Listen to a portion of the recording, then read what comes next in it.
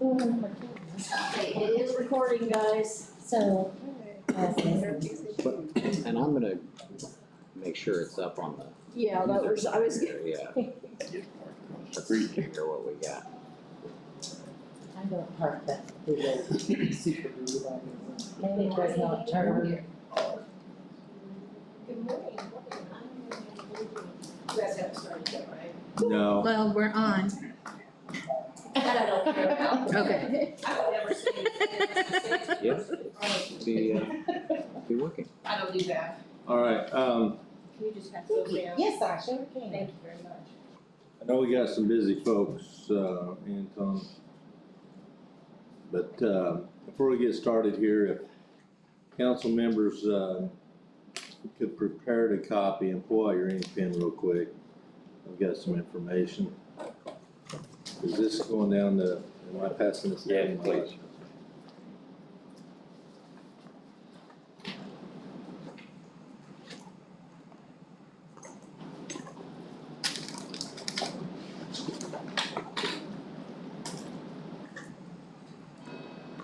Sheila, you guys may want this too.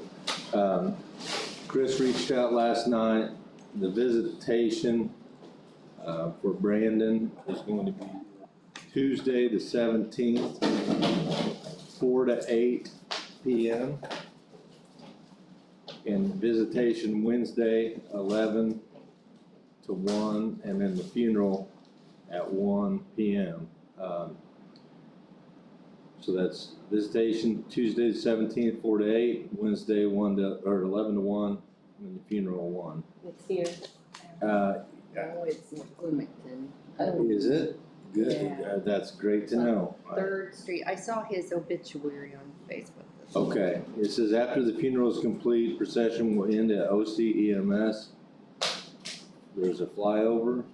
Oh, wow. A last call ceremony will complete services. So, yeah, I guess we need to validate where it's at. But, I got it right here. okay, The Day and Jeremiah Drive Funeral Home. That's, where's the address? Near the mall. Yeah, I think that's the Yeah. one. There's one out there, like you're going toward Brown County, and then there's one right there by the mall. I can't ever remember which one. Oh, yes, that's true. There's that other one further out. This says 4150 East 3rd Street. 4150 East 3rd. I bet that's the one out toward Brown, going like one. Yeah. yes. Andy, what time you say it was? So, I missed 4 to 8 on Tuesday. 11 to 1 on Wednesday. Yeah. Funeral Wednesday at 1. Wednesday. No, I don't know. Did he send that in an I knew. email? Andy, did he send that in an email? Text.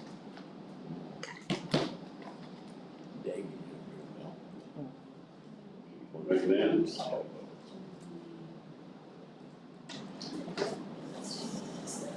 Come on, buddy, driver, this is straight. Turn the plow.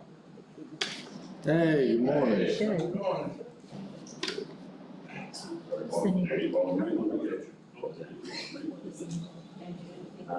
Jeremiah. Yeah. No, I'm just gonna say, I brought a table with me. The full wide, the hard wide, or There's an FRYE? E. Much of it yesterday was. Yeah, I have FRYE. Look it up and then.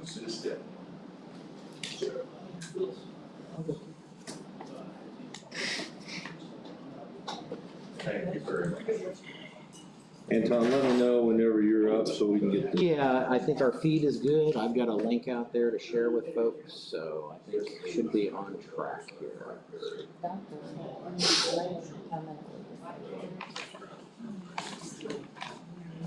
Okay.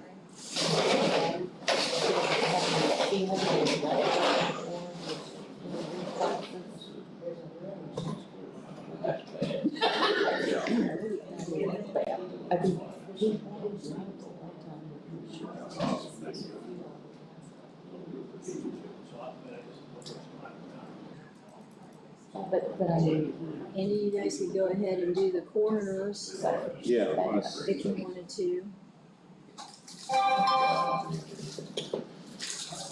All right, at this time, if you all rise with me, we're gonna get the pledge complete. And I'll ask Nick to.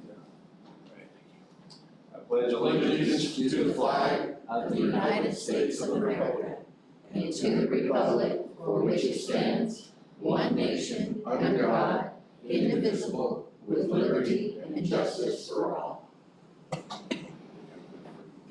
Father, we thank you today for your love and kindness and no doubt your grace upon each and every one of our lives. Heavy hearts today, we've lost one of those, Father, of our own, who protected and served in a selfish way. So Father, you guide and direct, you bless hearts, you give peace to the hearts that are needful. And we thank you and lift you up in Jesus' name. Amen. Amen. All right, I want to thank everybody for, the decision yesterday. There was some really tough stuff that we dealt with, and I want to thank everybody for the research and deliberating on things. I also want to thank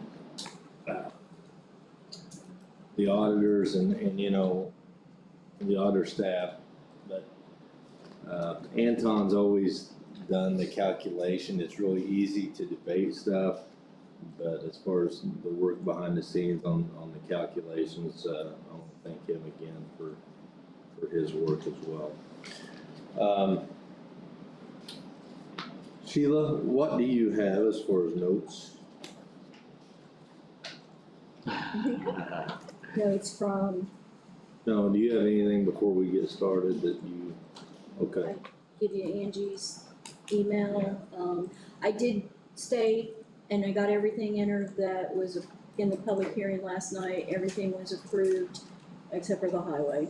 And it was only $1,000, so that's minor. But the riverboat and lit money, the big two things to get us out of the red, I got all of that entered last night, so we're good. Jim, do you have anything, sir? No, I would just truly piggyback on what you said. The state board of accounts, details have accepted. There's over $1 million worth of cash now available to proceed. So I think there's a very, very likely to be out of the general fund we're in for the remainder of the year. Especially with the dormant, we need to talk about that later, or whenever.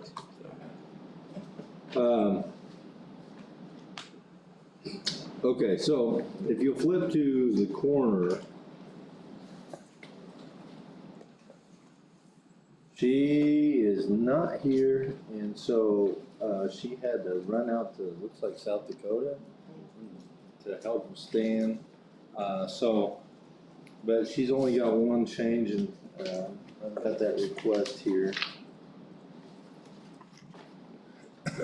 She had not turned in a budget, and we just dittoed last year's for just general numbers, so other than the copier and her one request there. Just for transparency here, Sheila had to rescue Stan on his bike in South Dakota. We've had some issues, okay. I had planned on my budget being the same, plus the cost of copier cost. I also need to move $100 from somewhere. I was thinking photography to dues and subscriptions for active 911 dispatching our runs to. So she needs $100 from photography to dues and subscriptions, and I think that's the only request. What was the amount of the copier? Confirmed amount? The copier. Not copy machine lease, because there wasn't anything in there? Yeah, that's where we would put it. Okay. Have we been spending 30,000 on autopsies? Usually more than that. They've always had to come back and ask you at the end of each year. Do we really? Always, Yes. Autopsies run $1,200 to $3,000. Give me that. Where it has to be done. Minimum is $1,200 to tear up. Yeah. And autopsies. Now, happen- do we pay for all Autopsies, or- that was from We have to pay last for, year. we have to pay for them all because number Yeah, one, I'm always. if a person is found unconscious and dies, Andy there's no has the- cause, it has to be determined. Auto accidents done by state legislature, 'Cause by that was law, a we pop- have to do autopsies. Doesn't And we had matter. to pay for all of them then? Exactly. Copy machine lease agreement wasn't populated. There was nothing in How there. much do, Well, there's either 99 or 120, and it's not on here. because she had, that it wasn't in her budget for this year, so we have to add it. That came from your June 14th Well, I've got that. work Let's session. go back to that and see what amount we put in there. I think the question, Sheila, her office isn't included, so the top half is 120.98, building department, Purdue, sheriff, EMS, highway. And then at the bottom, you got like treasurer, sheriff's department, they're at 99.89. And the meeting we had, Gary and Dee and I with them the other day, they're adding 3 more, and the coroner is one of them. Because they You know what one? budgeted, she'll be the 120, your primary. 120.98 then is the monthly payment, I guess, So it's 1452. per year, yeah. Let's just use that. Copy it. Yeah. Lease or 1452. I moved 100 from photography down to dues and subscriptions. And then remember we talked about that new cooler? Remember they secured that and the maintenance on that, is that something that we've got a finger on? Or is that, because it's only 200 in maintenance. Well, And that was new last year, Yeah. but that seems kind of low for, So I don't been know. able to talk to her and she is, and I don't know whether she had, I did not know she had the emergency, so. I couldn't tell you, but I don't know whether she used 250 last year. Is there any record of? well, maybe that's a good question. Give me just a moment.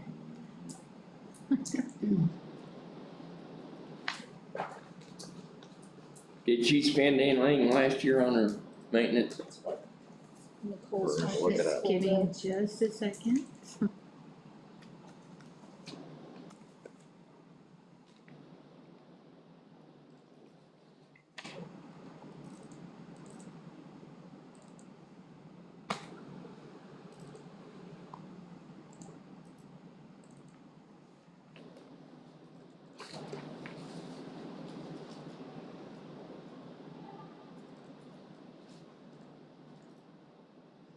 She got a new cart for running things, you know, she's gonna make her own.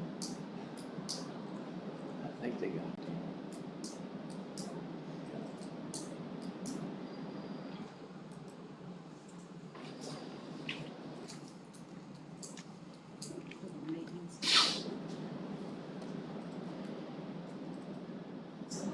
One item, do you have that? I just Well, found it. 200 was new last year, but I'm just thinking that's too low, but, Yeah, It but might be that's all okay.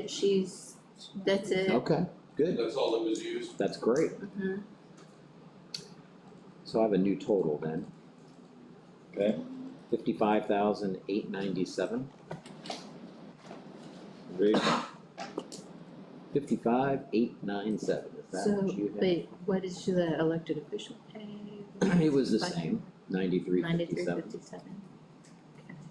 With the 12. Yeah, and part-time was the same.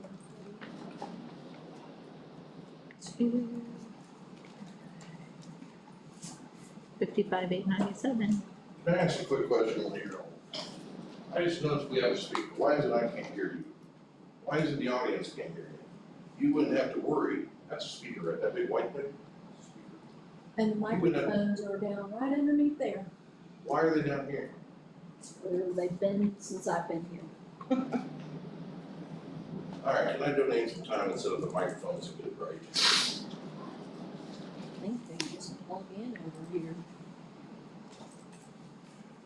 Did the health department, they turn in a new budget? Okay. I know you said some folks, I just wonder if we could like go ahead and do the tobacco grant, you know? those are the 4 regular ones, and then they have all the new grants that come in that need budgets. Do you see anything else that, what about Coon Cab? We can do that right now. Coon Cab? Okay. That might be with the commissioner somewhere. Yeah. They said it was canceled. So, Yeah, typically. And I didn't see a budget for that, that might be why, but usually Cume Cap Development is it's a fixed rate fund, if I'm not mistaken. It's got a set rate that is set by the commissioners. And so whatever amount, based on the assessed valuation, comes in based on that rate is what you get. There is no fluctuation otherwise. So it's been at 120 over the years or been submitted that way, but sometimes that's one of those ones that the DLGF says has to be cut. And so the only thing really we can do is just set both of the line items in that to the same amount they were last year. So there's only 2 line items in there, maintenance and contract services. And they each had 60,000 budgeted in them for the last several years. So Keep it flat? keep it the same, really is the only thing we can do. This is the fund that Looked into those lines and seen how much is being used. they usually, I think, spend all of it by the end of the year. Any kind of maintenance on the buildings, contractual, farming out work that needs to be done, supplies, that usually is taken out of that, so.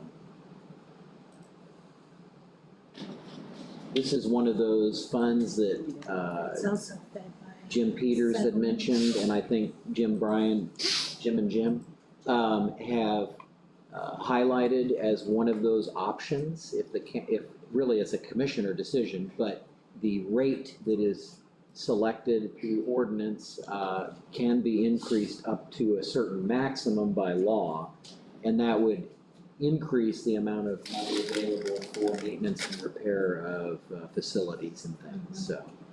Which a lot of it has been courthouse, various courthouse.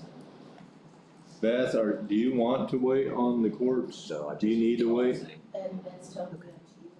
I mean, we're free if you wanna go ahead and get yours out of the way and get out of here. Well, I may stay for the court. Are they coming? That one as well. Good morning.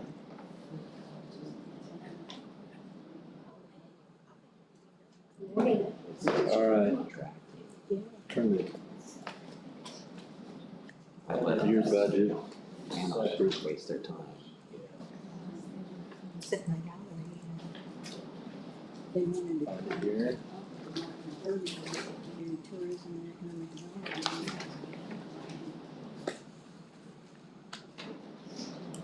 Well, thank you so much for coming in. And if you want, we'll go ahead and figure out the preliminary stuff on wages and. So this is a contract arrangement, so there's no salary per se or set rate that we're selecting. There's a contract with Beth to perform the duties and responsibilities, et cetera. So I'm not sure regular wages is maybe the best line item for that. Maybe it should be under contract. No, actually, my wages are taken care of under the court budget. Yeah, there's 22,000 there. 22,000, and that may or may not meet our matching grant that we need for state. This next year, the matching grant offered to us is gonna be $21,490. So just a few hundred short, so I would not be asking That's for good. anything additional above the 22,000. In fact, I could, possibly, if you chose to do it, I could up my regular wages line item by the difference between the 22,000 and the 21,490, so that the court budget could be 21,490 for my salary this year, and the remainder of that could be taken out of then the CASA fund 1212 and added to my particular budget, if that would help. It may not help, it may just be just a switch type situation, and then next year we would have to switch, we would want to switch it back to the 22,000. $500 adds up, You know, you know. yeah, so if you wanna do that, that would be fine, then we would meet our match. If we meet our match, then we are eligible for another grant. It's called Capacity Building Grant. Next year, the amount offered to us for capacity building is $9,215. The capacity grant that we have been able to receive has paid for our stipend for our two CASAs that are our child contact specialists that are also under contract with the county. It pays for their salaries. If we were not offered a capacity grant, it's always possible we might not be offered a capacity grant at all by state. That's why I have regular wages budgeted in here to pay those out of our regular 1212 fund if it would ever be necessary to do so. I will tell you that in our matching grant, we cannot ask for more than the matching grant. Our capacity building grant, we can ask for more than that. Our salaries for our contact specialists are $9,000 per person for Jonna and Vanjie each year, so a total of $18,000. Last year, I applied for over $18,000 to build in some CASA appreciation and training and things, extra. And they awarded me the entire amount that I asked for. So last year, nothing was used out of 1212 for regular wages. So it was out of the other. It was out of the Grant. The grant, the Do you recall what capacity fund building number grant. that is? It is 9125. Just to make a reference on my end here. Yes, 9125. Now, also, if the county meets the match every year, we are eligible for a third round distribution, where at the end, the state will say after our half that we receive of our matching grant in January and the other half that we receive in April, if there are leftover funds from state CASA, if we have met the match, we will be eligible for, this county is eligible for third round distribution. And I will say last year in 2020 and in 2019, they were substantial. Last year it was over $7,000 we received as our third round, just to give me from state basically, because there was an overabundance or some counties did not meet the match or whatever. They distribute all that out in the third round distribution. So we were very blessed to be able to do that. Normally, it's maybe between $2,000 and $4,500 each year, but the last 2 years, it's been quite substantial, if you look back on I appreciate you looking for the grants, that helps a lot. And So- that's why, that's one of the things that there was some hesitation when we were looking at cuts for this year, and, because if you save $1 here, you lose $2, over here, simply put. So it's important to kind of maintain this Right. in the way it is, but. I do have one more thing to say sure. about the regular wages.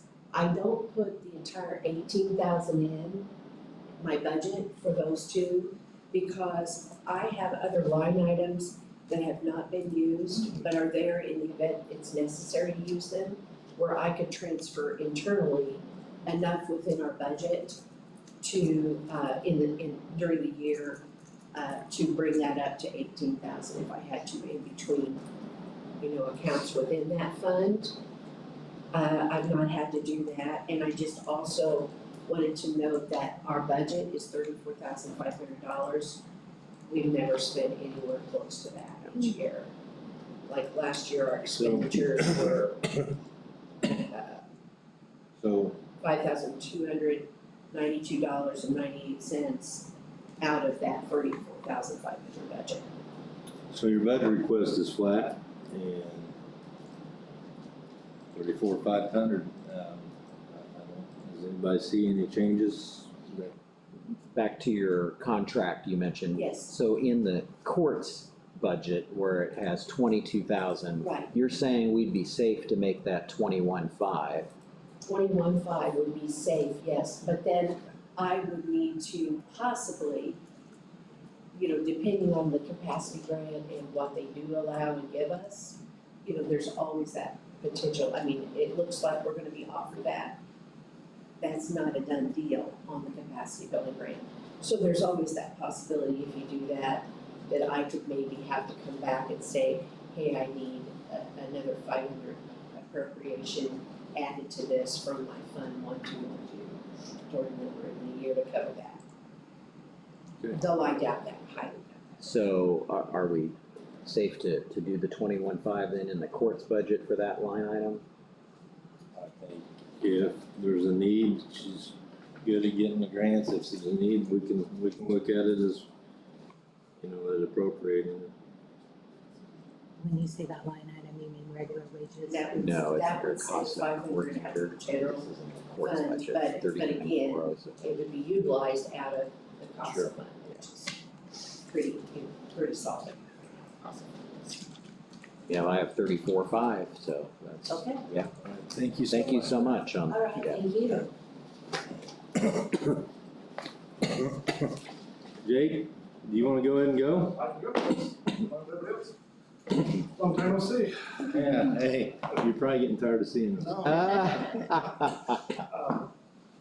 I was looking through some things last night on mine, pretty much the same budget that I had from last year, except for the non-contract public defenders at 20,000, I think I could take that down to 17,500.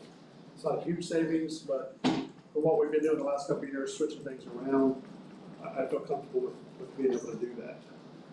So this is public defender, regular public defender. Sorry.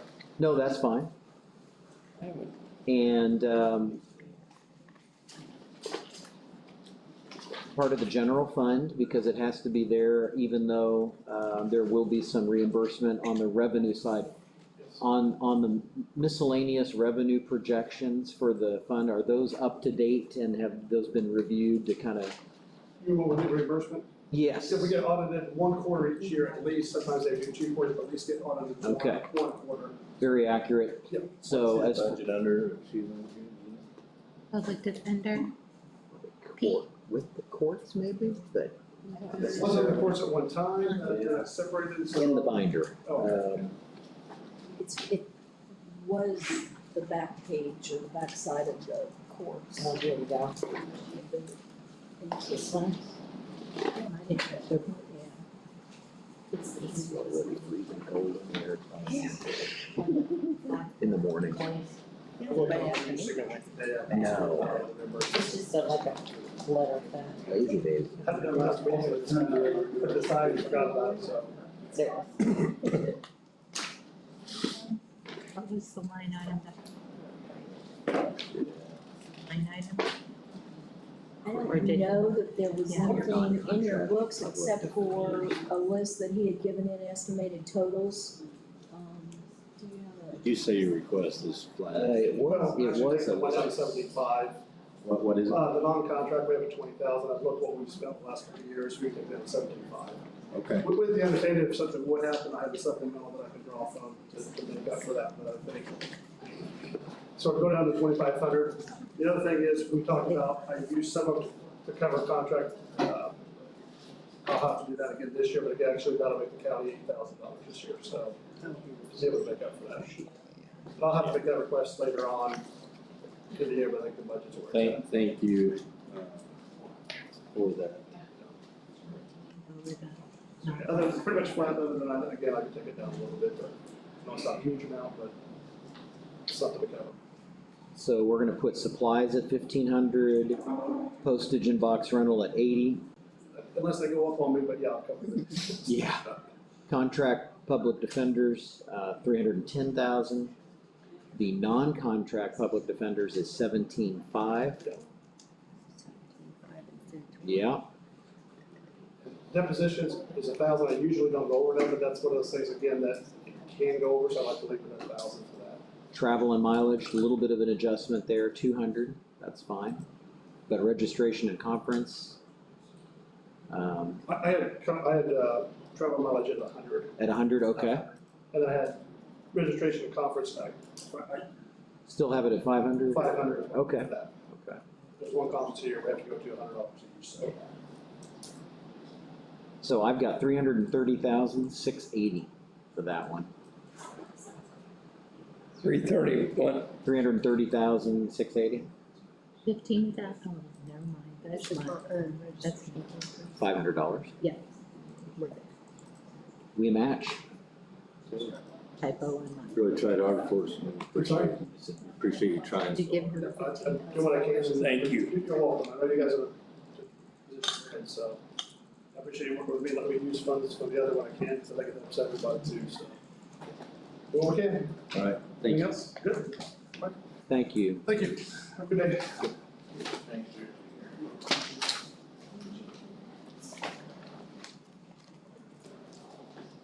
Come on down or come on up? Is it- Judges, come on down. Good morning. How are the two of you doing? Good. Thursday. Already a busy start, I imagine, right? So wages, we're gonna jump right in. So we have 5 full-time staff, kind of reporters, that kind of thing, and then we have your court administrator. And so we're gonna add those all up, those go into your regular wages. Bear with me here.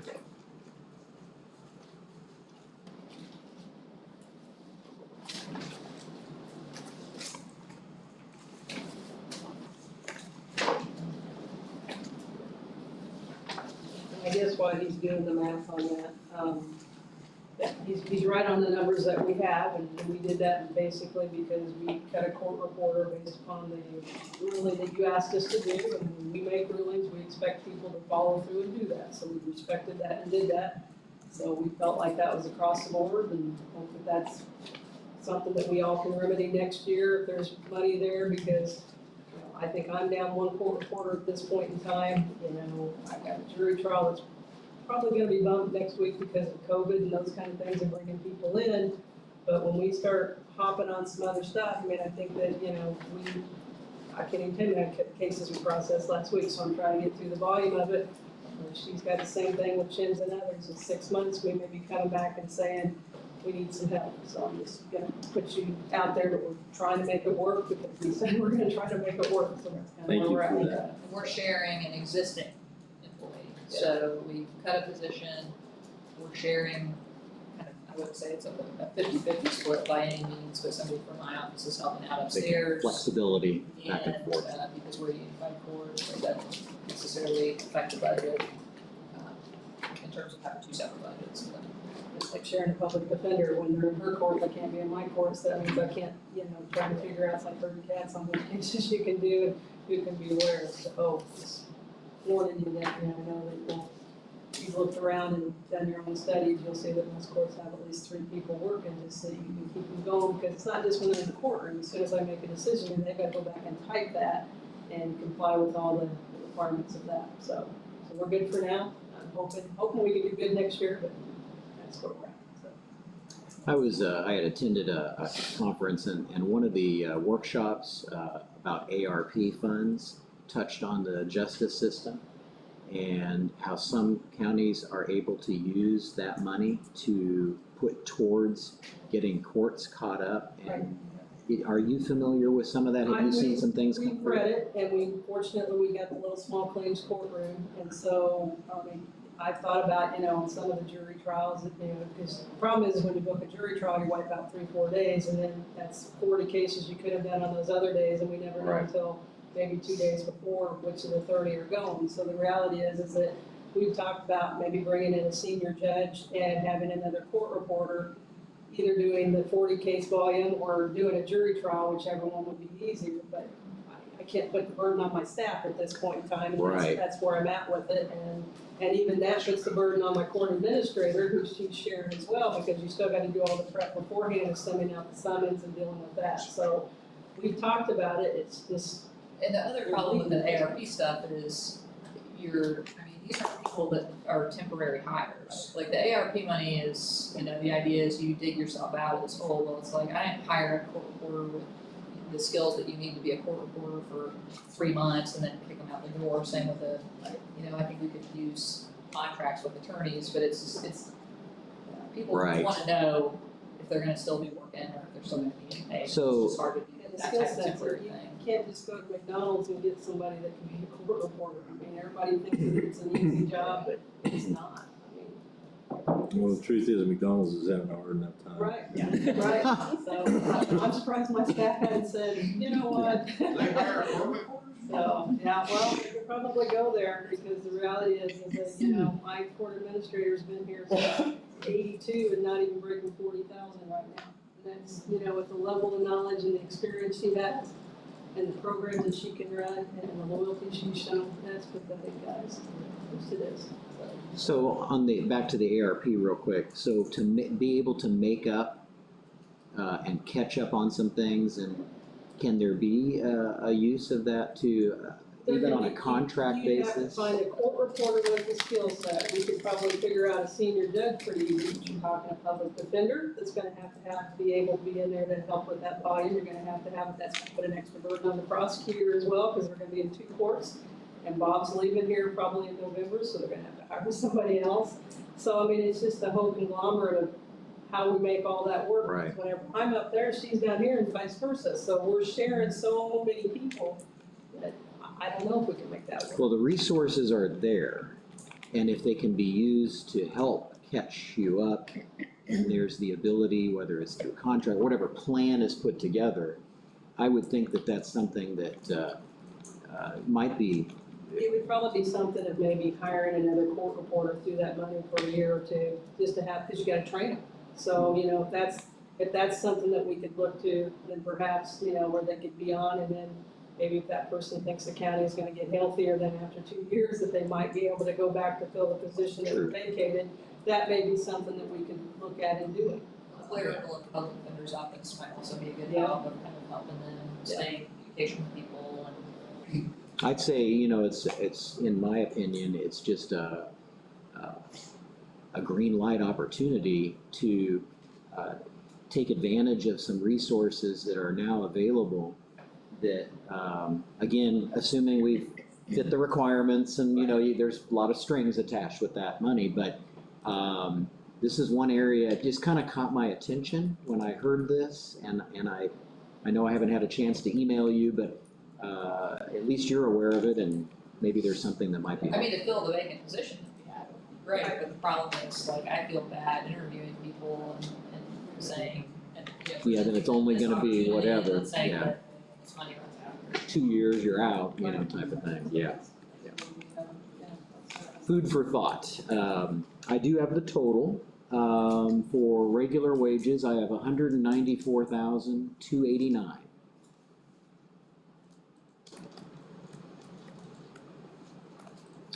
And then the FICA is based on that. It's $14,863. And then the perf is also dependent on that, and it's $21,760. So those are the wage-related numbers. Appreciate the reductions through here as well.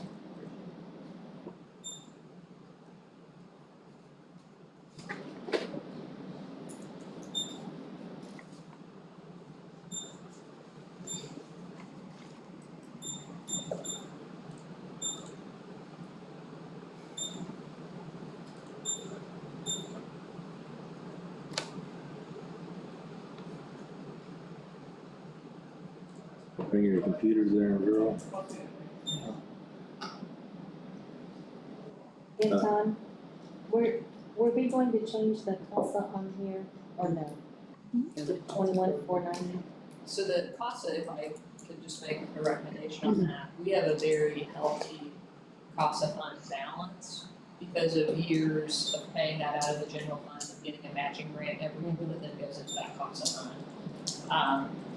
So I would not be opposed, and this was part of when we were contemplating our cuts and our sort of percentage that we need to decrease for at least 1 year, taking some portion of the CASA salary out of the CASA fund. I know Beth went already, and so the one thing, I know she mentioned this, to remember is, the matching grants, you do have to pay something out of the general fund to be eligible for the matching grant up to the amount that you've paid out of the general fund, and there are typically third round grants on that, that's just basically free money, and we've gotten that, I think, every year for several years. Since I did the third round. So I would think it might be smart to pay some portion of the CASA salary out of the CASA fund this year to relieve pressure on the general fund, but to leave some amount coming out of the general fund so that you're still eligible for at least some matching grant and possibly that third round grant, that's just kind of bonus money. I mean, what was it, $500, from 21,940 or something like that? Yeah, it was 22,490 is the matching grant. So as I said, we dropped out my $500 out of the court fund and CASA grants were about $500. The county would still be making a match. Right. So I might be Yeah. eating my words here, because before you came in, I kind of commented about how important it was to keep that in there and get as much free money as we can get, because we kind of hate to miss that opportunity. Yeah, if the general fund's healthy enough to do that, I mean, I think that the reality of the situation is, and the reality of the situation we've been talking about for weeks, is that the general fund is not healthy. Like, we made claims to pay court reporters for transcripts for work that they were done that were denied by the commissioners because the general fund's in the red. So if we're serious about fixing the general fund, we have to be serious about fixing the general fund, and I'm not trying to be rude, but if Lori had not called the commissioners and talked to them about the fact that we had people who had done work that they did on their free time, so like these transcripts, the court reporters do, and they don't do them here. This is work on top of the work that they already do. That they have to do, even though they don't want to do on their weekends, but they get paid for it. And they were not gonna get paid for that. That was horrible. So, I mean, I don't want us to be in a situation where that happens again. I don't wanna work in a county and be responsible for employees in a county that is not fiscally responsible enough to pay its bills. And that's not a slam on the council, it's not, I know the situation was, there were a lot of contributing factors, Nobody wants that, I mean, but like, that's- this is just, I just worry that we're not being serious about this with this year's budget in terms of everybody who's asked to make cuts. Right. People need to be sticking with it until we can get this turned around. Like, And it is important that maybe put it in next year. We want to be able to come back to the table, but we're healthy enough in that fund that helps the general fund in the other end. It is a good balance. Yes. yeah, and it's not something you should count on never funding again. You're absolutely right about that. This is not something that should be self-funded. It's not a permanent But you thing. have funded it well for many, many years, which is why we have that healthy balance in the CASA fund. And this is an opportunity to make it not a huge difference, but it's large in terms of what each department can do. I mean, it's a large sum. So you're thinking, obviously, the maximum savings would be the total amount, but you're saying maybe something in I would do between? I would do some type of a partial amount, like 10 or 15 out of the CASA fund, and then whatever you fund, you'd be eligible for a matching grant up to that amount, plus So you'll the still third get round. some matching. Right. Still get matching, plus you'd be eligible for the third round. So, and Okay, then so- also, to meet the match, there's some in-kind things that you can do, Beth talked to you about that already. So, their portion of the IT services, So I don't know how 15 much would that- be, like if it's 21 and 9, 15 would be good for I matching. think 15 would be a good number, and you'd still be getting 15 back, Yeah, plus Okay. whatever that third round was, and you'd be relieving $15,000 Right. from the general fund. And may I interject that with in-kind contributions, the 15,000 plus whatever to make up that 21,490 would still meet our match. yeah. with Got it. in-kind contributions. And I do have some suggestions for those on what could be done. Then that would come out of our regular, above the 15,000 would come out of our regular 1212 fund. The only thing is we would need to adjust that CASA budget now by upping the salaries by that amount for our CASA budget.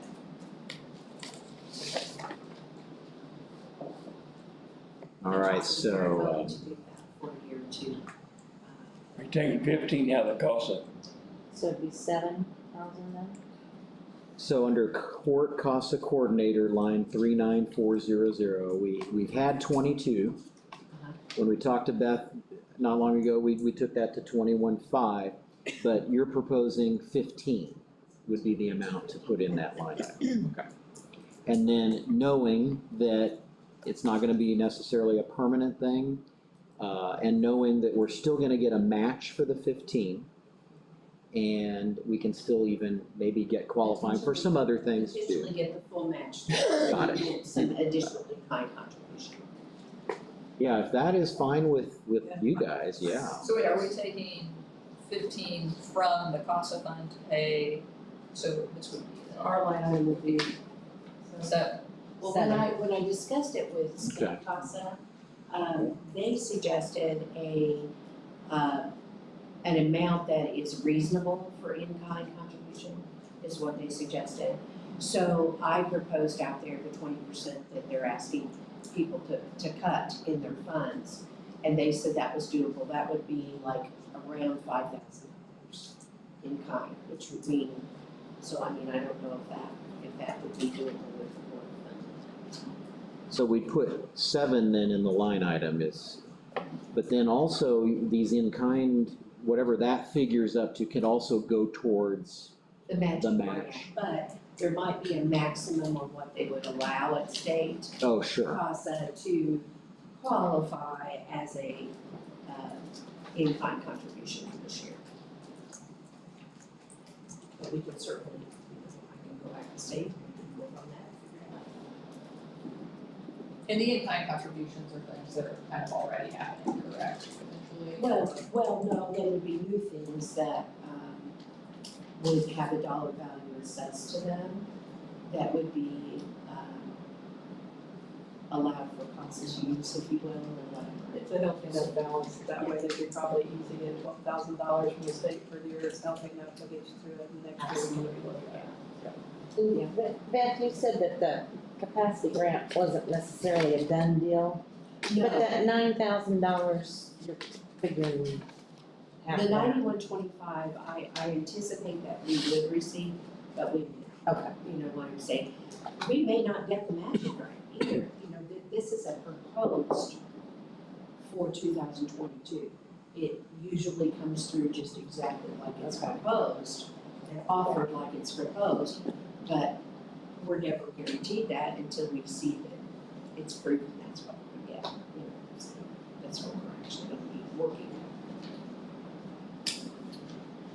on. All right, that's very helpful. Thank you Yes, for thank you. suggesting that. Yep. So 7,000 is now in that line item for CASA coordinator.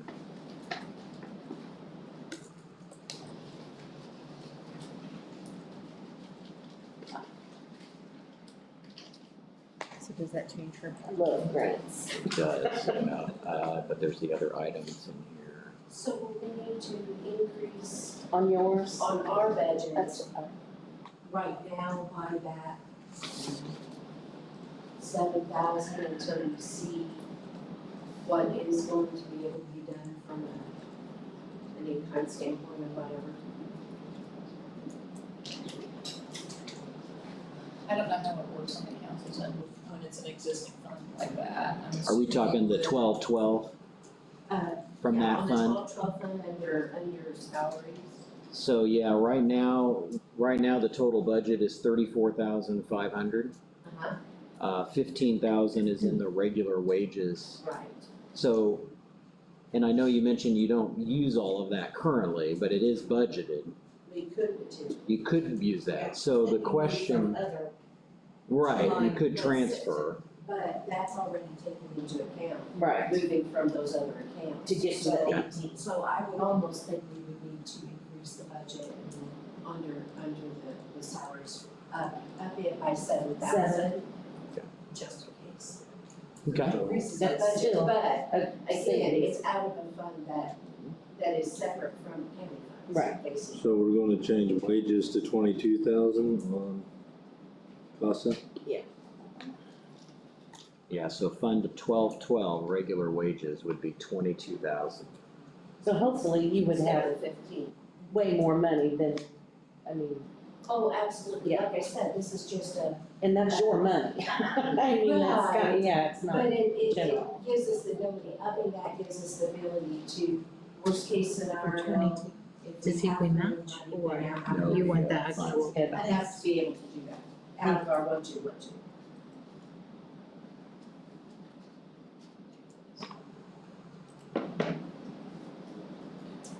Pending So any that would earmarks, basically give the 215,000. to utilize plus Good. 700. 15,000 toward our child contact specialist contracts.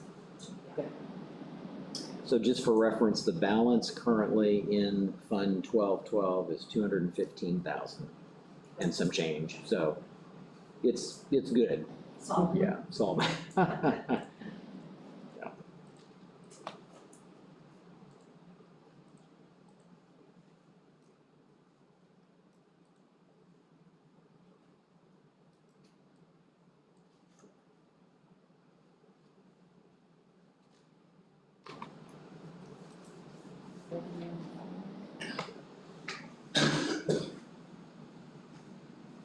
And the rest of the line items all are reflective of kind of the new configuration of trimming back a few things that were in there. Is there anything that needs some rethinking since June, as far as, is there something that's just not gonna be adequate and you need a little bit more for it, or some kind of an adjustment? Well, I don't, like I said, with jury trials, we did the murder trial, he gave me $10,000, that took 5. We're also now getting appeals, they all do, and so we're gonna have claims for transcripts and those kind of things, and that's gonna be added on, so, I mean, it's okay now, depends on how many other jury trials I have between now and the end of the year, and how many claims, have to get in for those kind of things. So we may be coming back for a transcript, or we may be coming back for more jury fund money. Now, my question, I heard at one point in time, we were so bad that even though you had allocated 10 and I'd used 5, that I really didn't have my 5 back. I do not wanna call jurors in COVID, no less, and then them thinking they're not gonna get paid. So I definitely have that 5, it's healthy enough that I can be guaranteed that 5, and I mandate, but I don't want to, so I'm gonna wanna make sure that that's good, as we said here. Okay. So, depending on where I'm at, I mean, I've got several set, I would expect next budget year, the jury costs to go up. Yeah. Because there are things that, like the civil trials, civil attorneys have very little interest in trying to do jury trials during COVID. Right. They don't want to call jurors in, and I've had multiple civil attorneys tell me I don't want it to be weird. So I would expect, and I know I've got some that have been bumped a few times, and they're not a priority in the same way that the criminal ones are, so I would expect them to go up in 2022, assuming things get back to normal. and I'm bumping some criminal cases that I don't know have to be tried now, the person's not in custody, it's not one where there's major victims involved or safety issues, so I'm putting those off probably until next year at this point in time, because it's the guidance from the court at the Supreme Court level saying non-essential for what that phrasing is worth, that we can put that off, and so that's what I'm doing, but those will all come to. They'll catch up eventually. By summer of next year, yeah, those are gonna be hitting us again, so I still have to try to figure out how to do something if somebody's in custody or it's a major felony and those things. So we've got plans for that, and we'll have to work with that, but that may add some more costs and spaces, but I think, when we hit early, we've got a lot of it covered, we've got a good game plan for going, so that's where we're at. And that might be one of those ARP things too, if you have an extra 10,000 you need for this, instead of us Yeah. appropriating it out of general, we can appropriate it out of the ARP fund, We need some help. you know what I'm with that, saying? figure To out catch how- you up. How to do that, and it's kind of, like I said, depending on where we go with spacing, and, because when you put 50, 60 people up on that third floor all at one time, and then you have the other, 20 cases you're doing from a criminal point of view, and you're running 2 courts, it gets a little tight up there, so, but working on it. Do you have a grand total in, Tom? So the rest of the line items, do we wanna verify those real quick? Did you wanna go through those, or? Sure. The 75 for the per diem change of venue, 25 for the bailiff change of venue, 400 for judge pro tempore, pauper council 8,000, clerk change of venue 50, supplies 5,000, postage and box 200, dues and subscriptions 8,100. I think you mentioned those went up, Yeah, cost went up. And the Lexus subscription. LexisNexis, It expires in June of 2022, so we're gonna have an opportunity to renegotiate that. And so, hopefully, we'll be able to get a little bit of a better rate with some changes that we're gonna make to that. Travel expense, 2,000. Printing, 2,000. Equipment service agreement, 6,150. Copy machine lease, 2,400. That's been adjusted to reflect. Then I heard bits and pieces yesterday Okay. at your meeting, because we were in court all day, but that's what we were assuming the commissioners were gonna pay and all those kind of things, because we had it the way we liked it kind of before, we knew how much per penny we were paying for copies and those kind of things. So then I heard pay your share, we're probably taking more of the lion's share, but so I don't know how that's working, but that figure's based upon what we thought when we were back in the last meeting we had with everybody. So if there are overages that we're gonna be responsible for, that might be a little bit of a moving target. So it's at 2,400 in the line, but, That 6,600 decrease, we were on the money when we used to have that, so whatever you guys. just wanna make sure we're not cutting ourselves too short I on think that. it should be 3,000, cause again, Three? one of them that goes over, are they at the 120? Yeah, well, He uses that enough. they're both 99s on here. Okay, so even at that, we do your. 200 times 12, that's 2,400. 3,000. Okay. And then and I don't have Lynn down here, but used to, we had to bill with whatever company we had, and they would come in and she'd keep track of it. So now, commissioners are in charge of all that, right? Or do we still get an individual, or? We are going to, we just met with Toshiba on Monday afternoon, and they're gonna do individual bills. We've got a new printout of exactly what each office owes and their maintenance portions divided out, so we will still be doing the claims, but we will make sure that everybody gets a copy of it so you can see exactly what it is, because there's We not don't have many. to submit a claim to you, you'll just get it, and then when you come to us and say, oh my gosh, why did you have so many this month? Right now, I think that you're good. But this way, at least everybody will have a copy to see how comes we're making those claims or the amounts of those claims. We haven't And is had that then claim coming out of our budget for that amount? So then, I don't know if that's further back. Yeah, so we have the fixed cost part is kind of what we're looking at the moment. That was kind of the 2,400 thing. But then there are other costs that could come into play, is what you're saying. Maintenance and additional copies. Additional copies, so. Because like she said, sometimes. If you go above Right. what the maintenance normally includes, so. We get a base, we get so many, right, as part of that base rate. And I had no idea, we don't have a pro se guy, you have public defenders coming up, use our copy machines as they're handing you paper documents, and so I you need to keep moving as quickly as you can, so I know they use ours more than anybody else's, probably, when they're in there. There's not gonna be any cash balance to come back and ask for more. It's better to increase it now and submit it. If the state's gonna cut it, then deal with it. Let's just, there's not gonna be anything to go back to in any of the general funds. We're gonna be utilizing everything you get in your tax settlement to make it from. Yeah, if you think that you're gonna use extra, put it on the. What's that number? I would go back to what we had before, I mean, if we cut it by 6,600, I'm sure that's where Lynn came up with it based on, I don't know if you can see what we had in the past, what the company we had. That might be a Because good. that's, that's a fair. I would find the 9 a bit much, but it seems like the 2,400 or 3 is not enough. And also, I mean, just with jury trials, because I've got, I'll give like 15 to 20 instructions, and each of the 12 people need to have copies of that, and so it depends on how many. Is 6 enough? Would you feel good about? So last year, you were, No. I have no idea. you were budgeted 9,000. Your expenditure was $5,457.97. And that was without jury Right. trials, so. I can look at 19, that Does that might mean give you a 6? better picture. 6 might be, I would That'd be say close. 7,500, because 75? Like I said, if we've got 3 or 4 jury trials coming up, COVID, it may not happen as much, because I'm playing with that, but we, other than the murder trial, we hadn't done one in 15 months. Do we know how much of the decrease or like the cost savings was related to the fact that we now have one contract with Toshiba? That's what they're still gathering up. We should have those actually by today or tomorrow. I mean, again, at least now we have the breakdown by departments, which is a big plus.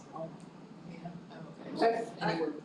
I say 7,500 is enough. Alright, we're gonna go with Yeah, 7,500. I'm gonna say in 2019, the expenditure was $7,685.68. yeah. Alright, All right, 1,000 for interpreter. Yeah. We talked about CASA coordinator, 7,000 for that. Lodging and meals of jurors, 10,000. Again, are you sure that's okay, or does that need to be tweaked a little bit? We have 5 in our balance.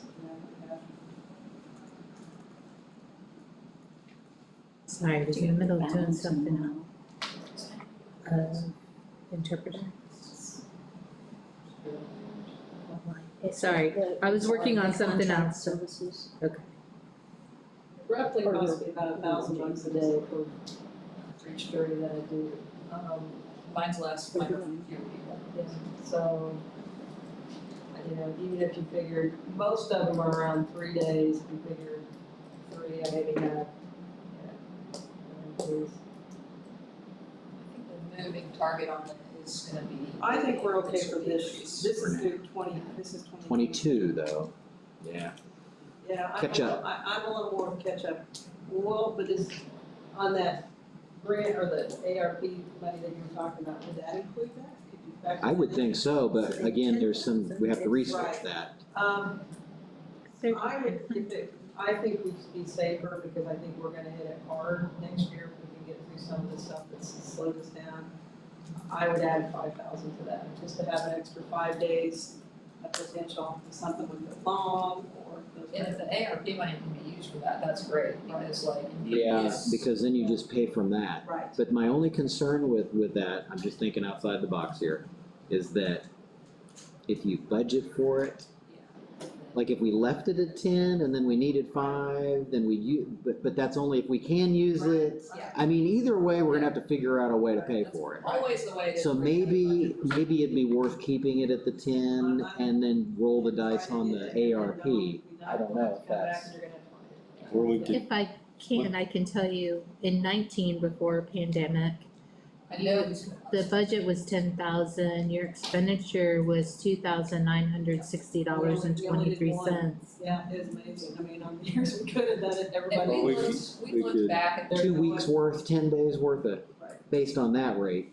And ARP, that's just something to What I'll do is research. when I use the last one for that last jury, then I'll come to you and we'll discuss where we're gonna go from there. So, maybe they'll settle or, And then contract services, 15,000. And so, I have a total of 313,412.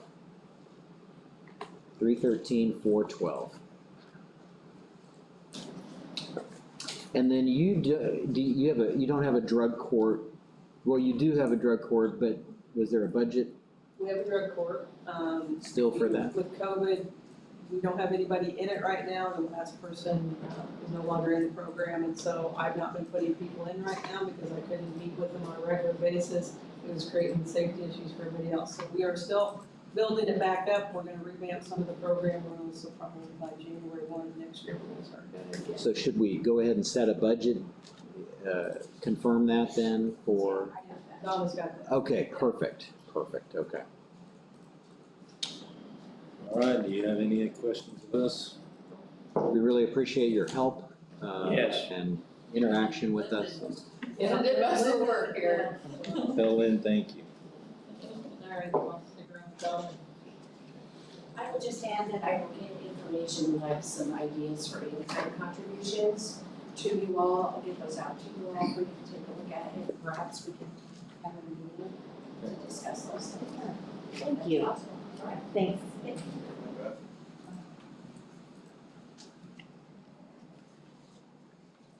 Morning, Donna. All right, if everybody would switch to probation, we'll get started.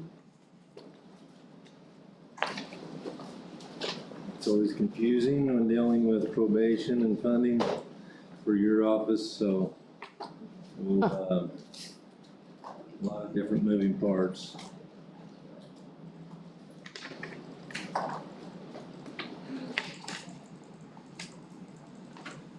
Okay, I gave you a hopeful and a, And they have them both. yeah.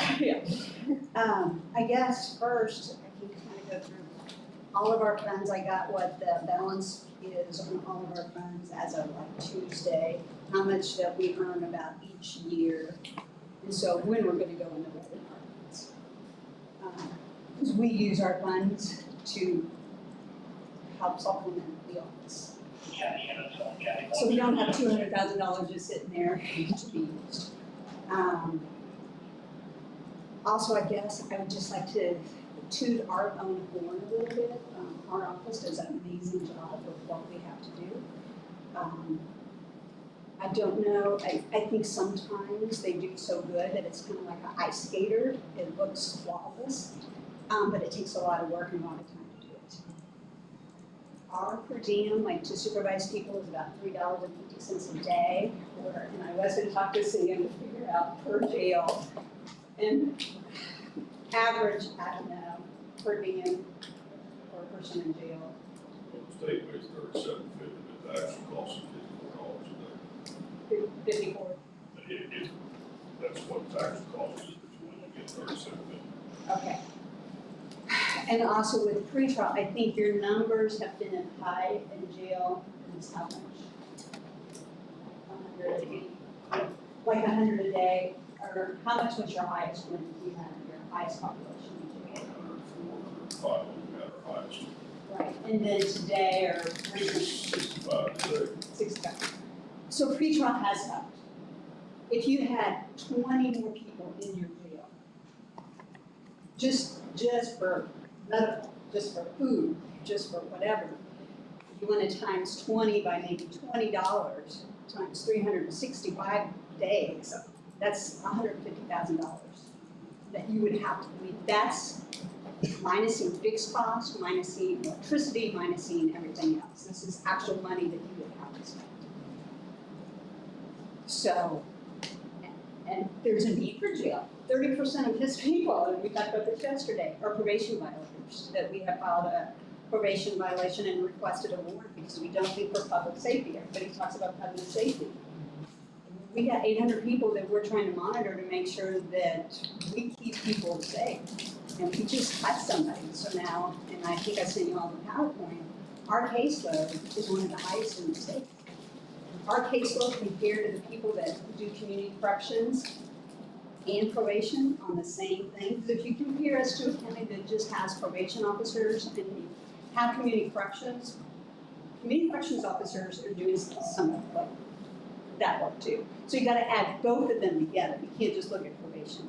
Like in Clay County, they have maybe 3 probation officers, but they got like 5 community corrections officers. So so we are comparable. So when everybody looks at, oh, they have so many probation officers, we do, but we have community corrections in there too. So you've gotta look at apples to apples. and not apples to oranges. So okay, with that all being said,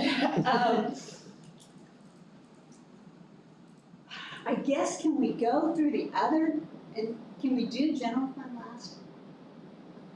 Well, yeah, I was gonna suggest the opposite, just to have the numbers, because we know what needs to be paid out of the general, or what you want, what proportion of people and all that. And that budget's fairly simple and then done. Right, The rest is split out among however, right. and we're gonna have to follow up on Are you that. saying we need to, Well, I would suggest we get the wage stuff for the probation regular budget.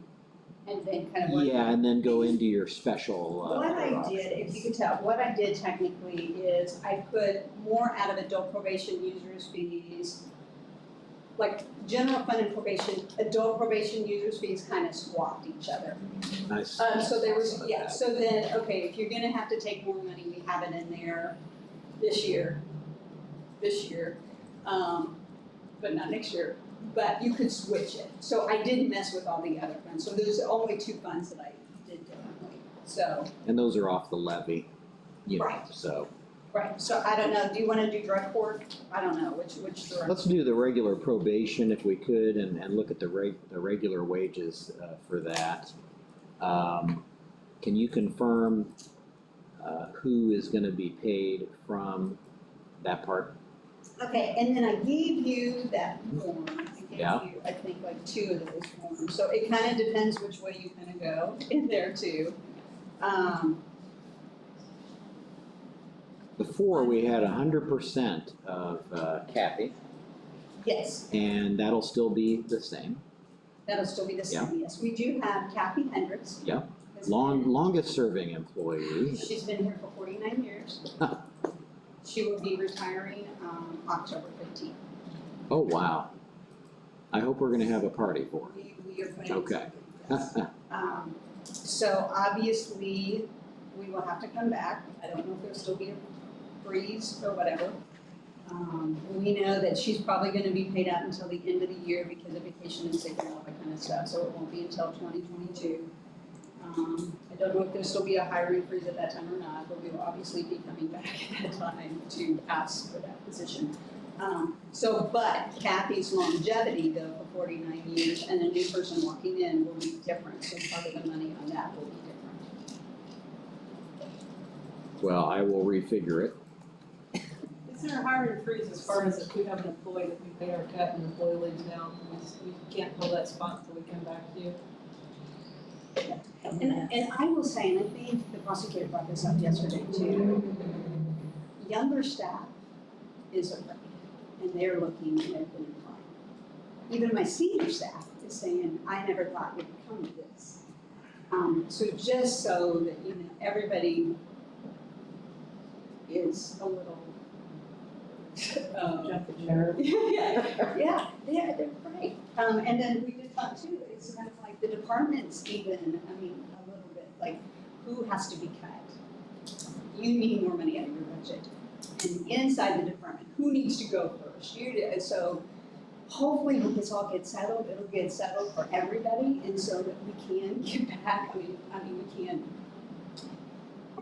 focus more on our work. And I'm gonna throw, I don't think it's fair at this point in time if we make our cuts, that if she has a probation officer leave, or I have a court reporter leave, that I've gotta wait, 3 weeks to come in and ask you, I made my cut, I don't see why I can't fill that position and start advertising very quickly.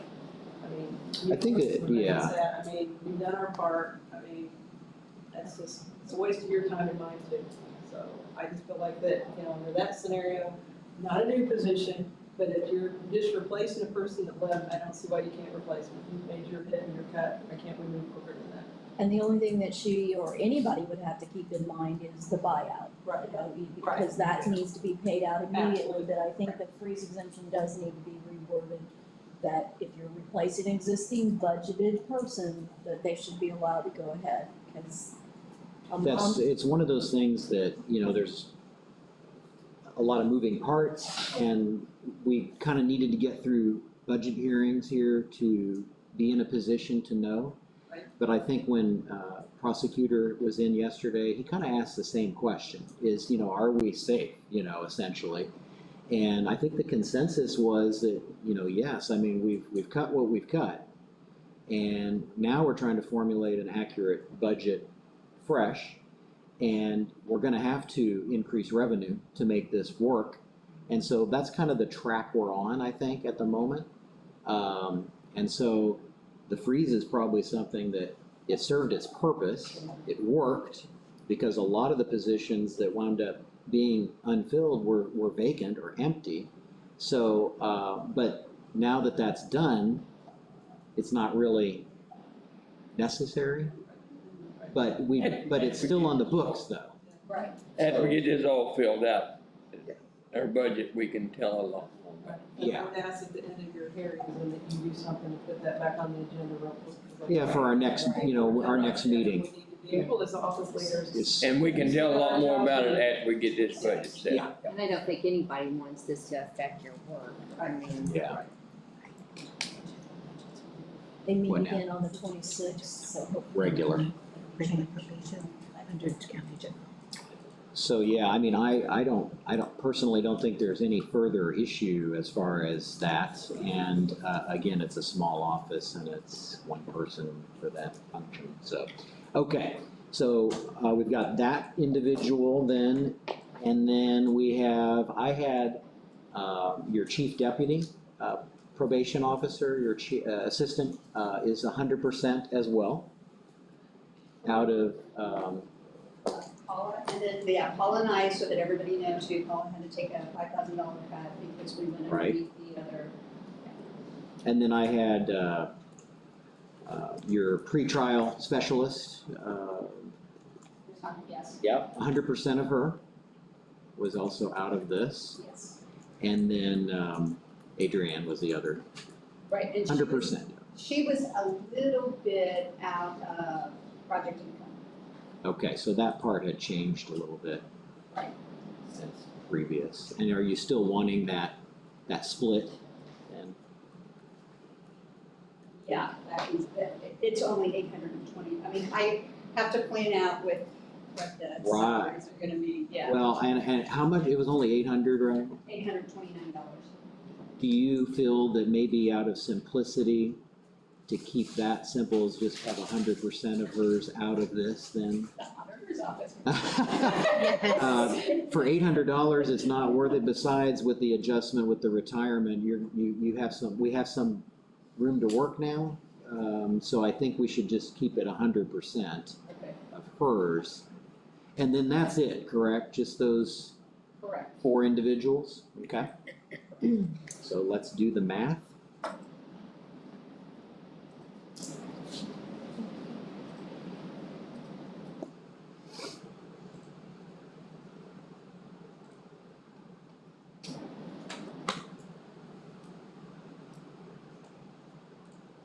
And I did get the new schedule, so I'm using those dollar amounts.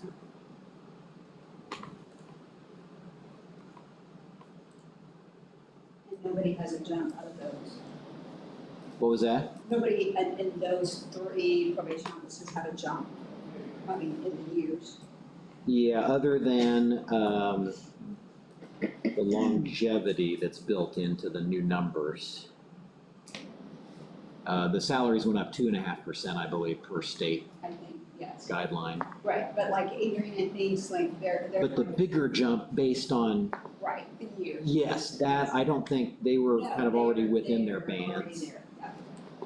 Okay, so I have 191,000, oh, wait a minute, sorry.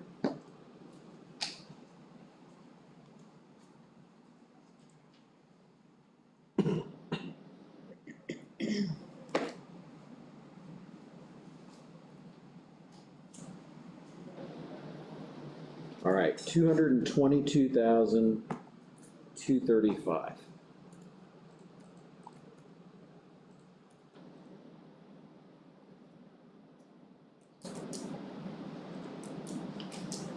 And that's more than I got. Yeah, so again, I've got 4 individuals, Okay, is that correct?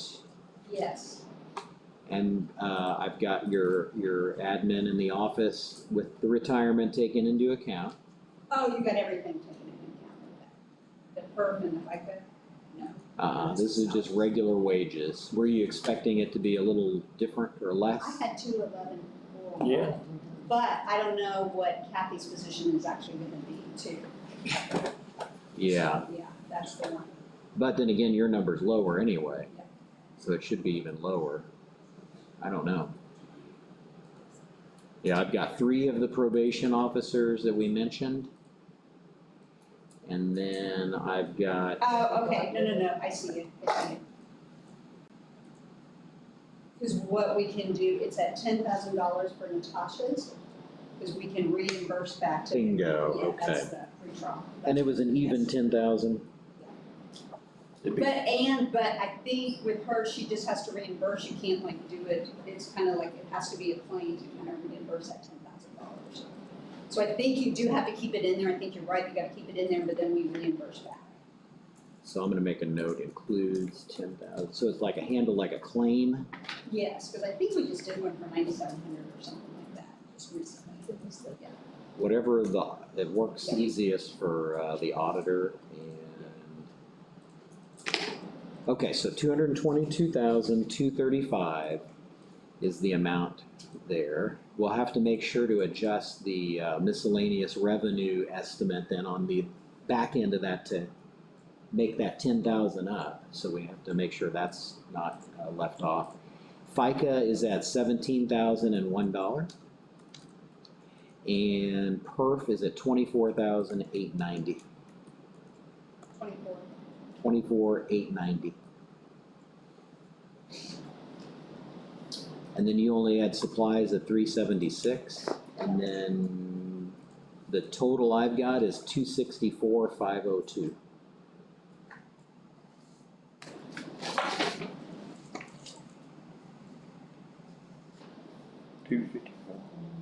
$264. 222,235. 17,001. Mhm. 264,502. Perfect.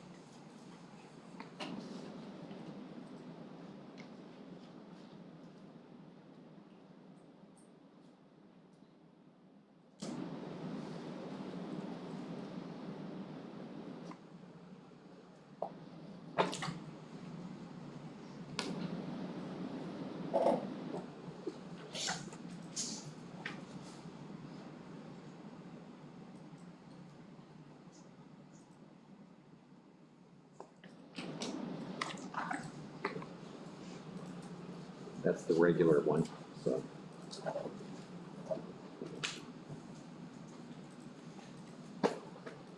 And do keep us posted on the retirement. I think that, that's something that we should all try to plan to be at and. So I don't know, he's ever been here for 49 years. Not aware of anybody. No. This year is Definitely, I think safe to say the longest working. Oh, my. Are we waiting on something? Are we waiting on something?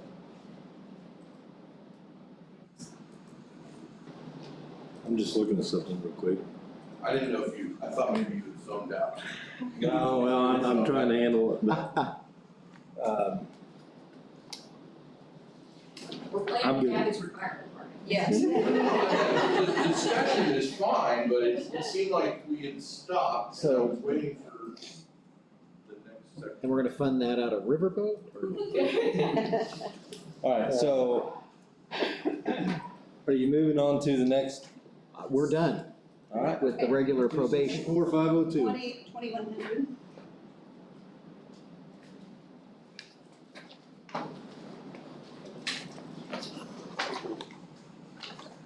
I'm sorry, Chuck. 2,100 is drug court, or no? No, adult probation. Admin or adult probation? So where are we moving to? Are we moving down the line 20. as it is in the book, or We can if you want to, and then I can do 2,100. however you, just. Yeah. I just- the guys here. 1122. I turned in the grant, this is project income for community corrections. I turned in this, with the grant. The grant in all, the state will not be approved until September 1st. I did ask for some more money in the grant to help with the health insurance costs because we got more health insurance costs than we had before. I do not know if they'll give me that money, so I may have to come back and kind of change. So 1122 is exactly what I sent up to the state. So I don't know if that's correct. I won't find out until September 1st, what they've approved and what they haven't. So we're gonna make a note that that's not, we won't know if it's approved until September. So whatever numbers you have is what you have at the moment. Right, and Okay. I can't, yeah, and we already got approval for the grant to be submitted as it is and whatever, so. Okay. Yeah. 9161, which will not be 9161 next year. It will be a different fund number because it's a different community corrections grant. As you can see, I asked for more, and again, I'm not gonna know until September 1st when we hear from the state what they approve or what they didn't approve. Okay. She's talking about the community corrections grant? You're talking about the community corrections state grant? What, Manel? The community corrections state? The state, the 9161? Uh-huh. Yeah, that, there is one now. This is for 2022. I don't know what that fund number will be, because we'll have to get a different fund number then. Who works in that department? We all kind of, Jay Ferguson is our home prevention officer. Tim, Paul, O'Brien kind of does David Green along with Jacob Woodruff, but they all kind of reorder probation and have moderate risk too. Just so everybody knows too, DOC funds felony supervision. Because you cannot go to the DOC if you have a misdemeanor. So DOC does not want to fund supervising misdemeanors because you could never go there anyway. So they only want to help fund felons. So that's why it has to be kind of split. What's 1123? 1122 is project. 23. Yeah, listed as 1123, CTP. Oh, CTP, Community Transition Program. We haven't had that forever, but if we were gonna have to pay for some more salaries in there, there is only $16,000 in there. We haven't added any money in there for probably 2 or 3 years. So once this, it's a fund that's there. It's available for now. It's but available not for right now. And if we would, our DOC will release people early. And if they release people early and they're living in our county and we think that they are okay for supervision, we would accept them. We had had nobody recently move back into Owen County that hasn't had a write-up at the DOC or had some issues at the DOC, so we haven't accepted anybody for like 2 years. So it's at Usually, if you 11,885. can't make it at the DOC, you're probably not gonna make it to supervision. 9153. 9153, Justice Partners. That is a new, there's a federal grant for opiates and for addictions. This is for counselors, this is for part of our counselors. This is the last year for it, maybe. It's $60,000 each year, but during the COVID year, there wasn't much going on, so that's why it's 120, and I think that's the money that's gonna be in that fund anyway. Okay. So we've already gotten that money, and it's for counselors. And side note, I feel like there's gonna be more and more, like, I'm hearing more discussions about that type of programming being a conduit for funding different things. Okay. Promising, Well, but I'm hearing people. yeah. And you said 4 counselors would be something funded out? We have a community, we're taking part of that money to help pay for a community liaison person, and we have a counselor with that money in the office. 2 of our counselors would pay for out of community corrections. So 1 community counselor and the other is, what was the other type of position? We call it a community community resource liaison. I hope you guys do appreciate the creative language we've used in that, because she was, I don't know how many grants she's talked to you about, and it's very hard, not only for the auditor to keep track of how money's going, but the hoops you have to jump through to try to get these monies that we've done for years for the county. She's busted her butt doing that on a regular basis, and I will tell you that I go to judicial conferences and I talk to other ones, and they're like, what are you talking about this grant, what are you talking about this? Because many other probation departments, if you correctly say, it's way too much work, just not gonna do it, I'm gonna supervise my people in the county to figure out how to pay for it. So we've been doing this for years, but I want you to know that, eventually there's only so much one person can do. We've always talked about in the past about having a grant writer, because the reality is there is money out there, but it is very hard and challenging to get, and you gotta make sure that then you only spend it in certain categories, and that's why you take $1.50 out of this one and $2.95 out of that one. But it is a pain, and I want everybody to know that it's, there's many times that other people will just say it's not worth the effort, and she has stepped up to make the effort, and it's benefited your county, but I think that we need to reward our staff for that possibility in the future too, because we keep cutting people and not hiring people, and it's just more work for them to do, where eventually you can just say, no, I'm not doing it either.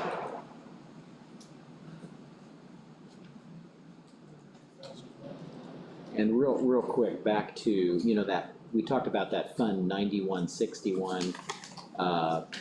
It was like 9141, then 61, so, it's gonna be a new number, like you said, for 22. We just don't know quite once we, okay. My money's on 9181, but that may not necessarily. Yeah, I think we're in. Who knows, but, okay. And then JDAI, you did not have anything out of that for the new year. That one is. That is one grant that we Decided was not worth what we had to put into it. There was some issues with it, and it's benefited the county greatly. I was proud to be a part of it when we were there. Yes. It's definitely, we've benefited from the knowledge we've got from it. We've placed very few children because of it. We've got some good alternatives going. But the commitments of trying to complete that program on a regular basis and the many meetings they had, we could not keep up with the staff. It's much more intensive. Yes. Okay. Not very. And the benefit of, oh, sorry. But I was just gonna say the benefit of having implemented it doesn't go away just because you're no longer officially part of it, and the probation department will worry of saving the county untold sums of money by not paying for secure detention of children that didn't need it. It's incredibly expensive. I don't know how much it is a day, like $150 to $250 a day. Yeah. To child secure detention. So if there's a way to keep the community safe without doing it, they've figured it out. Well, and that's the one that I helped on Yes. something, and it was kind of cool, really. Yes. But that's unfortunate that, It was more time. and when I say I participated, just to be clear, not as a helping the program. Secure detention. Yeah. You weren't more Because of the cut we had to make for an employee, that's part of the reason why that grant had to go. I mean, we had to put people that were working in that program on a contract basis. We had to get rid of 3 of those so that then we could maybe save, probation officer, and still couldn't save any of them, basically.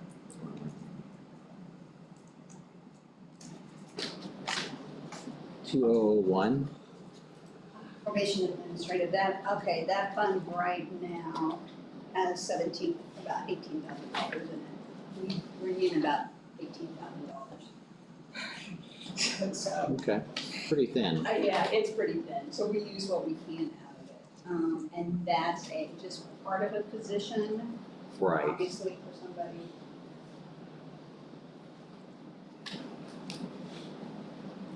Okay.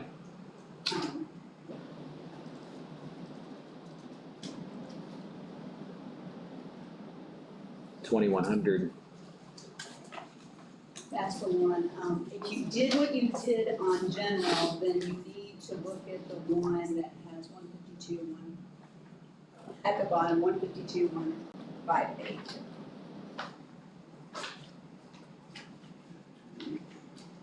You got 2 of them.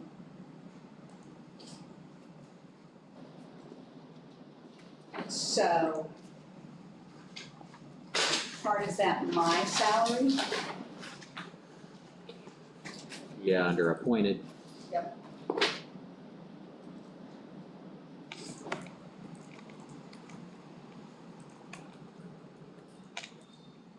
What was that dollar amount? Mine is 38628. Oh, okay, yeah, that's what we got there, so. Well, we'll probably, you know, what we'll do is we'll just need to double check with your spreadsheet that you put together to split everything out. We'll probably need to take an opportunity after our workshop here to double check all of those numbers and make sure they're exactly where they need to be and they match. So that's on our to-do list like we usually do following year. Because we're not finalizing anything necessarily, this is just our preliminary, but we want to make sure that before we get to adoption, we have that set. Plus we'll also know your September, the results from the state, and we'll be able to know for sure on the other anyway. Because then you have to adjust again. Right. So, okay. We got a couple more. Then supplemental juvenile probation user. That one we have 15,000 in right now, and we only get maybe 1,500 every year. So that's all of them. Like we're spending. Just kind of spending them down a little bit for now. Yeah. Okay. And then pre-trial grant 91. Okay, and this is kind of submitted, but we don't know yet too. We did get approved. The pre-trial grant went from fiscal year July through June, and now it's just July through December. So pre-trial, this will go from Clean. January through December, and this is a new one, other than what you kind of approved last night.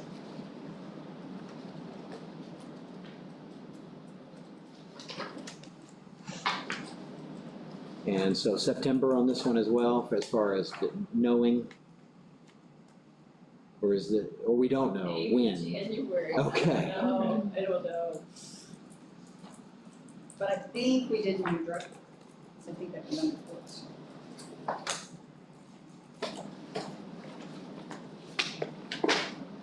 Okay. So it is what it is. Did we catch all of them at this point? Well, there was a report that 9110 and 9154. Okay, so let's go back to that. So drug court was 9154. That is a grant, and that has already been approved. Ah, all right. It's already- And was that still for the 10,000? Yes, I think this one just come in, Donna, that money has already come in. but when did this go in? I have 9154, when did 91? Yeah, there's two. 9154 is the grant, 9110 is like the project income, drug court. So we should have a new budget sheet for Yeah, 9110, is that correct? Right. Yeah, so I'm gonna Do we, and we don't have one for 9110.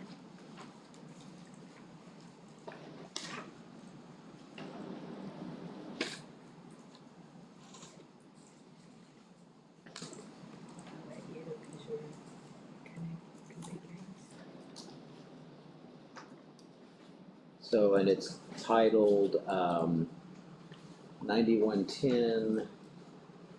They're both titled the same, that might not be good, right? Right, one is grant, okay, 9154 is the grant. Okay.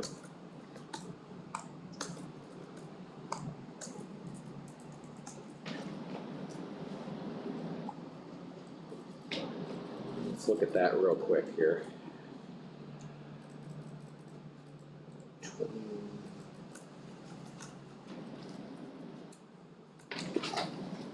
So did people have, you had a budget sheet for the 9154 drug court? 9154 you should have, 9110 you do not have. I don't have the picture. Might be with the court. Let me go. 3. Oh, let me, that real quick. No, that's the one that's gonna be renamed. Okay.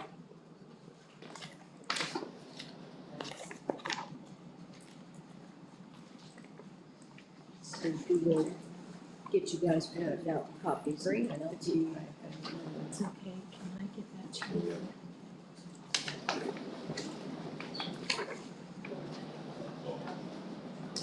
I think we're gonna make some photocopies. Yeah. Do you have more than one copy of this one, Donna? Who you billing that But you're Is it necessary to get copies of it, it's, if we couldn't just put on the next one that we get? I mean, why waste money on a copy? Works I mean- for me. Yeah, as long as people have something they can make a note with. We're just, We can give the totals real quick and maybe add them in somewhere for notes. But the drug court, the regular drug court that's been, we've had for a while, 9154, that particular one, is 9154. And there's only 3 line items that are funded in that: training, and that's 2150. The other is called incentives, and that's at 350. And then contract services is the last one, and that's $7,500. So the grand total then would be $10,000 for that particular fund. And then this new drug court 9110, That's actually, what was that? that's the old one. That's project income. Well, and that's unfortunately one that we never even had in the spreadsheet, so it's new to me, but it's 9110 drug court, and there's only one line item in that, and that's contract services, and we've got 10,000 there.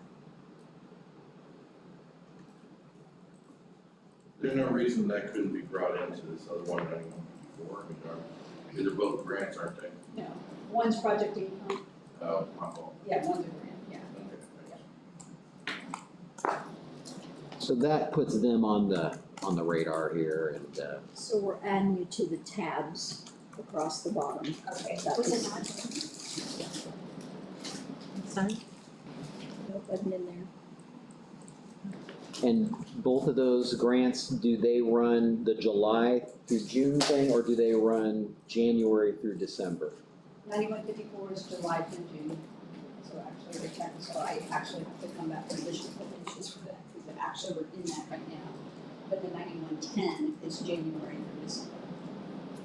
The 9110 is the normal January. That is interesting.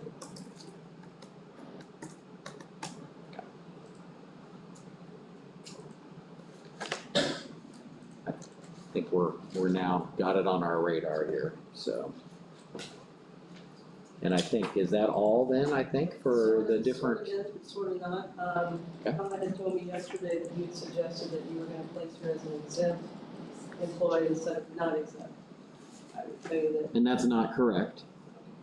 Just to clarify, we talked a little bit about the project that we started last year, and that one of the recommendations in that was changing that classification.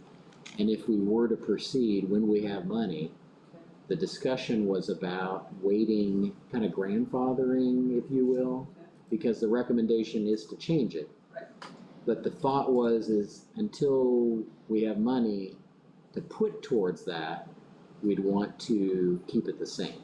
But it's It legally wasn't- my yeah. decision to make, and I Yeah. think that based upon the study that was done, they didn't have complete information, and knowing now that we've lost a person, it's usually based upon her duties and 20% of coverage. And so now that we've lost the person, clearly her job's gonna be more supervision, and it's also gonna be more duty related to meet with people and stuff. Because I think if you looked at the slideshow that she gave you, I think they average 100 people that they observe, where the other counties are doing 70. And frankly, when I saw the stat that 4% of our population here in Owen County is pretty much on probation compared to 2% in the other counties, it's scary. So I'm not gonna allow anything to change. Well, we're not proposing one, we've not made any change, I just wanna make sure we're clear on our conversation from yesterday. But, probably next year, And I would is think when we'll next year we'll revisit. have the same fight, so. Yeah. Just morning, because she's taking a loss of salary, and so is Paula, and stepping up and doing a lot more work with these grants and everything else, so. We'll have that fight next year, hopefully we can help this year, so. Yeah, that's where we're at. I think we're I'm sorry, good. was this a private discussion or is this something we discussed? Because I don't remember us discussing. We've always We talked didn't about it, discuss, but, yeah. I know we have, but hold on a second. Somebody said, we said this yesterday.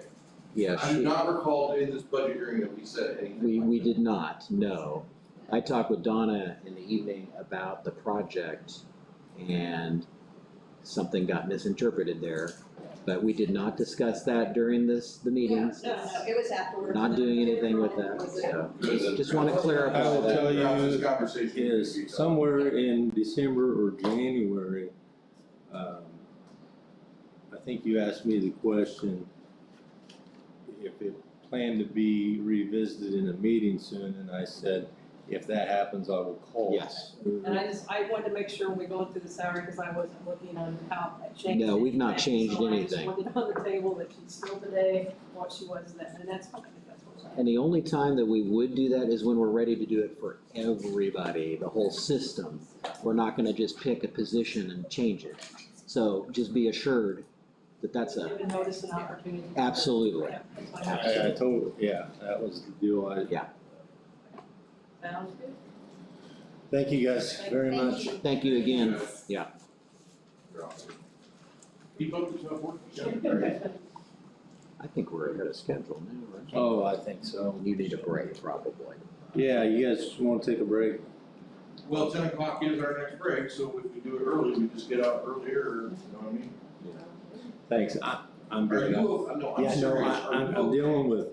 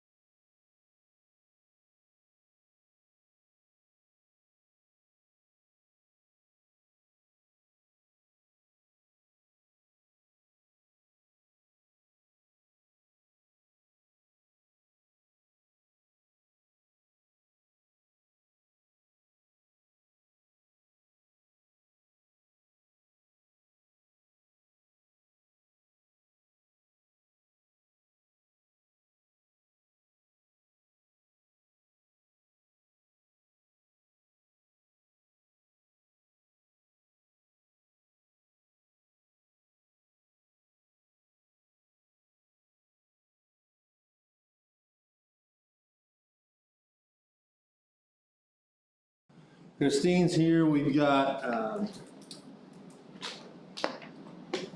you've got to call in, Nicole, to Email. an email to extension, They're gonna be here at 11:30, okay? And then, and so is Chris. tourism.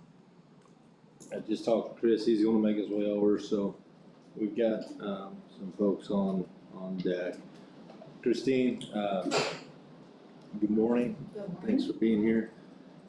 If you guys would, go to your health department listings here, and Nick's on his way back, so, We do have wage numbers ready. So Christine, thank you again for your service and the whole department, everything you guys have been through. We really appreciate it. We know you're going through a tough time. Hang in there, but I know many people support you, and that's important.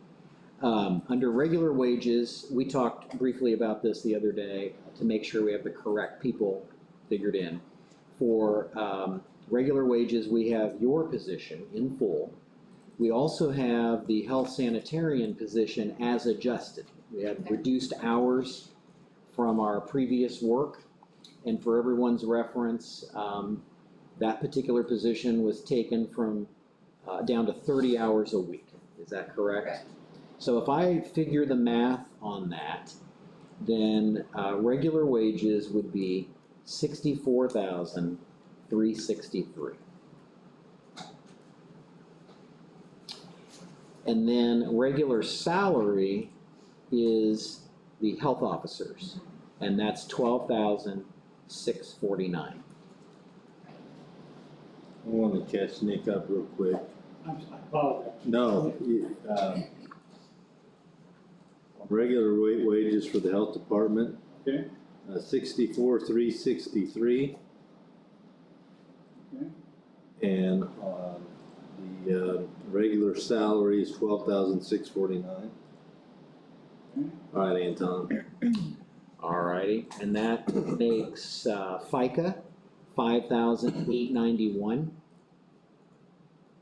PERF 8,625.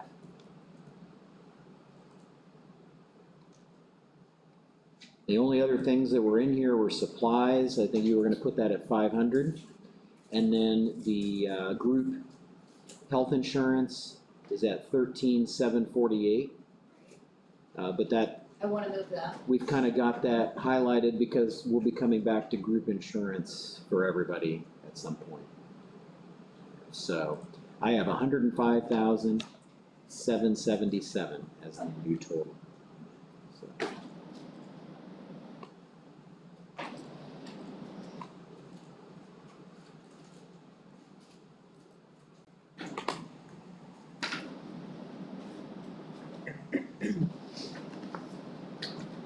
Okay, you go to local health maintenance. So local health maintenance, this is where the rest of the salaries come into play. Under regular wages, that's your administrative assistant or office staff there, And food inspector. and then the food related. So if you remember as well, we changed the hours for that administrative position also to 30 hours a week.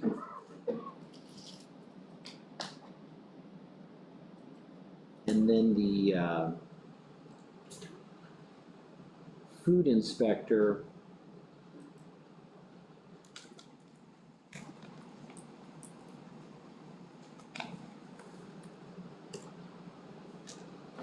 Who is the food inspector? Teresa Chambers.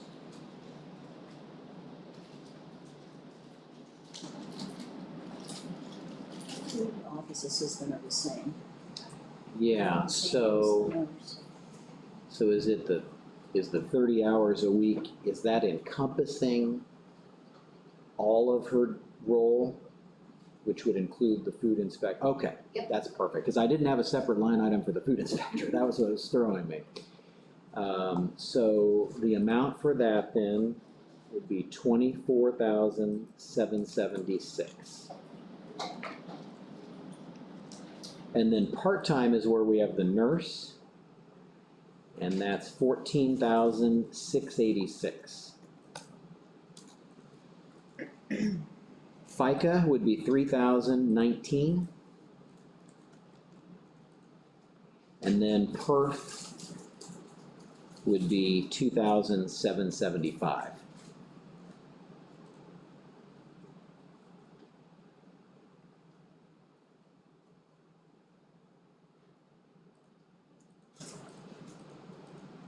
And then for Board of Health, you had 640 requested in there. And travel expense 1,500. Printing 500. Telephone, pagers, and cell phones, Can we stop for 600. a second? I see 1168, and I'm seeing different numbers. Yeah, 1168, on the travel. Travel, It should be 2,000. 2,000. Okay, so what about the compensation for the health? Yeah, that's what see I was 960. wondering, it was 960 on here. Okay, we did wanna drop that. You did want that, Right, okay. so it's 640? 640, okay.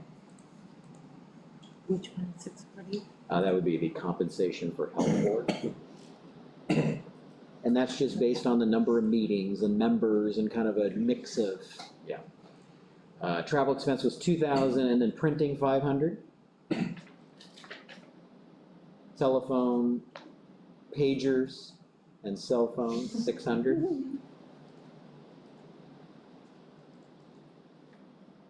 And then that was the last that I had for the line item there. I've got 48,996. I've got a note about grant fund and the total, like a $33,000 figure. On this cell phone, is that Sandy's and John's both? No, that's just John, pay for Sandy's and the grants. Okay. So,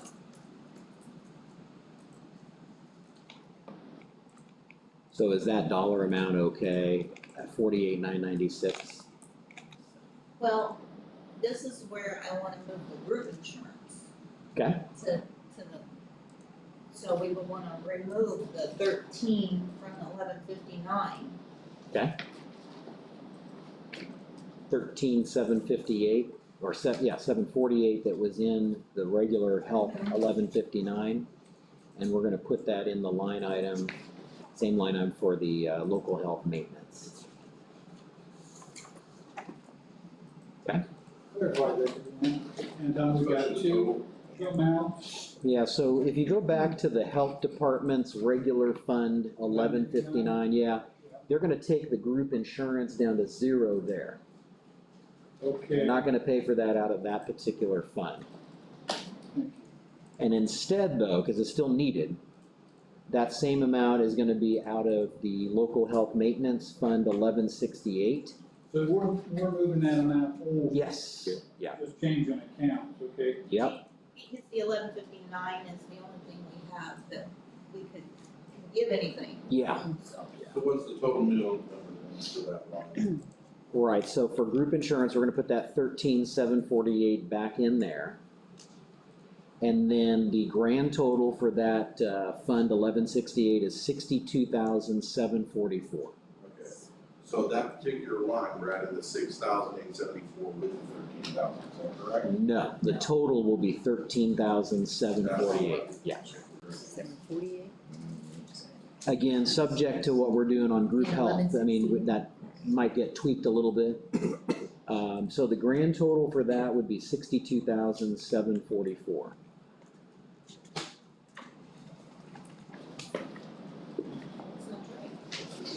And that's good as far as a cash balance standpoint and that fund, and it can support all that. I'm looking up the do you know what your current cash balance is? Yeah, I can tell you real fast.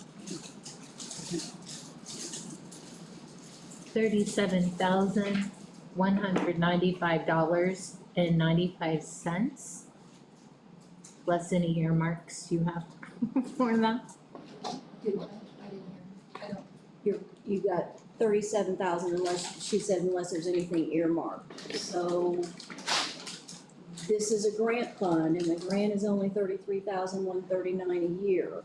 So if you do a $62,000 budget, by this time next year, all they'll have for 2023 is that 33,139. But we get 2 installments a year. Yeah, but you still only get $33,139 for the following year. So you're wiping out your cash if you move everything in here. It'd be a little, so so the following year, you would have to drop this back down to the 33,139, which would include your staff. But I thought we were gonna put money into that. The way you explained it was I get 2 deposits, because it's a trust fund. The grant amount is $33,139 a year. So if you add that to your current cash balance as of today, then by December of next year, you will not have any cash balance in there because you have the rest of this year to go, plus you're using all of it next year. But does it not regenerate? Yeah, but you only get 33,000, not 62,000 that you're funding this year. You won't be able to refund that for the 2023 budget. Moving the insurance to that line item will help reduce the 1159 fund, but then it's going to have to be put back into the 1159. Does that, so maybe, I'm not trying to tell you what to do, I just want you to realize that by December of next year, you're not gonna have any cash balance left unless it's monies that's unspent. And if you only get 33,000 for the whole year for 2023, it's not gonna be enough to be able to fund you. Does that? Yeah, that makes sense, but I guess I misunderstood what you were saying when we went through this.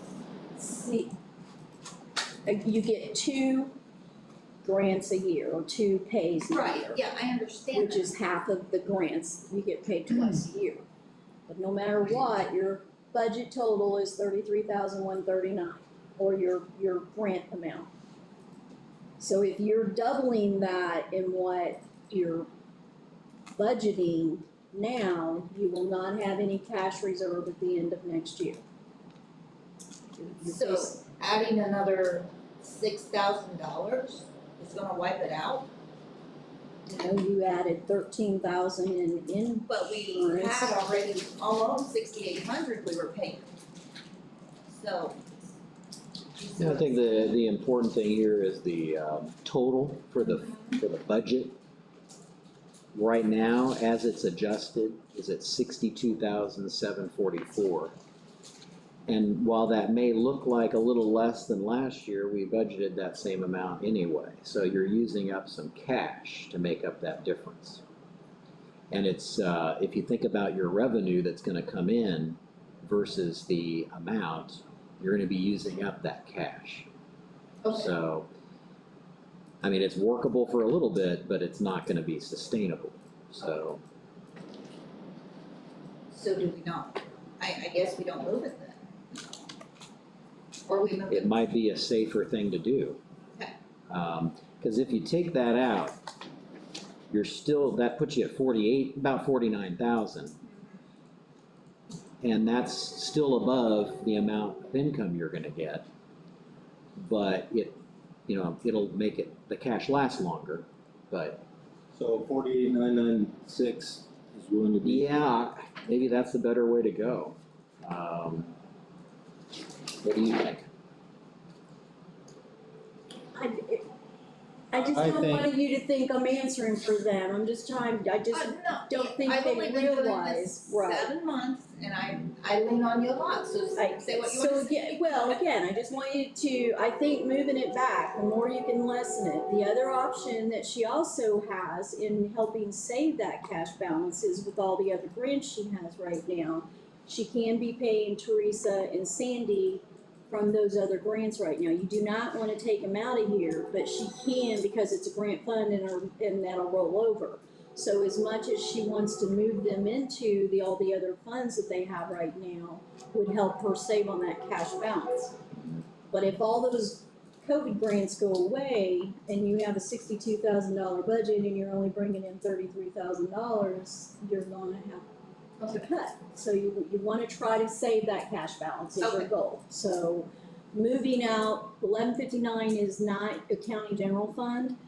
So moving that 13,000 out of there is really not gonna save you in the end. It's kind of as like the far- reassessment. Right, so In the general scheme of things, it does help. Alright, so let's Right. go ahead and keep the 48,996. Okay. Play it safe there.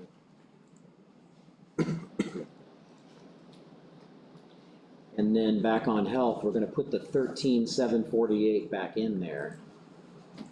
And so that's gonna make that 105,777. It'll be better. Probably a safer bet there.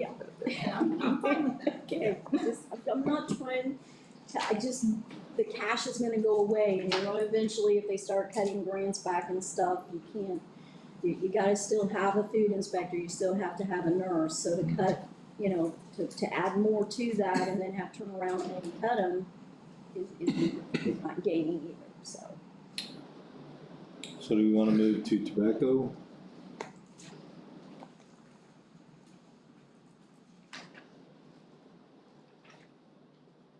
So the only thing that really changed in tobacco was our cancer projects. I upped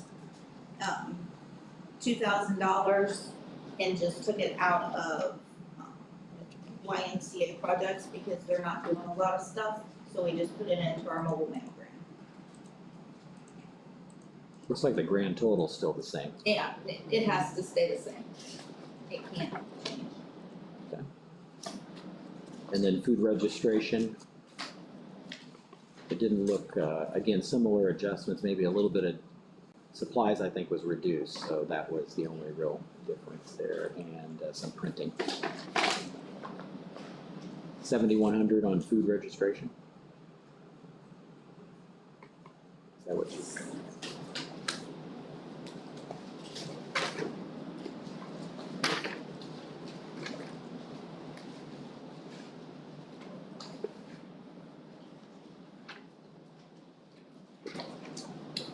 So I'm looking for it here, but COVID testing clinic grant. Is on the itinerary.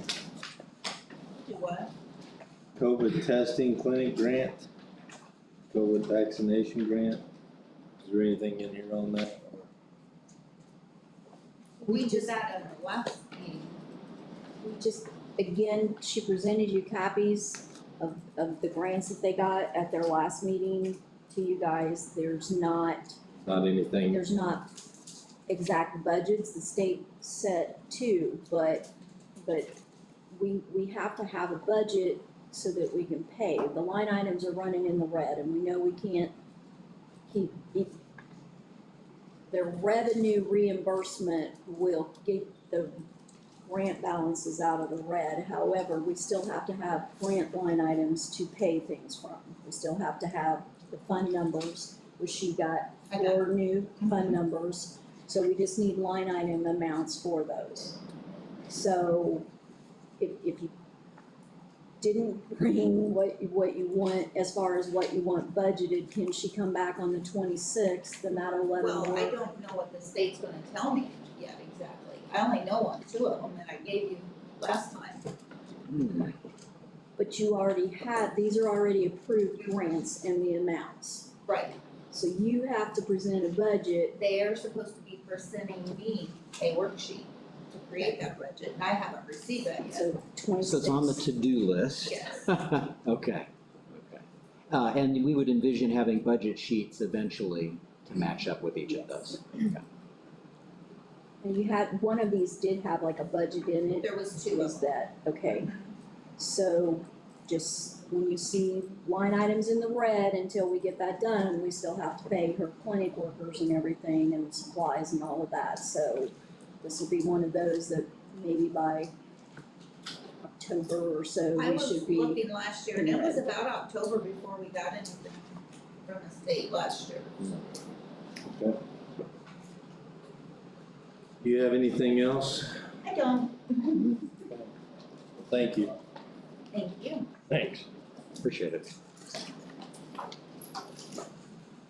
Before, Andy, before we bring someone else up, can I ask a question I was asked for the Are we where we want to be? Are we cutting what we feel we need to cut to make this thing happen? Or are we gonna have to take another look after January and look into these budgets in the next year as it comes forth and we deal with an ongoing situation? I mean, I'm just asking us, are we, I think after we get the total, we can tell more about it. you know, First of all, what's the projected number we're gonna be negative? Jim, do you know, are we gonna be negative next year or current rate or trajectory we on, are we gonna be all right? Check me clarify, are you talking about the general fund? Like we Yes. said, with the appropriations were made last night, with the cuts previously, the absolute hope is by December first that it will be in a zero balance. Can't guarantee it, but that is the hope. So which cuts are you suggesting we do more cuts? I don't, I just asked a question that was asked to me because, I mean, I don't know where we're gonna take them if we've done any more cuts, but then again, we need to be mindful of it as we finish up today.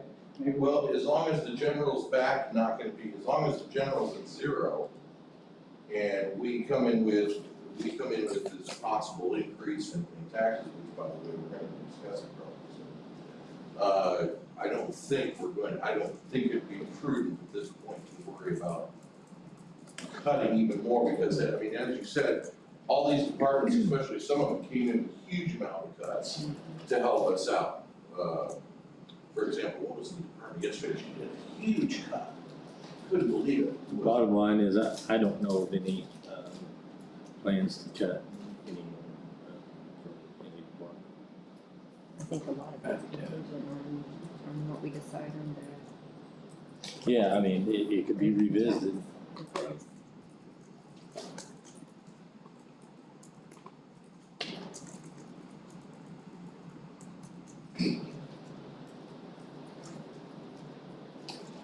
Okay, so, Thank you.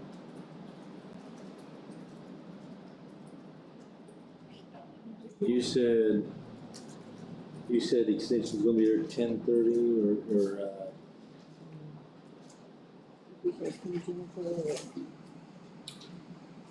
economic development possibly, 11:30? She just sent me an email. Okay.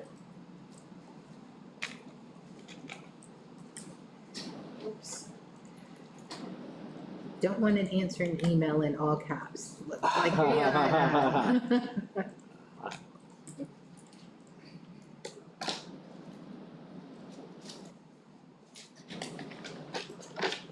yeah, I think Liz is telling Jennifer to come over now, so.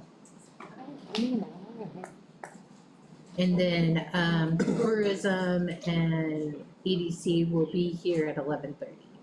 Okay. Chris is en route. Can we do June cap while we're waiting? We already did. We already did it. That's right, we did it yesterday morning, didn't we? I just didn't mark it off numbers. Alright, let's take 10 while we wait on Jennifer to get here, and we'll reconvene at around 42 after.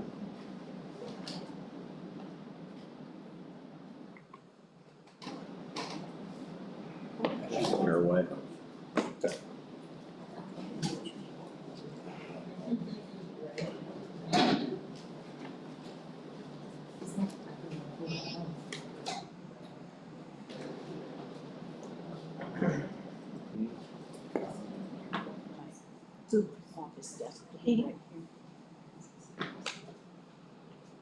What was your building department?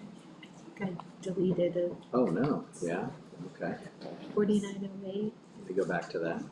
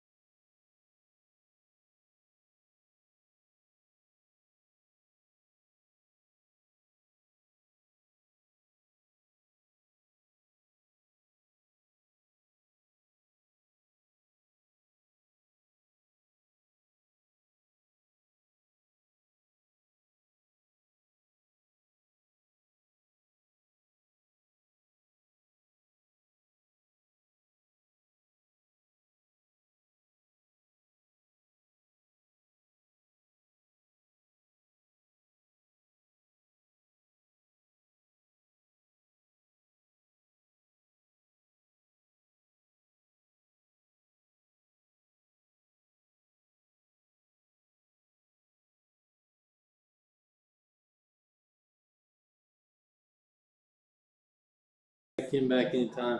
Chuck just texted and said, go ahead without him. I don't know if he's, what's going on there, so you guys can look through that. Start with extension or? Yes. Right. You'll turn the extension. You ready?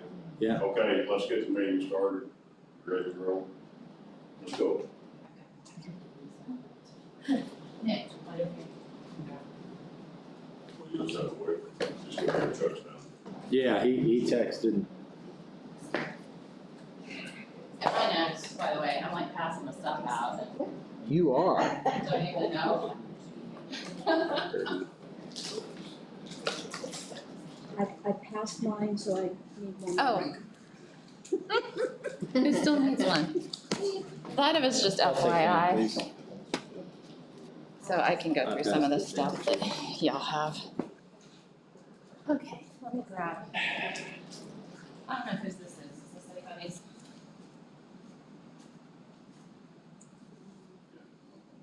Do you want me up here?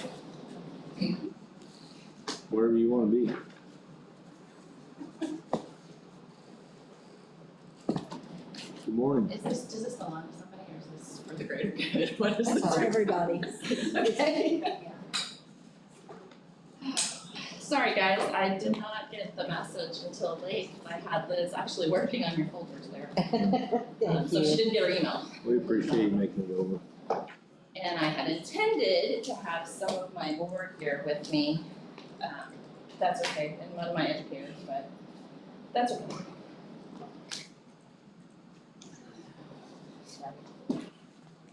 Just take me a second to get myself together here.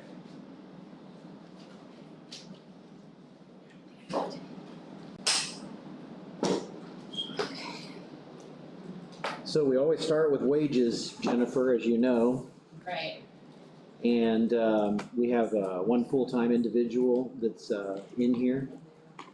And that amount was pretty close. It's $32,934. Alright, hang on.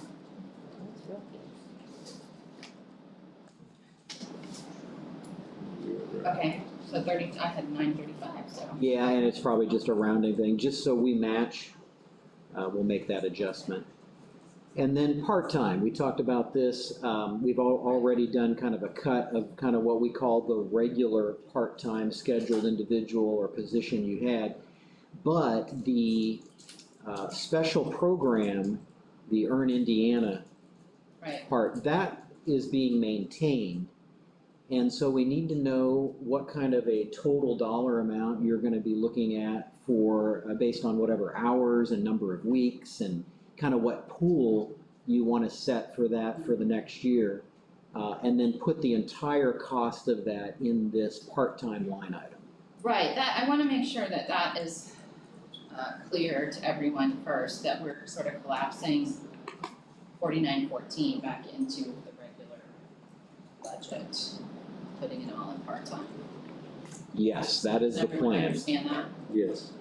So that's why it might look a little bit like, why is that more than it was instead of, or, you know, not as low as it might.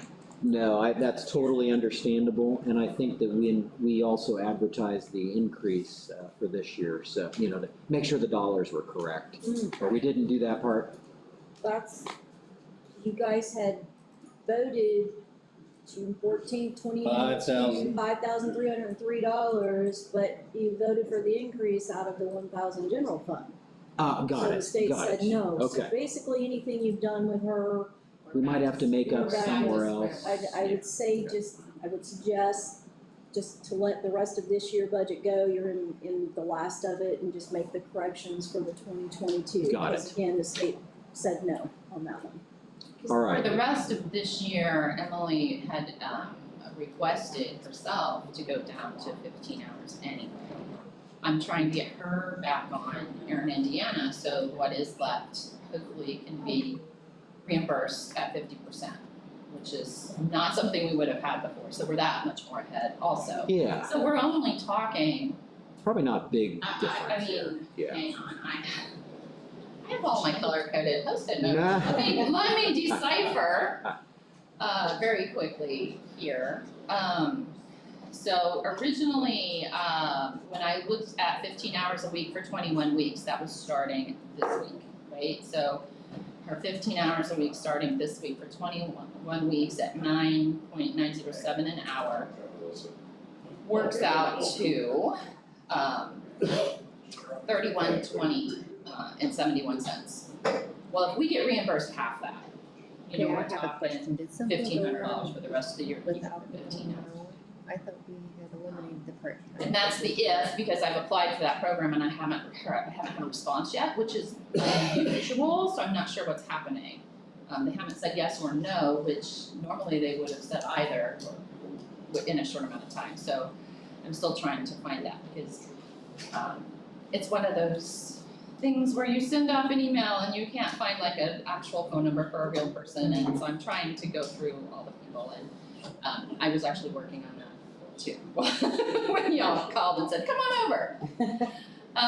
So that's I'm working on too, but she does qualify because she had been on the program before, so there's no reason. Yeah, she's touching on this. You had a question.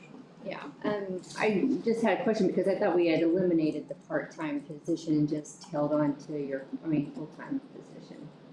Is that? Because that's what we're talking I about. know. Yes, Okay. That's what I thought. it was the regular part-time, but we're focusing on the kind of the Earn Indiana part now, because that's what's left. And that's evidently this individual that had been in the regular position qualifies for the Earn Indiana reimbursement. So she was gonna fold her into that. But there's still a cost to the county. Yeah, and that part we never cut. So, that's what she's talking about here. But for 22 though, 22, the only part-time she'll have is the Earn Indiana program. And that's the number that I need to enter into the budget. Because what I had understood is she was going to be out of that, right, when she graduated? She graduates in December. Right. So, after that, she will not be eligible for Right, that, and, right? and we know that. Okay. Yeah. We know that. But we're talking about then for summer, because to leave me without any extra help at summer when I couldn't run there. Right, and that had not been cut. So that's the number we need to put in part-time is the number of hours that you anticipate and the number of weeks, and then we can do the math on that. Okay, so, again, that's depending on what we're willing to do here. So, your incoming, let's see, your base wage is what, $988? Is that right? Something like that? I've got all that, we just need the hours. Okay. So before you had 24 hours a week times 10 weeks times 3 people. Again, average pool. So. Honestly, one person full-time, so one person 40 hours, 10 weeks. Okay. I can do it. So that's 400 hours total. And that would be compliant, right, since it's considered seasonal? From a from a 40-hour-a-week scheduling? As long as it's not over 32. As long as it's not over 32 hours, then you qualify. 32 hours a week? Jim, isn't insurance, if it's over 32 hours, that you qualify for insurance? Well, it's 28 for that, but. You wanna keep the under the 28, 30 is typically. Major cat. But see, we're talking though, the issue is not that, it's seasonal. How many, what's the allowable amount for seasonal that you can work someone 40 hours a week?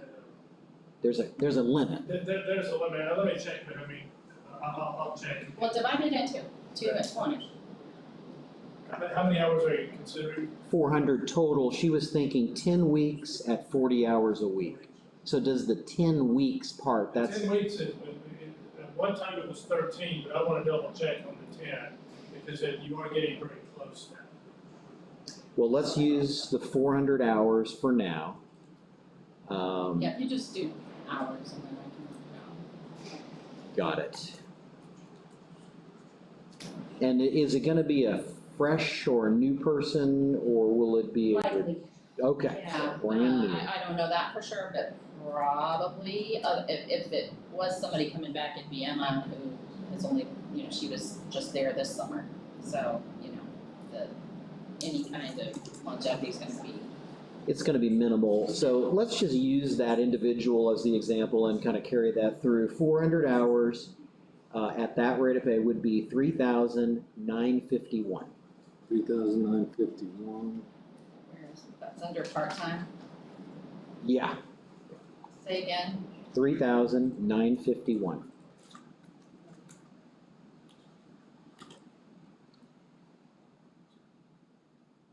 And then half of that, we need to make sure on the miscellaneous revenue side is updated or accounted for, because we'll get reimbursed from that program.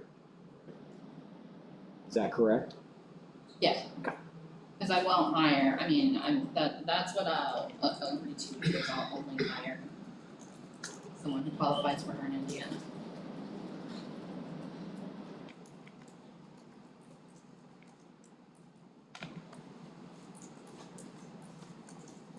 Is that all you need as far as, wages? Yeah, that's the only other wage part here. So FICA is gonna be based on, the regular wages and the part-time that we just figured. And that amount is going to be $2,822. 2,822. Yeah. And then perf is just on the regular position, and that's $3,689.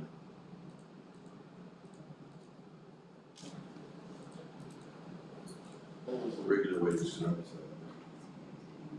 Regular wages was $32,934.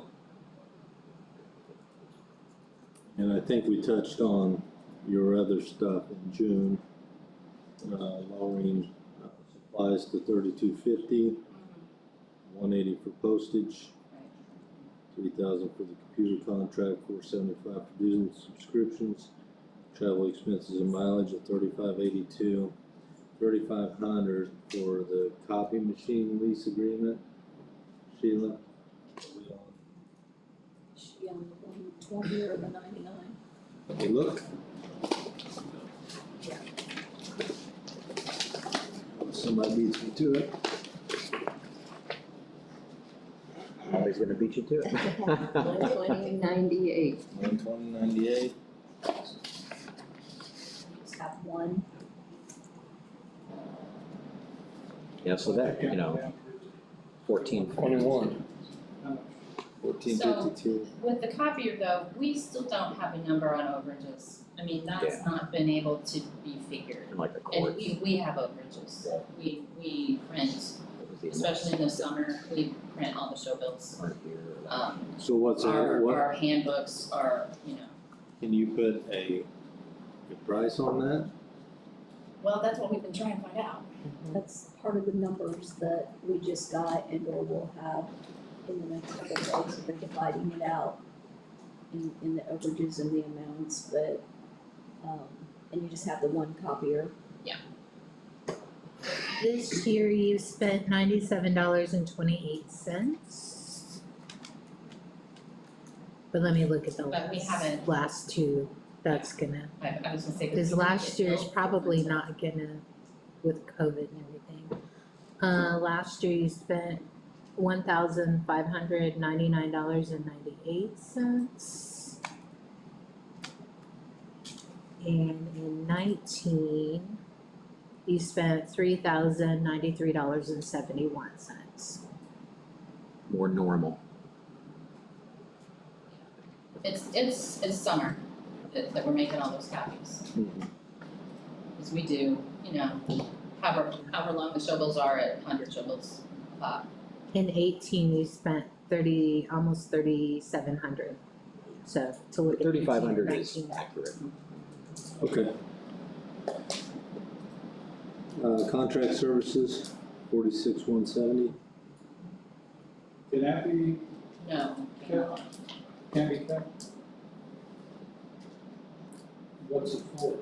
that's the contractual services from Purdue, so that's what provides you this. That we have to pay that. So in your packet, I included a copy of the contractual services, so you can see that.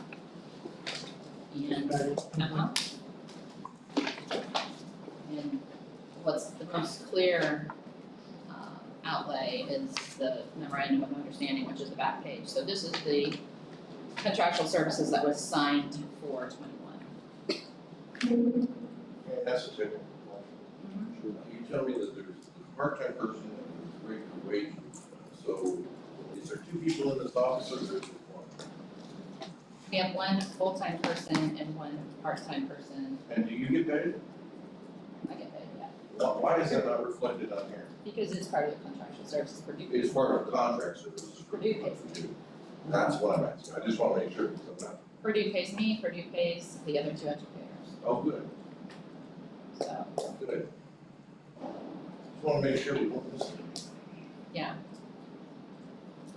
So, yeah, so Nick, to your question, right there, that shows what is covered in the services, so, and then if you look in the state statute, which I put a copy of that in your packet too, it outlines what counties are responsible for, so. Okay, so under the contract, it puts us, the taxpayer of Warren County, at the burden of that cost.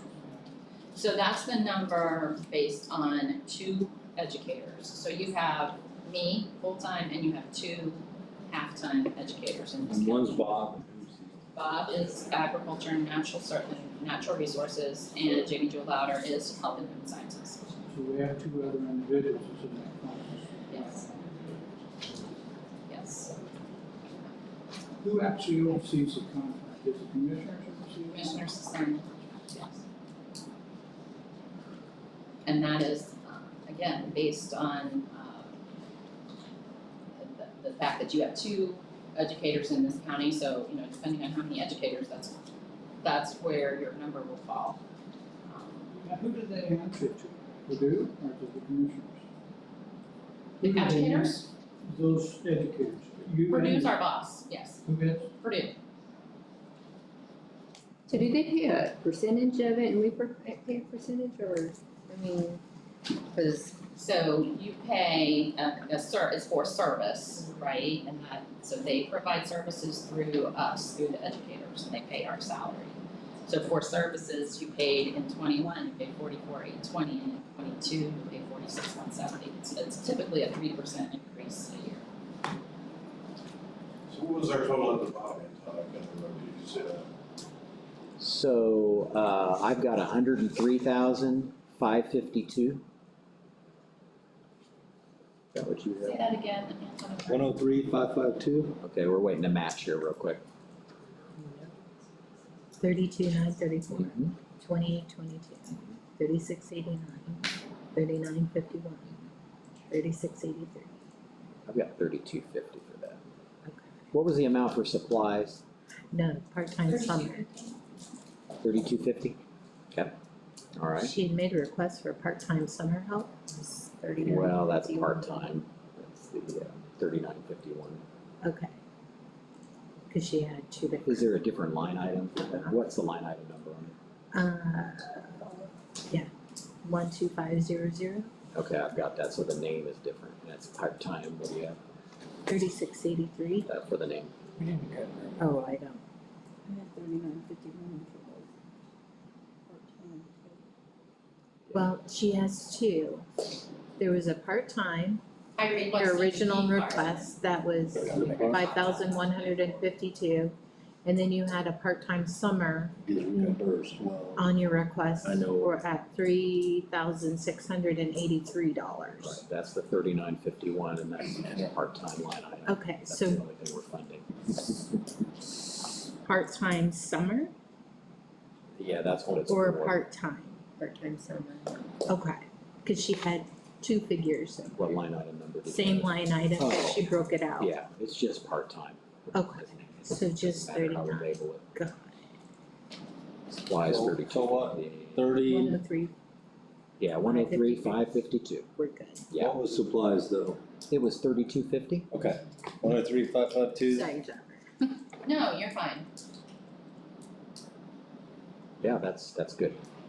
And then work study, we're gonna vacate out that fund. Do we need an ordinance for that, or, I said ordinance and Jim perked up. Is this the fund that's going to be eliminated? Yeah, I think that it should be.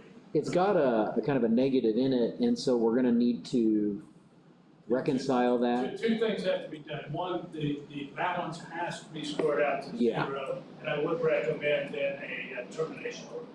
Let's put that, if we can, on our September agenda, so we I can still go have ahead. 1 week worth to report for Indiana, but everything else should have already been, it has already been submitted. Do you happen to know if you've gotten that reimbursement yet? Can you check with the, say Nicole's looking. You said it's September meeting? Yeah, maybe we can start getting that on the radar and get that part closed out.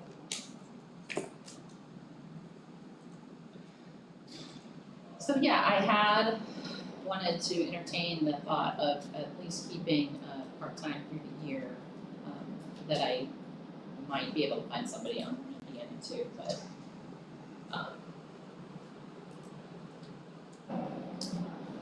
Yeah, and the you know, I just, we're struggling right now, just trying to get all the things met, and my concern is that's cutting into services available. So what services are not getting done? Well, communication's the big, the big thing, so trying to get newsletters out and get everything communicated to families. We're getting ready to ramp up recruitment, and that is, that I need a lot of support to get out and talk to all the youth in the community in all the different settings, so schools, different youth organizations, that sort of thing, and I need support for that. Jennifer, I think, not to interrupt, but I think you kind of put yourself into a corner I'm gonna help you out of. The part-time Earn Indiana, we already had been basing that on 700 and some hours. And we never cut that. Okay. But then when I asked about what are your hours that you need for 2022, you said 400. Right, for So summer. if 400 is not correct and that needs to be fixed, then now's the time to do it. Because So we didn't, if I try to cover the rest of the year with Earn Indiana too, is that what you're saying? because we never cut that. Okay. We never did. We only cut the regular part-time position. And we already had budgeted for 720, give or take an hour, hours based on seasonal work that the department has used in the past. But then you said you only needed 400 though, so you kind of cut yourself there if that's not an accurate number. Well, because I thought we were just talking seasonal. Yeah, it is considered seasonal, so. Is 400 hours enough Well, during that summer, that 10-week period? during the summer, I can make that work, I mean, with that person. But I guess, I'm not sure what you're saying, Anton, so if I can find somebody that qualifies for the program and have them do spring and fall too. Yeah, that's up to you. I mean, it's seasonal and it's a part of that program. And you already had about 700 hours earmarked for that. So, I guess my only concern is we didn't grant the treasurer or. this isn't a new request. She already had it. We never cut it. We've not voted to cut it. We've not made that Okay, so decision. this She would be just told us different less from- hours when we're figuring our math. Right. And then now she's turning around saying it's not enough. Now's your chance to correct this because you had 700 hours before. We never But cut that was that. just for summer. Seasonal. Yeah, doesn't matter if it's summer necessarily. That's when she normally uses it. But that's the program and that's the seasonal help that she's already been having. So 300 more hours, right? Yeah, I'm thinking if I could do, I mean, all I was thinking was 10 hours a week, so I'm just trying to think how many that is for spring and fall. You know, she's mentioned 400 hours, I would like to cap it there and move on. We've already got it in the line. 1, 2, 3, 4, 5, 6. Okay, any other opinions on this? Well, we're really not finalized it yet, we're 12 weeks. in the process of coming up with a I number. understand, I'm just asking. 240 more, that'd be 12 weeks spring, 12 weeks fall at 10 hours a week. So run that by me again. If I break it into 12 weeks in the spring, 12 weeks in the fall on the Erin, Indiana program at 10 hours a week, it's 120, it's 240 to add to that. Now that's gonna be up to the council now. So what's the cost to the county? Well, let's go into that here.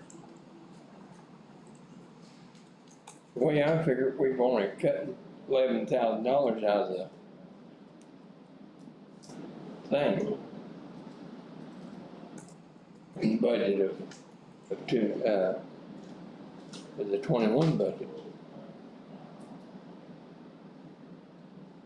Okay, so, if we do that, it'd be 6,308. Total, and then if it was Erin, Indiana, you'd get reimbursed half. And of course, half of that is miscellaneous revenue. So, And that's how many hours? that is based on The total a, is 640. yeah, it's 640 total hours. Summer, and I don't agree 120 with that. spring, 120 fall. I don't agree with that. Okay. What we're only saving $11,000, less than $11,000 from the budget last year. And we've cut a lot more than that on a lot of other ones. That wouldn't be fair. And now remember, that number is skewed by the entire amount of this seasonal help because we had it incorrectly in the extension work study fund. So you've got to add about $7,000 or $8,000 to that, or subtract $7,000 to $8,000 from that total because we had it in the wrong fund. So that's not something that should be counted against her. So it'd be a little over $5,000. The grant matching. Last year's was overstated. And If you they- had, that's still fewer hours than was allotted in the budget before. That would be 3951 and 6308, and then that would be half Yeah. of that, right? Yeah. So it'd be But around it's- 5,000. But it's still costing the county $103,000. Yes. Yeah, so this total savings would be $15,700 or so for the year based on the new configuration. So Yeah, we've talked about all this. if you don't agree with the hours, what are you suggesting? Well, I'm just thinking, for the savings there compared to all the rest of it we cut. You see what I mean? Yeah, but what is your alternative? Any of these? Well, that's what, I mean, she asked 400 hours and we had already talked about that. I mean, that's gonna cost us, $1,800, $1,900 after we get our 50% back. I live with that. We're talking about cutting budgets. We went back and we really worked on some of our offices in the courthouse that are mandatory offices. And we really, I mean, so I have trouble with this, especially with the. This is a mandatory office as well. It's by state statute, it's by state statute. Which statute, so that you. It's in your it's in your packet. This one, right? Yeah, and again, if I could try to reframe this here, and there's some confusion. So work with me here for a moment. I don't think I'm confused. Okay. We'll try to confuse you. Bottom line on what you're talking, The bottom What's line, it gonna cost the county? it's going to save about $15,000 to $16,000 a year compared to where she had been previously. Compared to last year's. Correct. And that was, And that's based on the commitments and cuts that this board has already voted on. So nothing is out of compliance with what this board already decided up to this point. And we're still saving about 15 to 16,000. I think that's the status quo and that's the fair way to go. I think that Jennifer, correct me if I'm wrong, simply miscalculated here in our discussions. When we were talking about seasonal, she undercut her hours incorrectly. We voted to maintain those hours, and we are now maintaining those hours. There is no extra. We're not adding anything back in. We're just accounting for something we already approved. Remember, we had the work study fund that all of those were funded out of incorrectly because there's no revenue coming into that for that purpose. So we had to fix that, and we agreed to fix that. Now we're backing off of that. I don't think that's fair because we agreed to fix that issue. No, what I'm saying on what you're talking about, what it's gonna cost the county, what you're putting in the budget for the county for this year. So the net impact is about a $15,000 to $16,000 savings. What's the total on what it's gonna cost the county this year? So her budget is $106,090.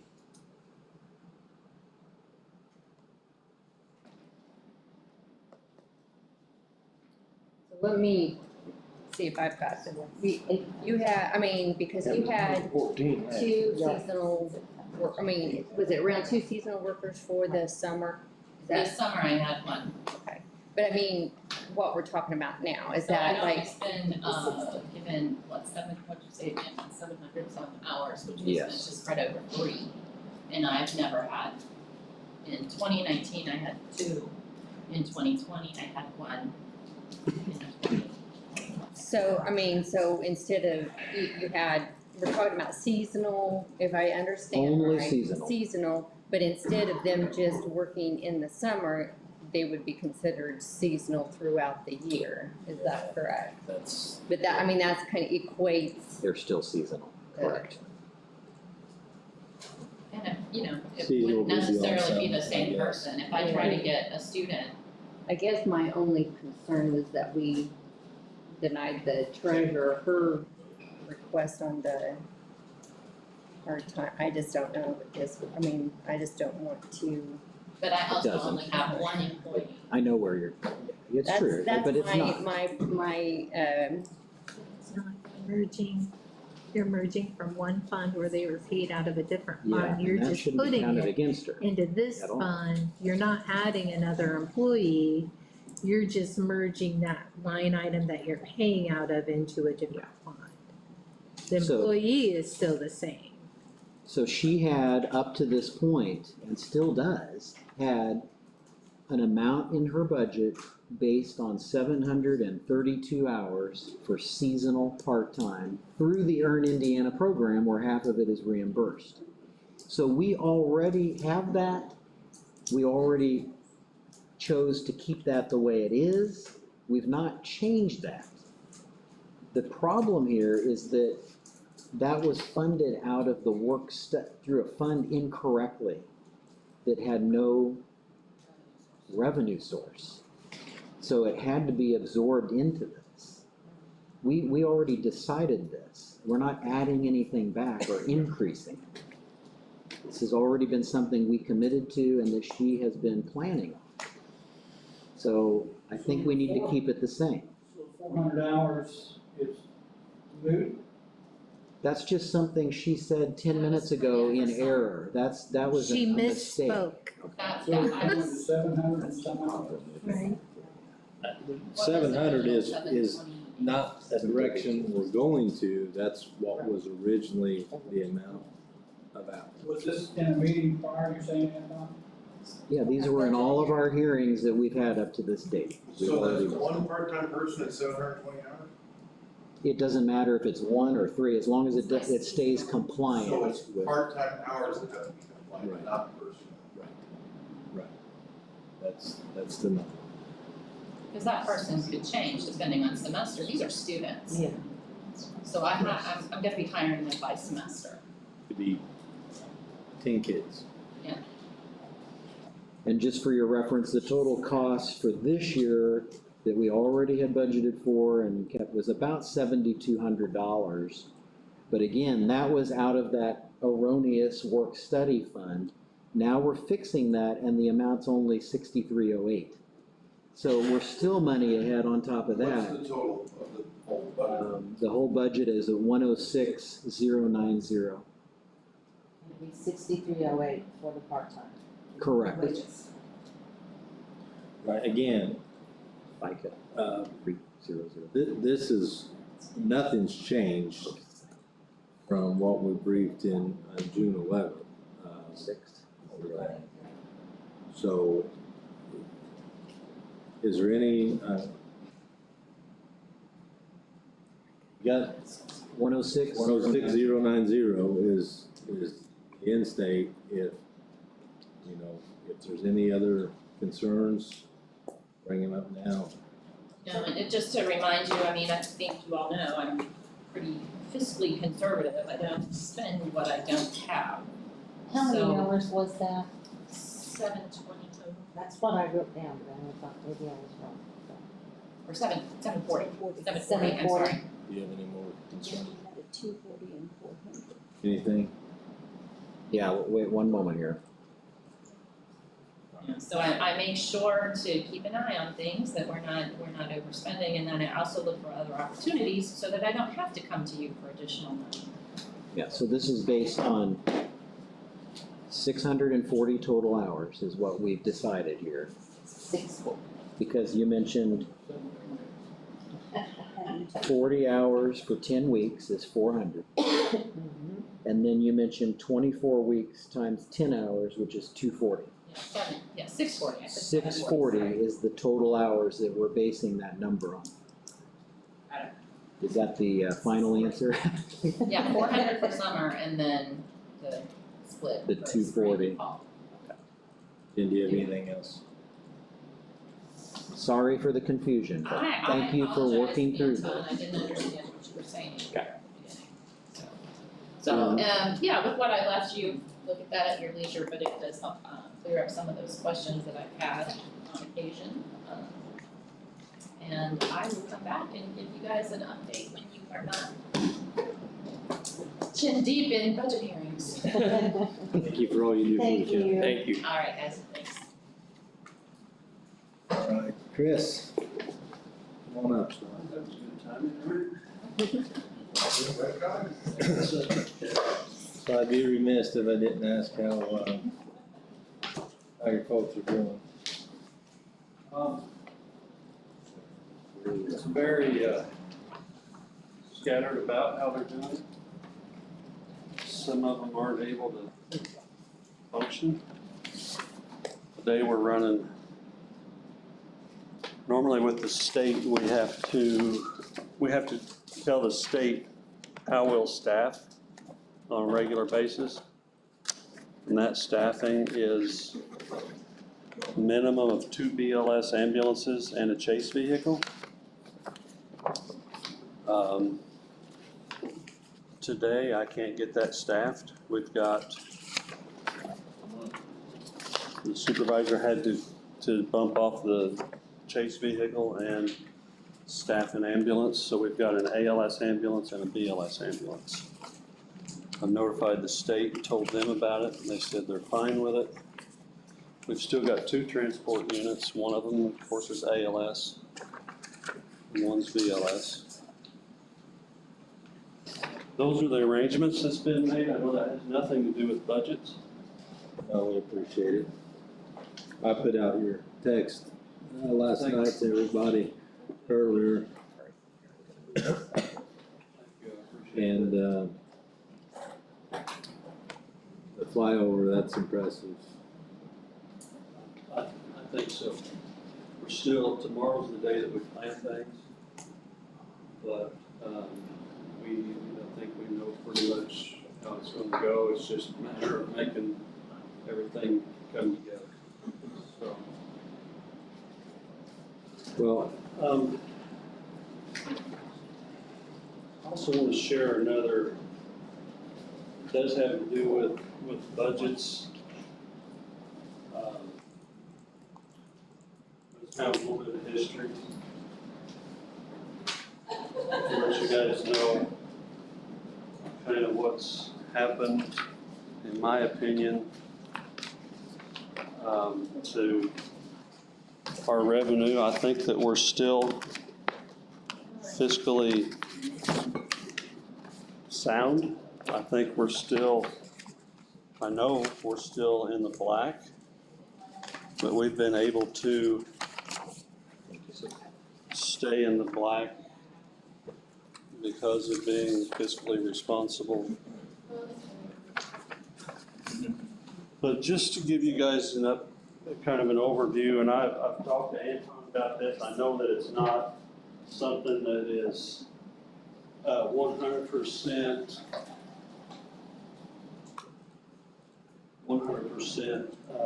mathematically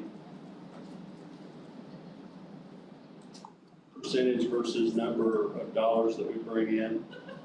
But if you look at our revenue history, and I can only go back to 2016. If you look at 2016, our tax revenue was $841,658. And with what we were bringing in through billing, you can see that year we had a $384,000 cash balance increase. 2017, we brought in a little bit more through tax revenue. Our generated revenue was down a little bit. Down quite a bit, actually. The 2016 generated revenue was, a lot of that was due to the federal government catching up Medicaid, additional reimbursement. I could go into that if you wanted me to. But the federal government gave us a bunch of years all at once where they went back and caught up Medicaid stuff. So that kind of skewed our generated revenue. But you can see we also had a $218,000 cash balance increase. And then in 2018, if you look at our tax percentage or our levy percentage, 2017 it was 0.1022%. 2018 it went to 0.047. So for some reason, somewhere along the line, our tax levy got decreased. Do we know what?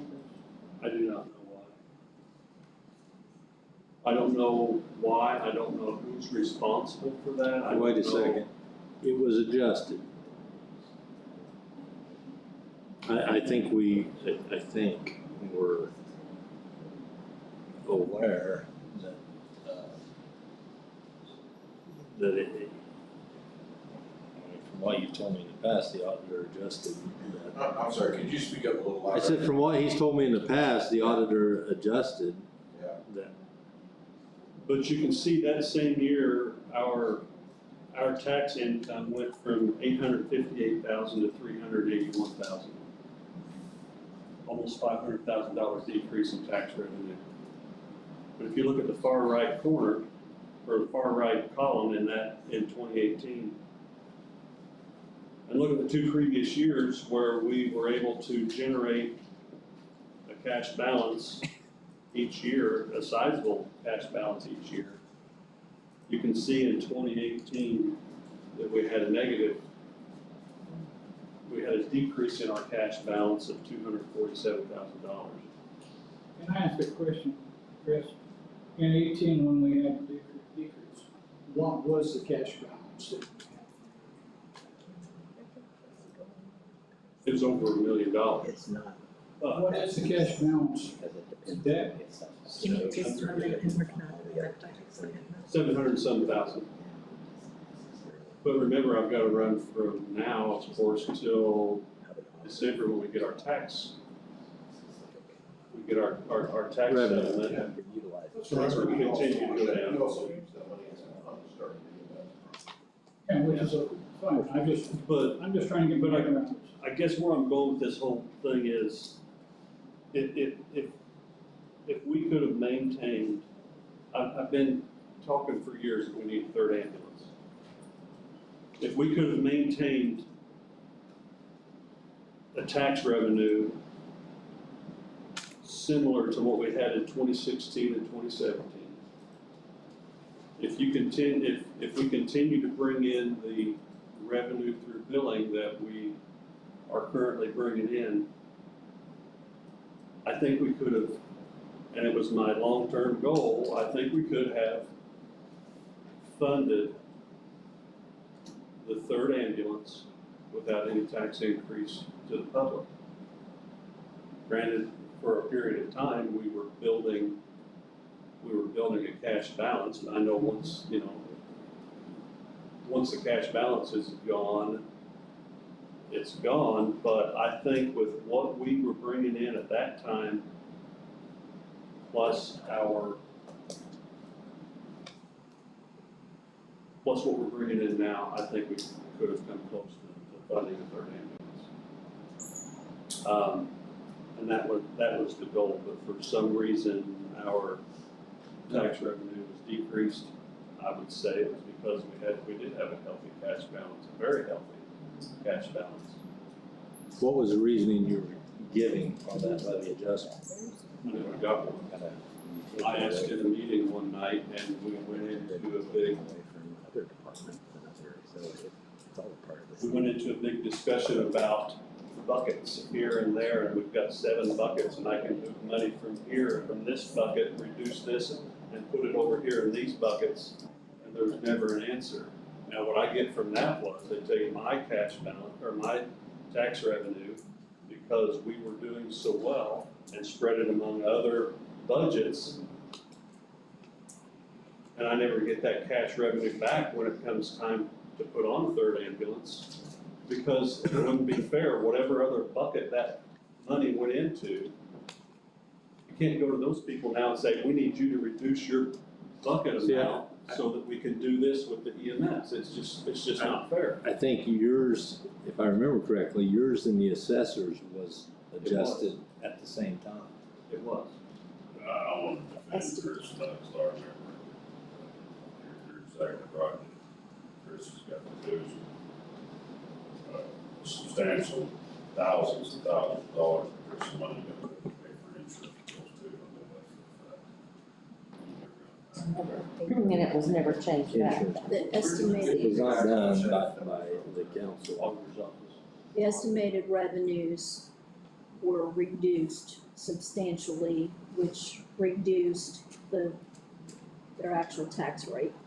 So he lost a huge portion of that pie for the 2 years, and it'll probably take a couple more years to get it back up where it was.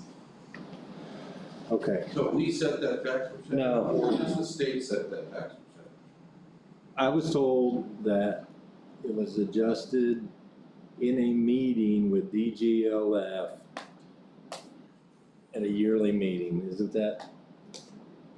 It was, yeah, they went into the fact the power was out that day, and set up here on her battery on her computer was still going, and we continued to work, and I never got a straight answer. It was just story after story, and then in the meeting, we went into buckets and moving money in buckets. So, I know just like every other person, we've got an issue in front of us, and we're just gonna have to deal with it, but I wanted to give you guys some history. I wanted to give you guys what my intention was, my long-term goal. I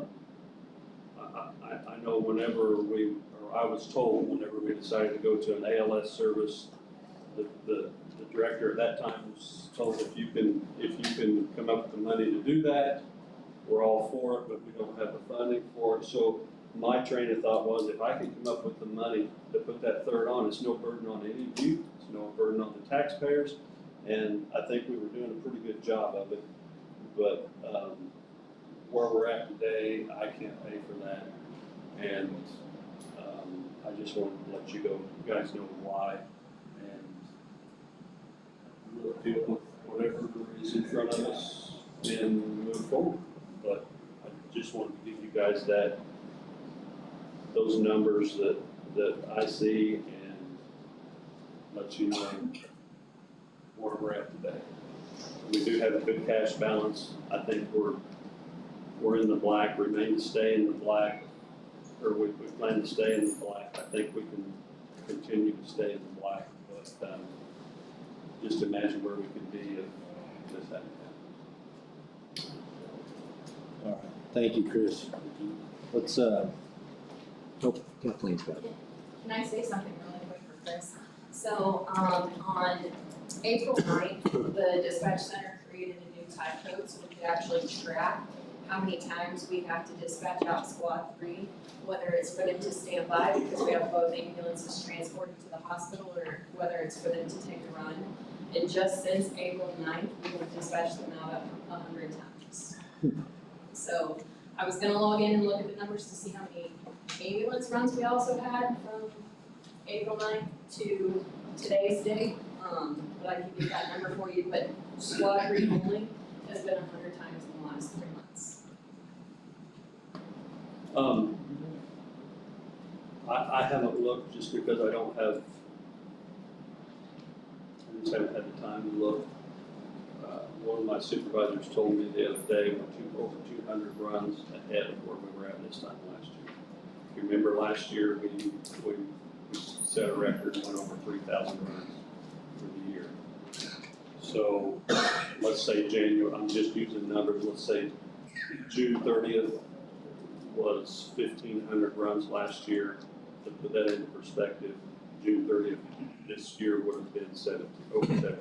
so background on that is COVID a big factor in that?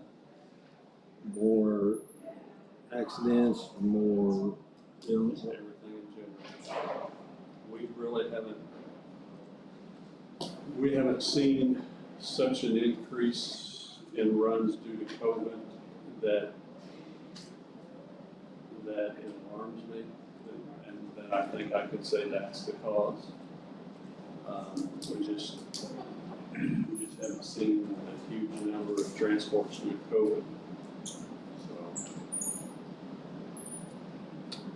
I don't know, it's just an increase of run volume. Okay. And Tom, are you ready to deal with this? Yeah, so on the wages part, there is a request in there again for an administrative assistant, is that correct? Yes. Did you want to go through that first here, because that might determine how we do wages? Yeah, if you guys remember, we put in for an administrative assistant and it was approved in 2019 for 2020. That's when we had an error that cost the county $900,000, and we were asked to try to figure out how we could help recoup that or offset that $900,000. We had never had an administrative assistant, so I thought, well, what's one more year? What's one more year without an administrative assistant? So we didn't fill that position. The 2021 budget being this year, we didn't even put it in.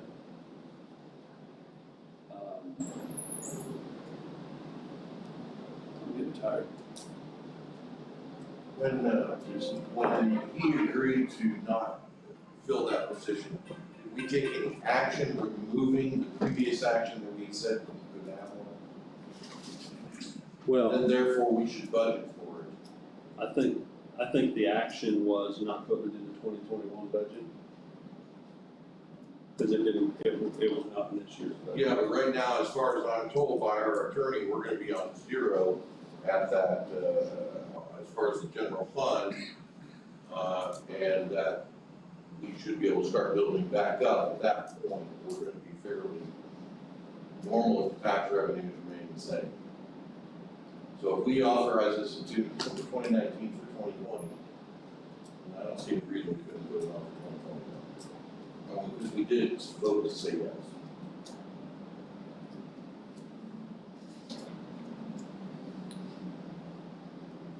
That's the 30,420 that's listed here. Yeah.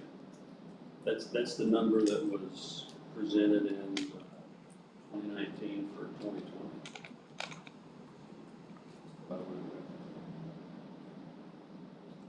Okay. Any other comments on this?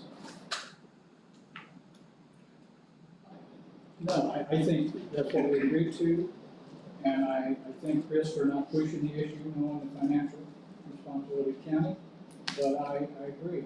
I talked with Chris often, and he needs this person, and I think it's very important to give it to him.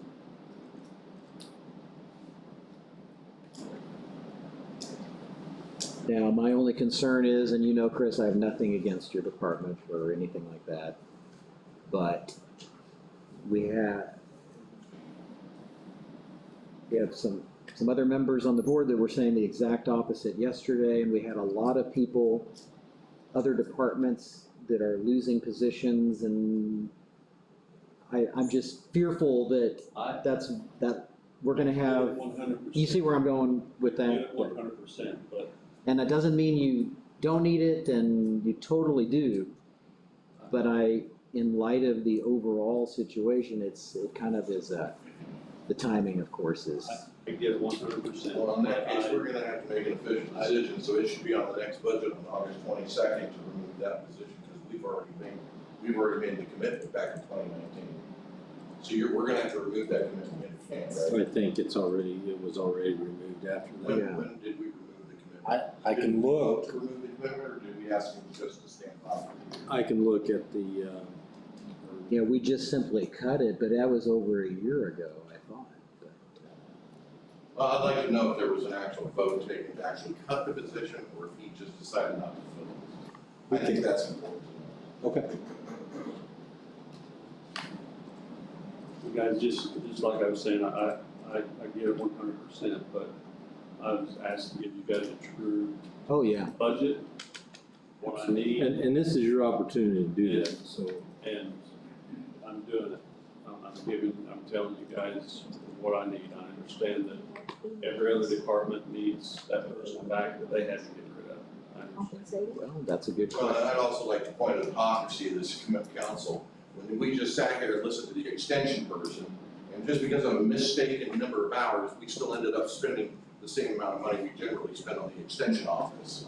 So please, don't tell me how wonderful that is, but we're talking about public safety and the needs of this office, which has done more. Chris has done more for this county as director, as EMS director, than anybody I can name. Anybody outside of that man right there, second.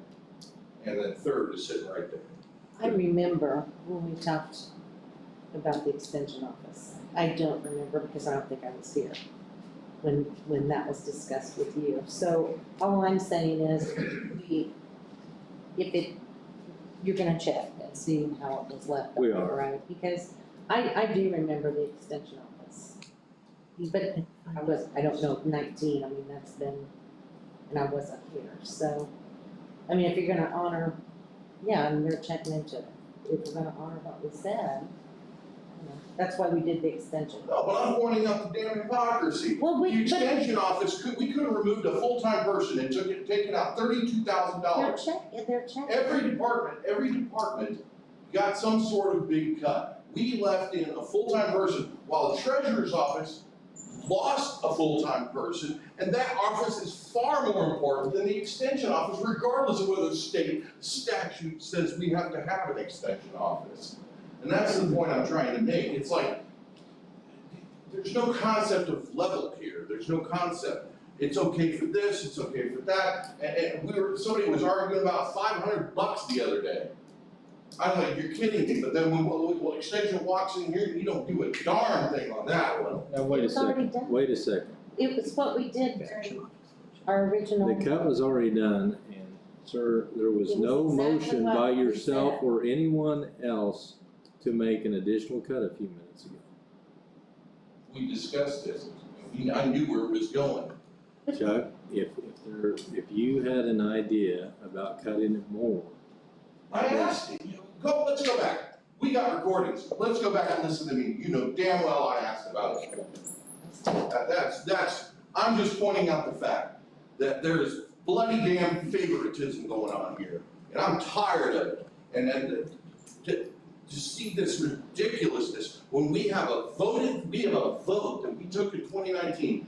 I don't recall a vote in 2020 where we removed the position from the EMS. I don't recall that vote. Now, if you prove me wrong, I'll apologize and buy you lunch. all right. Anton? Let's go down to regular salaries. So if we go with regular salaries, it's gonna be $668,852.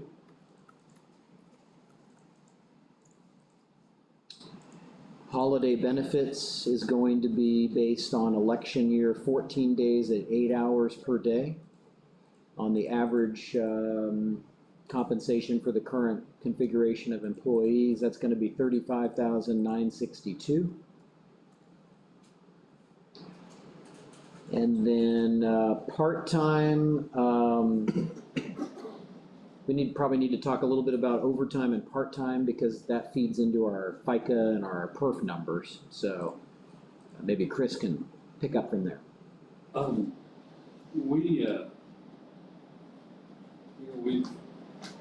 We placed a value on keeping people working there. And unfortunately, by keeping people working there, their paid time off goes up.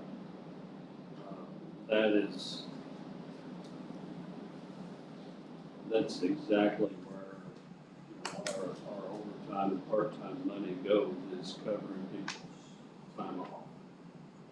So, we do have an older staff. They've been there a while. So that's just where I was going. We can make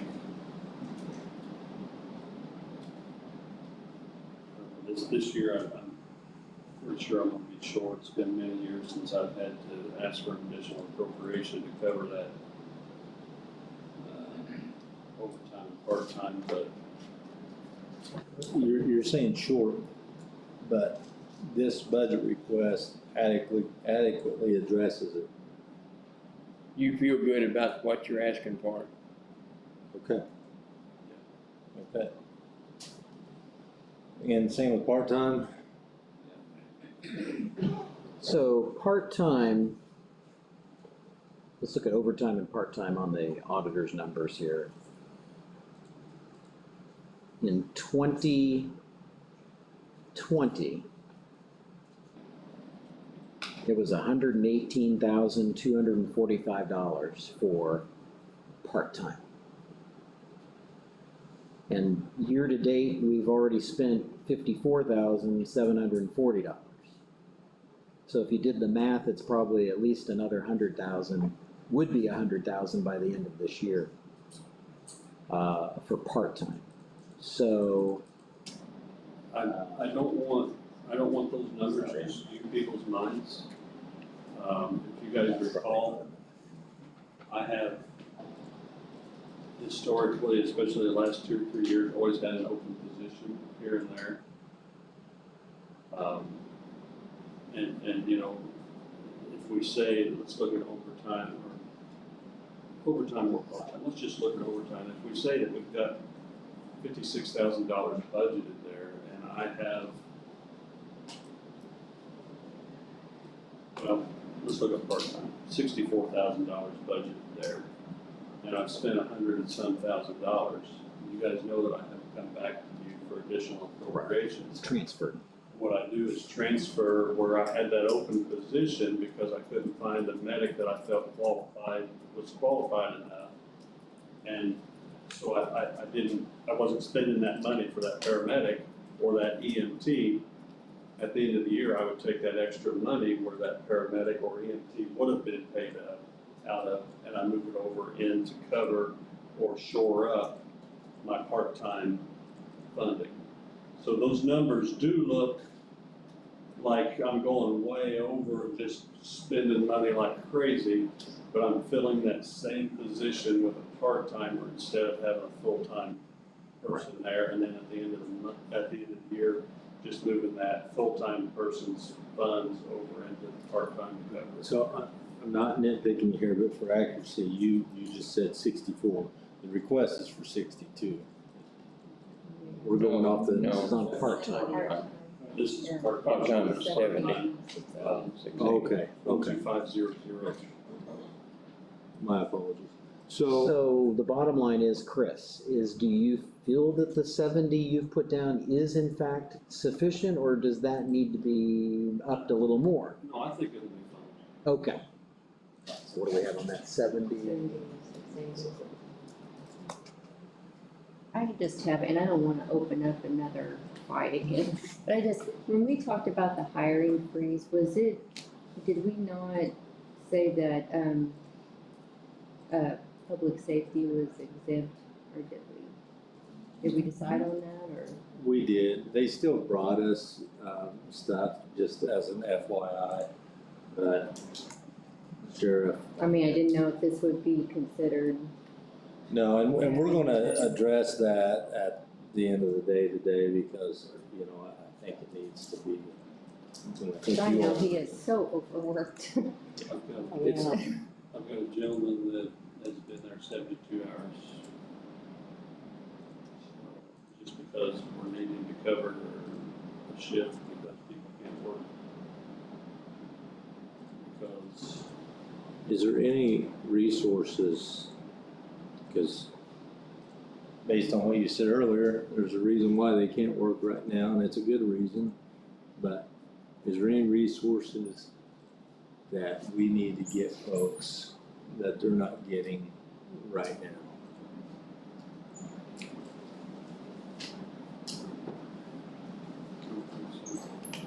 I'm working on, as far as mental health, we've already had one debriefing. Getting ready, I'm meeting with Supporting Heroes tomorrow for some other things, and that is going to be a topic of discussion also. A secondary debriefing and maybe some long-term. All right, I'm not gonna put you on the spot or make an example of you, but I will just tell you that the boss worries about everybody, and sometimes the boss doesn't check on the boss, and people don't check on the boss because he's worried about everybody else. You understand where I'm going? I do. And I have realized a lot of things in the last couple of days, and one of the most important thing that my staff is looking out for the boss. So, good. Chris, if this third unit was put on, would that relieve some stress off your workers and maybe yourself? And Absolutely. so, Absolutely. Whenever I have a truck going to Bloomington and the second one starts off going to Bloomington and then I get a third call, I come out of the office and we try to find somebody to drive for us. so you're saying Volunteers many times. We're relying on volunteer fire departments. We're relying on our rescue team. But Earl's son comes off of his drive. He has a dump truck service. He'll park his dump truck in the middle of our driveway and jump on an ambulance and drive me we're relying on volunteers to cover our county guys. So we're really, it's pertinent that we put this third crew on. If I'm hearing It's what very you're saying, important, because this is a major investment. I cannot get my work in my office done if I'm out on an ambulance 2 or 3 times a day. You yourself, I can't do out on a run, 2 or 3 times a day. You're the director, For years. which could require that from time to time, but 2 or 3 times a day. I think there's a So chance. there's days that it is, and then there's days that everything runs smooth, and I don't, for some reason, the 911 calls don't happen, and we're good. They happen to come in at the correct time where there's a truck just marking back in service and they get dispatched again, so sometimes, yeah, I've been out 2 or 3 times a day. And that day's just a wash for me, so, And May I make a suggestion we go on with Chris's budget so that he can get back to his people? Okay, let's get our numbers set here. So Chris, on part-time, just a general breakdown within that, paramedics versus EMTs, if you think about the manpower and where you, is there one that's typically more than the other? So EMT is still heavier than paramedic as far as use of part-time. very, What kind of percentage, or is it like a 70-30 or 60-40 or? probably 70% EMT, maybe 80% EMT. Paramedics are scarce. Good paramedics are like the proverbial hen's teeth, you know? And we went over that before, is why I have open positions. I won't put a paramedic out there in this county just because they've got a certification, you know? If I was in a county that had a hospital in it and a 4-minute transport from anywhere in the county to the hospital, you can't kill somebody in 4 minutes. But in 45 minutes, if you don't know what you're doing, if you're that marginal paramedic, it's easy to maybe not kill somebody, but it's easy to allow someone to pass because you didn't do the correct thing. So there's why we don't just hire a paramedic because they're a paramedic. There's why, and we're short. You guys know that by now in our rotation, we should have a paramedic, or our goal was to have a paramedic on every ambulance plus the paramedic chase vehicle. Right now I've got 2 supervisors. We're gonna have to find someone to move up into that 3rd supervisor position, but so I've got 3 supervisors, which are paramedics, and 3 other paramedics. And we should have, so that runs as 4 full-time paramedics short that we've got EMTs in those positions. And paramedics just aren't out there, good paramedics just aren't out there. So a lot of times, like if I have a paramedic take off that's normally on an ambulance, most of the time I backfill that with an EMT. If you have another ambulance going, would you have enough staff? Would you have to hire more? I'd have to hire more. That's not, because you and I have talked about this, and We'd have to hire I know how important it is from 7 personal, more full-time people. but boy, it would help, wouldn't it? And that goes back to Yeah, I could turn my Thanks. radio off at night. Well, we are gonna have a tax hearing at the end of this month concerning public safety. And I think that that's a very good opportunity to bring up this type of issue. Because this would be the area, that'd be the only way to fund it, would be with the additional revenue. So And that's what that can be used for, right? You know, can I say something snarky? I had it funded. I know. I had it funded. The, you said I turning your appreciate radio this, off at seeing night this. and not going out on runs all the time. You had the money. If that is the case, then as a leader, you would have, if this materialized, you would have to do that though as well. So you can do that. I think I always have a radio. That's where I'm going with it. There's times we have 5 ambulances out. It's very seldom. It's not uncommon to have 4 out too. You know. I'll just make my comment very quickly. I know it's difficult for him to turn the radio off. It's easier for us to turn our emails off because it's not a life or death situation. It's difficult for him to turn his radio off because he knows there's somebody on the other end who he might be the only person who's going to save that person's life. And as a person whose son is an EMT and works for the Owen County EMS, there's many times my son's come home from working a 24-hour shift and that third squad goes out and there's no one there. And so he just gets that uniform right back on. He goes out there and he volunteers because he knows there's someone who needs his help. And that's not just him, that's every single person who's working down there at Owen County EMS. Yeah, and many other. They're physically, mentally, and emotionally drained because they're all doing this to help our community.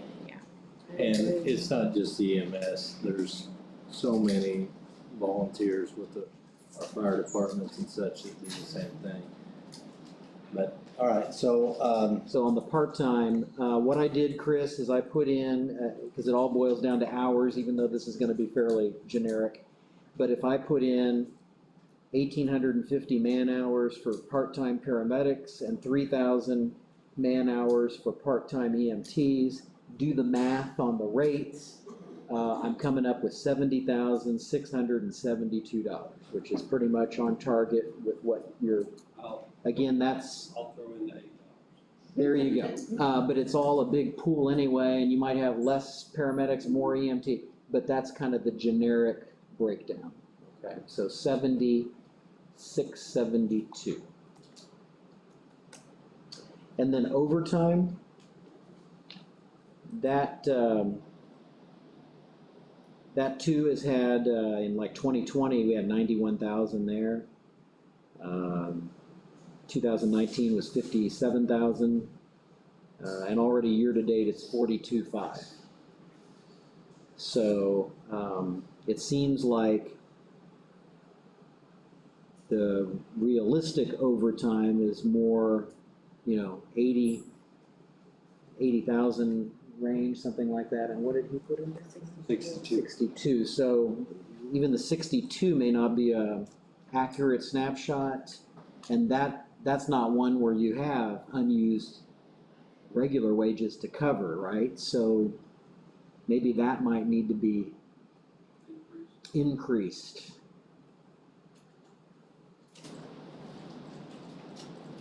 Why don't we make it 80,000?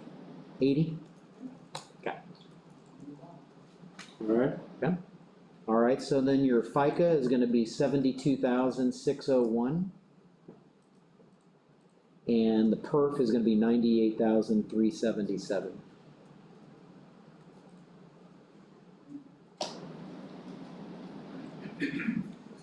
all right. 668, 852. Defib service and biomed, that's a rotation. That is our defib service and biomed. That's our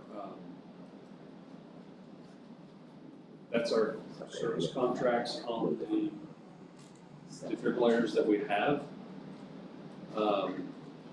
We have them serviced. It's a service contract. They get serviced and certified once a year. Anytime something goes wrong with them, I call Stryker, and they come out and fix it at no cost. It's just a service contract.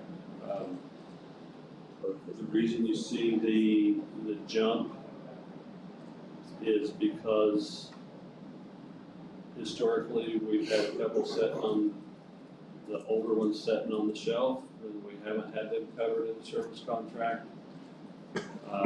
And we've always had, you know, because of our rotation, we've always had one that is still under the 1-year warranty, so it doesn't need to be under the service contract. This year,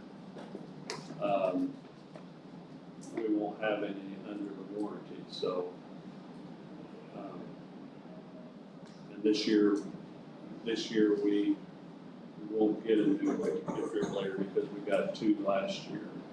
So there's gonna be an increase in that amount. I asked for a quote for that, and I still haven't received one, so I put in $2,500 or $3,500 increase. Mainly because the last, when I went back and looked to try to make some educated decisions, it's about $1,495 per unit per year. So that's, I just increased it below $3,000. Yeah, and that's just for the maintenance part. So Maintenance and certification, it's important, in my opinion, it's important to keep them certified. If something happens on a run, yeah, and it fails, look, hey, we had this thing serviced and certified annually, and anytime anything goes wrong with them, they fix them, and we can show a record of that we've done our due diligence to ensure that that thing doesn't fail, even though maybe it did. So, yeah, that's my reason for keeping them serviced, and is the liability end of it. And because it's like, you know, one year we had one of them that failed. It didn't fail on a patient or anything, but it, you know, whenever something goes wrong in it, it says on the screen, you know, service, you know, the unit, and we go grab the spare, and we call them to come service it, we put the spare on the truck. But we had a couple printers go bad, and it cost us over $600 per printer to put them in there. The reason that it cost was, you know, if you remember I said that they cover everything. This was the time of the transition between LifePak 12s and LifePak 15s, and they quit covering LifePak 12s. So even though we still had some in our fleet, they would certify them that, yeah, they're working correctly and everything's fine, but they would not put them under a service contract to repair them. So we had to pay for that out of our pocket for and just a few repairs on those things. Will go over $1,400. should we, you know, every year we've been using like Riverboat or something to cover a new unit. And we talked about in the past about working that into the budget, since it's an annual expense typically. And I know you said you just bought the 2 in the 1 year or whatever, but we still have to continue replacing 1 a year at that rate, correct? Yeah, we got 2 last year, so the thought was, I think the agreement with you guys was that if we got 2 last year, we would not get 1 this year. 22. It's coming, but It's coming. Is that correct? I just want to make sure we're not skipping over something, and then when we do get to that point. Last year was 2020, we did get our 1 for 2020 and then 1 for 2021. So we should probably make sure that we go ahead and add this in here. If we're gonna account for that type of expense as it normally occurs, then it should be added in here. Okay, then do we want? As equipment. Because 21300, line 2113 is defense service and biomed. That's for the service contract. Should we create another line item for that, or Yeah. should we just? Either or under equipment. And put the estimated cost of one there. I mean, what does everybody else think on that? It's fine.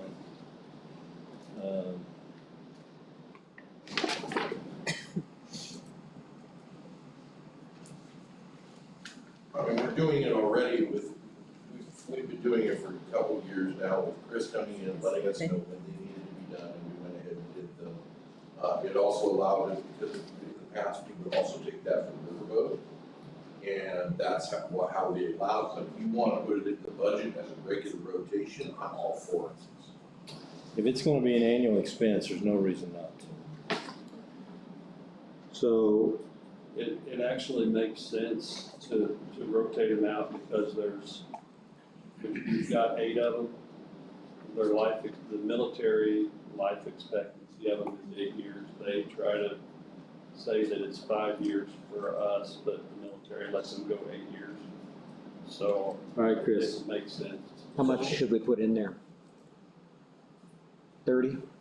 No, 27.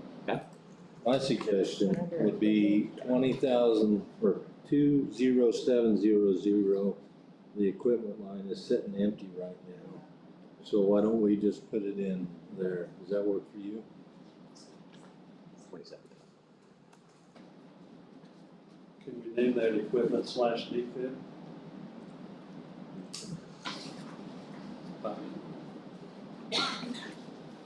Madam Auditor, are you good? Yes, we can.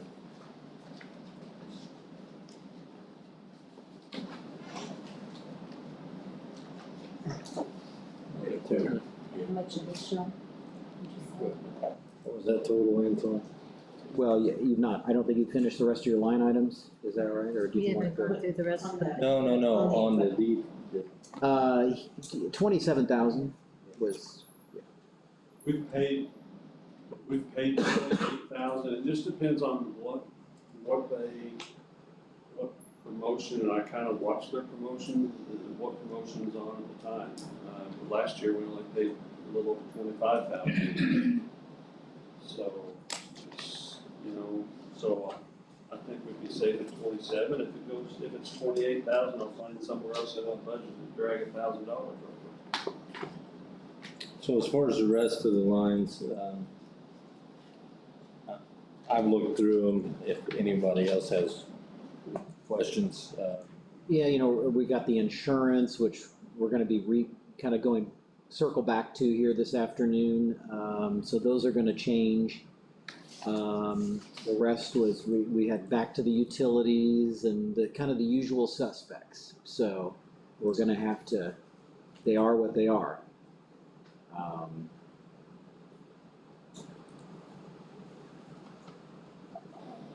Does anybody have any more line item questions?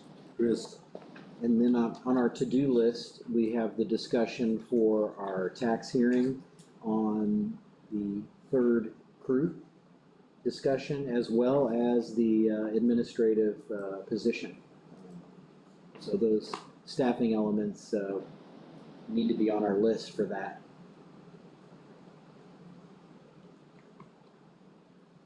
That meeting is on the 26th at 7 o'clock. April 26th, or I'm sorry, August 26th. We'll start with that. I keep saying the 22nd, 26th. Okay, so the bottom line I've got is 1,618,736.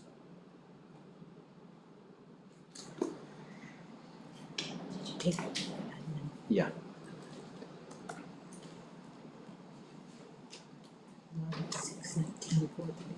Very close. What did you have? 1,619,436. I'd like to say as a department that's lost 2.5 employees this year, I totally support a Or full-time $700 off. administrative staff. Or at least consider a part-time.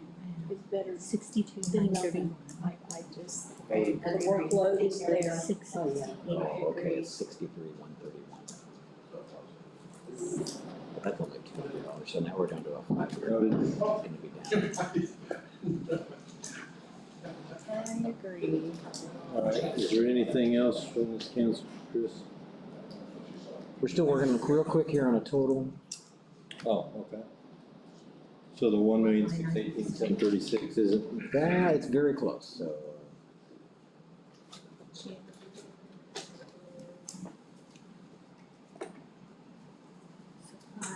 I bet it's 2,000.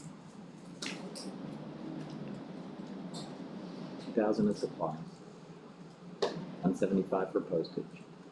12,000 for 45,000 for clinical supply. 48,000 gas oil. 4,800 for tires. 1,500 building and structure. 22,000 repair. 4,000 garage. 3,500 uniform. 2,000 janitor. 72,000 contract. 100 printing. 3,000 training. 100. Not 1,000. 100. So printing, what number do you I have? got 1,000? 1,000. Okay, let's put that in.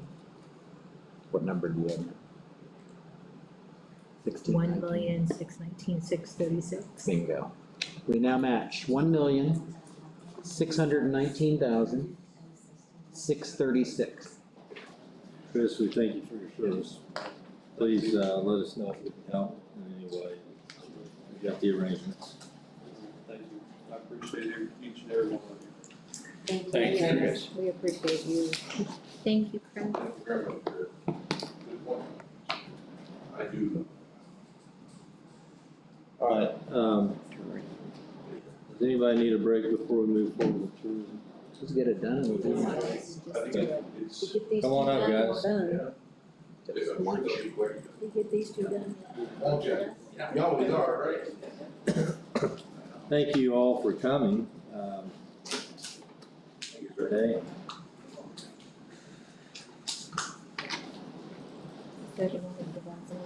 Economic development, tourism.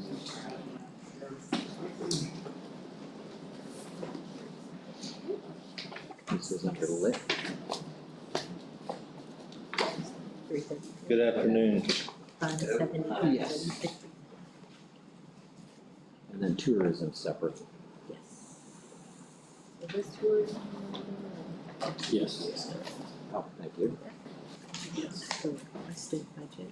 We would like to briefly talk about our activities this year and take any questions that you might have about our budget proposal. So we continued our traditional promotions and advertising of the county that we do every year. But I wanted to mention that we've also started some new initiatives. We've created a new website for visiting the county. I passed out a preview for you to look at there. That's just a screenshot of a couple of pages of it, and like the Explore page, for example, there's a lot more on there than what's shown in the printout. I just wanted to give you a sample of that, and this will replace our old website. And this website is, we try to make it very aesthetically appealing, to try to attract visitors to the county and have them spend their money in our county. So, it has shopping and dining, places to stay, major attractions, outdoor activities, things like that. And it will be ready to go live in about 2 weeks. In fact, it's pretty much all done. We're just looking at a new domain name for the website. Some other things that we've done, every year we do TV commercials with WTHI, ETHI, that's the CBS and the Fox affiliates in Terre Haute TV stations. This year we expanded that to WTWO, NBC, and WAWB, ABC. These commercials are designed to attract people once again to the county to visit us and patronize our businesses and visit the state park and places like that. We also were featured in the segment on Destination Indiana, which is on WTWO and WAWB. That was about Cataract Falls, and they interviewed my assistant, Allison Staples, who did a really good job of that. So if you get a chance, you might want to check it out on it's mywabashvalley.com. And you go to the news section and then down to Destination Indiana for the video. We're also working on a TV commercial in Indianapolis, which in the past we focused on Terre Haute, which we'll continue to do, but we're working on opening up Indianapolis, which covers quite a broad region that will reach, the counties around Indianapolis as well to attract visitors to our county. We've also, we have some new initiatives in print media as well, like Terre Haute Living Magazine. We've had some ads in there. It has a circulation of about 7,500 copies a month. So it has, a good distribution, a good reach for our county. We've also advertised in Bloom Magazine, which has a circulation of about 12,000 copies each issue. And then, we've continued our other things that we do each year, like the state travel map, the state visitors guide, the state festival guide. Most of print also has an online version as well. And then, as for the budget proposal, there's some minor decreases and increases in some of the categories, some of the accounts. The only big change would be contract services, which we reduced by $5,000 and transferred it to advertising to try to open up some new opportunities to really promote the county, attract visitors through some additional online TV and print advertising. And the reason for that is, the way we contract out work fluctuates from year to year, and it's changed some over the years, so we felt like the reduction in that more accurately portrays how we'll spend that next year, and that, an increase in advertising would be, more beneficial than keeping that down in contract services. We would be glad to answer any questions. You might mention our businesses signed a new lease. Oh, yes, that's a good point, Mike. So, as you all know, our community bank is being acquired by Crane Credit Union, and we sublease our office and visitor center from our community bank. Crane has shown a strong commitment to keep, their office downtown that they have right now, and they want us to stay there as well. So we've signed a new 5-year lease with Crane, and so everything will stay the same. We'll keep our visitor center in the lobby and our office in there, and so that's been working out. That's great. So, any questions that you have, anything that you want to discuss on the budget, do that. It's just contracted, there's a total.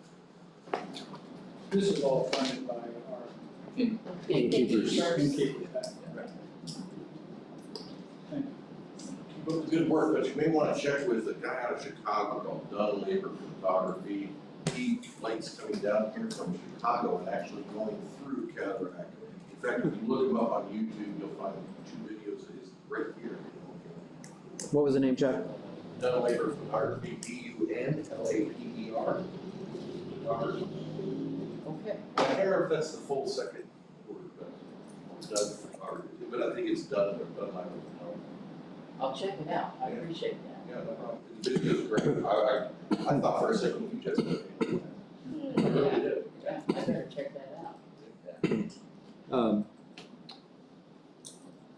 Before you guys go, I just want, while you're all still here again, thank you for accommodating us yesterday. I appreciate it. Gives you a little break. Is there any other questions? Yeah, my only suggestion is instead of, we've got the 95,400 total. Instead of it being on the unappropriated line, and Jim, might be a suggestion, is we want to try to get things out of unappropriated lines. So maybe we should put this in like a contract services and whatever appropriate line number would be for that. just for our purposes, accounting purposes, what number would that be? What's contract services typically?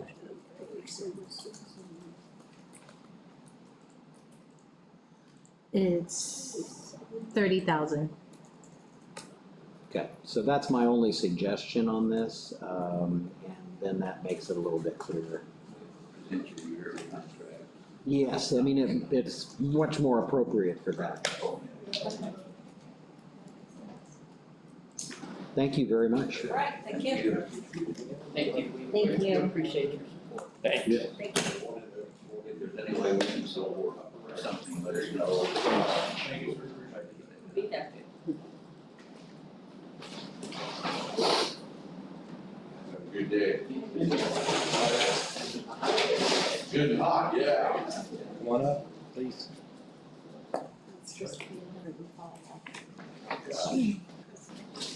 Eat outside? In the sun? Potato salad. Ugh.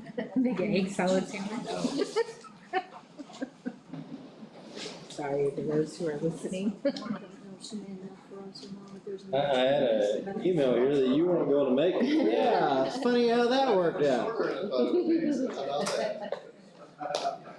Do you mind if I stand? Oh, go ahead. Okay. Whatever you're most comfortable with. I didn't know your son was an EMT. Mine is too. What's your son's name? Kevin.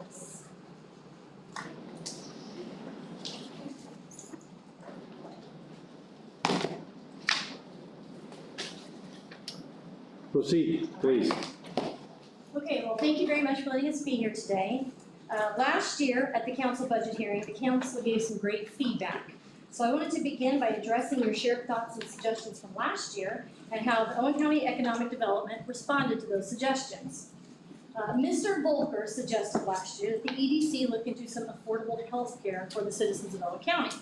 So with that in your packet, you'll see that we did some research and we discovered that Proactive MD offered a chamber healthcare plan at affordable only $60 a month. Now, even though that isn't completely comprehensive, that is definitely affordable to a lot of people here in Owen County.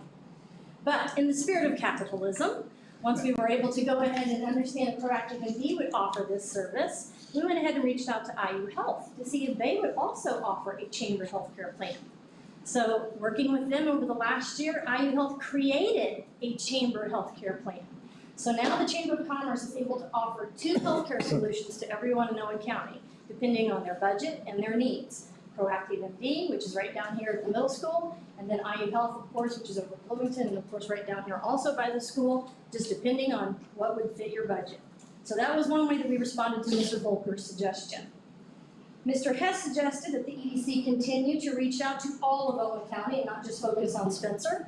So in taking that into suggestion, the EDC continued to partner with our community leaders and we expanded our Back to School Expo. So we did an additional 100 backpacks and we were able to get more supplies and more backpacks out to the families throughout all of Owen County. And then we did a Back to School Expo parade down at the fairgrounds, which the fairground helped out us with a lot. And that was such a great hit that we did that again this year. And we just continue to see more and more people come to that event. Also, the economic development closed out the Owen County Bridge Grant Program. We were able to receive $250,000 from Okra to distribute to all businesses, whether they were chamber businesses or not, in $5,000 increments. Basically, it was just a grant to bridge the gap that COVID created. We were able to distribute all of those funds, and we were able to help out 56 businesses, retaining 272 employees, of which 261 of those were low to moderate income employees. And then finally, also the Chamber and the EDC are leading the way with the comprehensive plan that will intentionally reach out to all of our county to have public meetings and also different forums to make sure that everyone in Owen County's voice can be heard as we continue to develop a plan for the growth of Owen County. And finally, the entire council suggested that we continue to look at rural broadband for Owen County. Well, at last year's hearing, I came before you and let you know that we were working with SCIREMC on a grant for $800,000. Well, not only did we receive that grant, but we received a grant for $3.5 million of broadband construction here in Owen County. And then we continued to work with our town and our county, and we received broadband ready designation from the Lieutenant Governor's office. And just recently, because we were able to do that in December, we were able to make an announcement with the Lieutenant Governor's office, and this is in your packet if you would look. Literally 3 weeks ago, we were able to announce that by the end of 2023, every single person living in Owen County is going to have access to high-speed, affordable internet. That means every single person. That is a massive victory and will be a several $1 million investment into Owen County.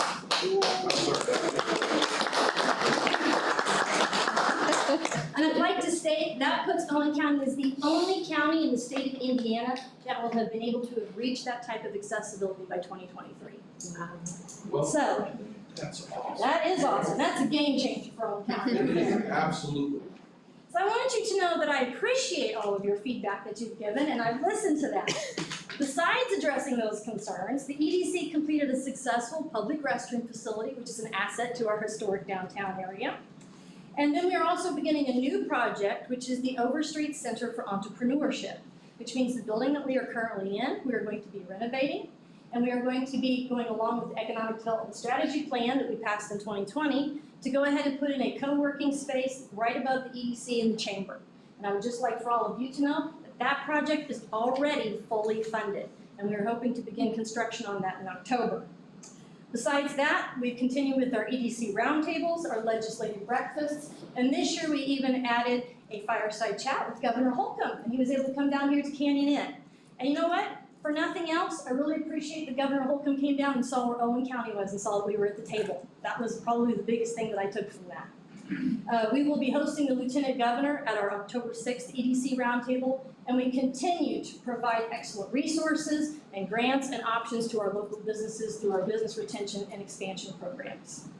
So I will not go on, even though you all know that I could, but it is my intention to show the County Council that the $65,000 that you gave us and were budgeted to our account had a return on investment in this last year alone of $3,316,700.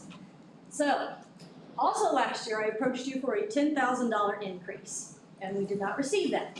But one of the last things the council told me was, Marcy, come back next year and ask again. So guess what? I am back again, asking again, and those were your words. On that, Very good pitch there. I remember that. Well done, well done. Oh. Well done. I can't add much to that at all.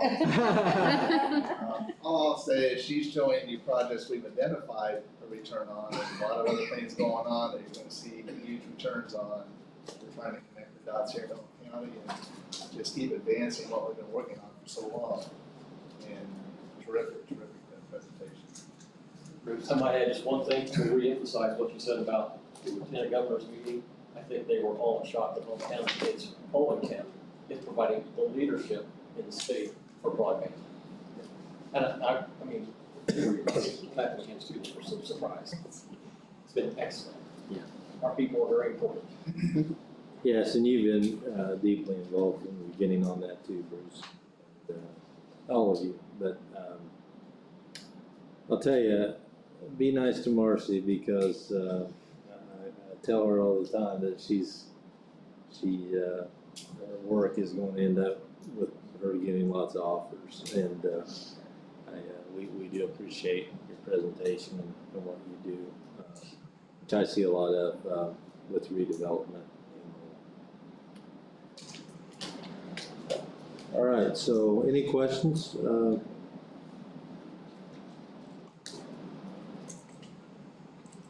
Anton, you numbers? So you're requesting 75? That is correct. Okay. You go round it to 80, that's okay.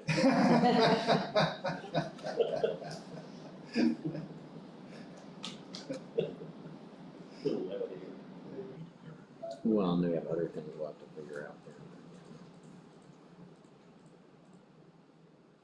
That's all their part, so.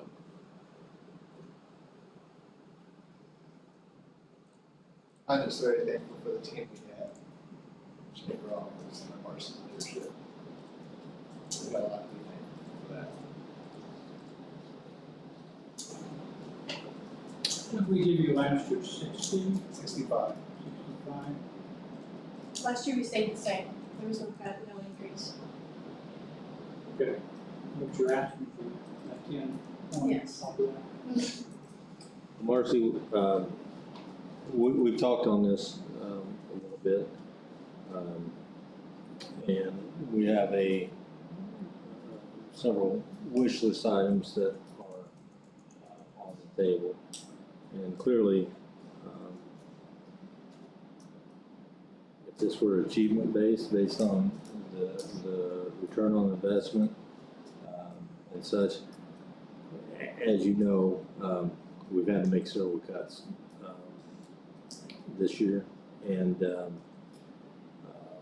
we're gonna work this afternoon to put some numbers together, but the bottom line is, if any of you have a proposal, make it, but, I'm gonna recommend we take it under advisement, at this time, on the increase. I appreciate it. I agree with you.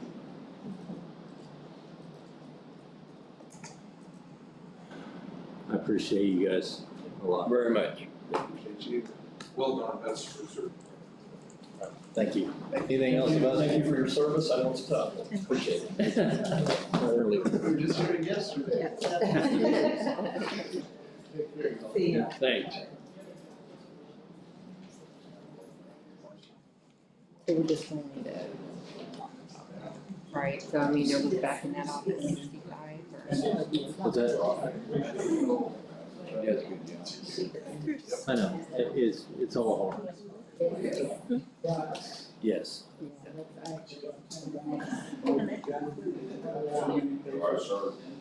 think another year.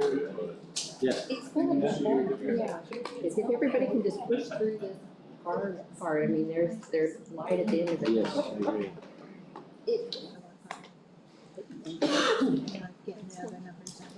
Okay.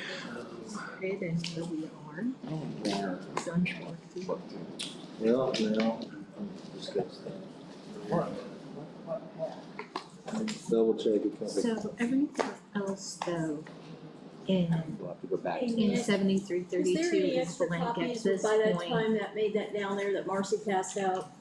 What copy of this? In regards to Yeah, Was there? you can have this. Oh, I've yay, bless your heart, thank you very much. How much This should be everything. needed on consolidation? You want more? Well, we should We take just one, need one and then get for the back, record. and, we need to figure the rest ahead, we need all the group insurance, utilities, we do all the loose ends, so, and that won't. Andy, Hello. you're still, Are we still officially in a break? Yeah, we should break for lunch. Yeah, what time do we wanna, it looks like we're through, maybe 1:30 would be better. All right, listen, folks gotta be done, folks. It's gonna be best that everybody gets something to eat here, so, 1:30. back at 1:30.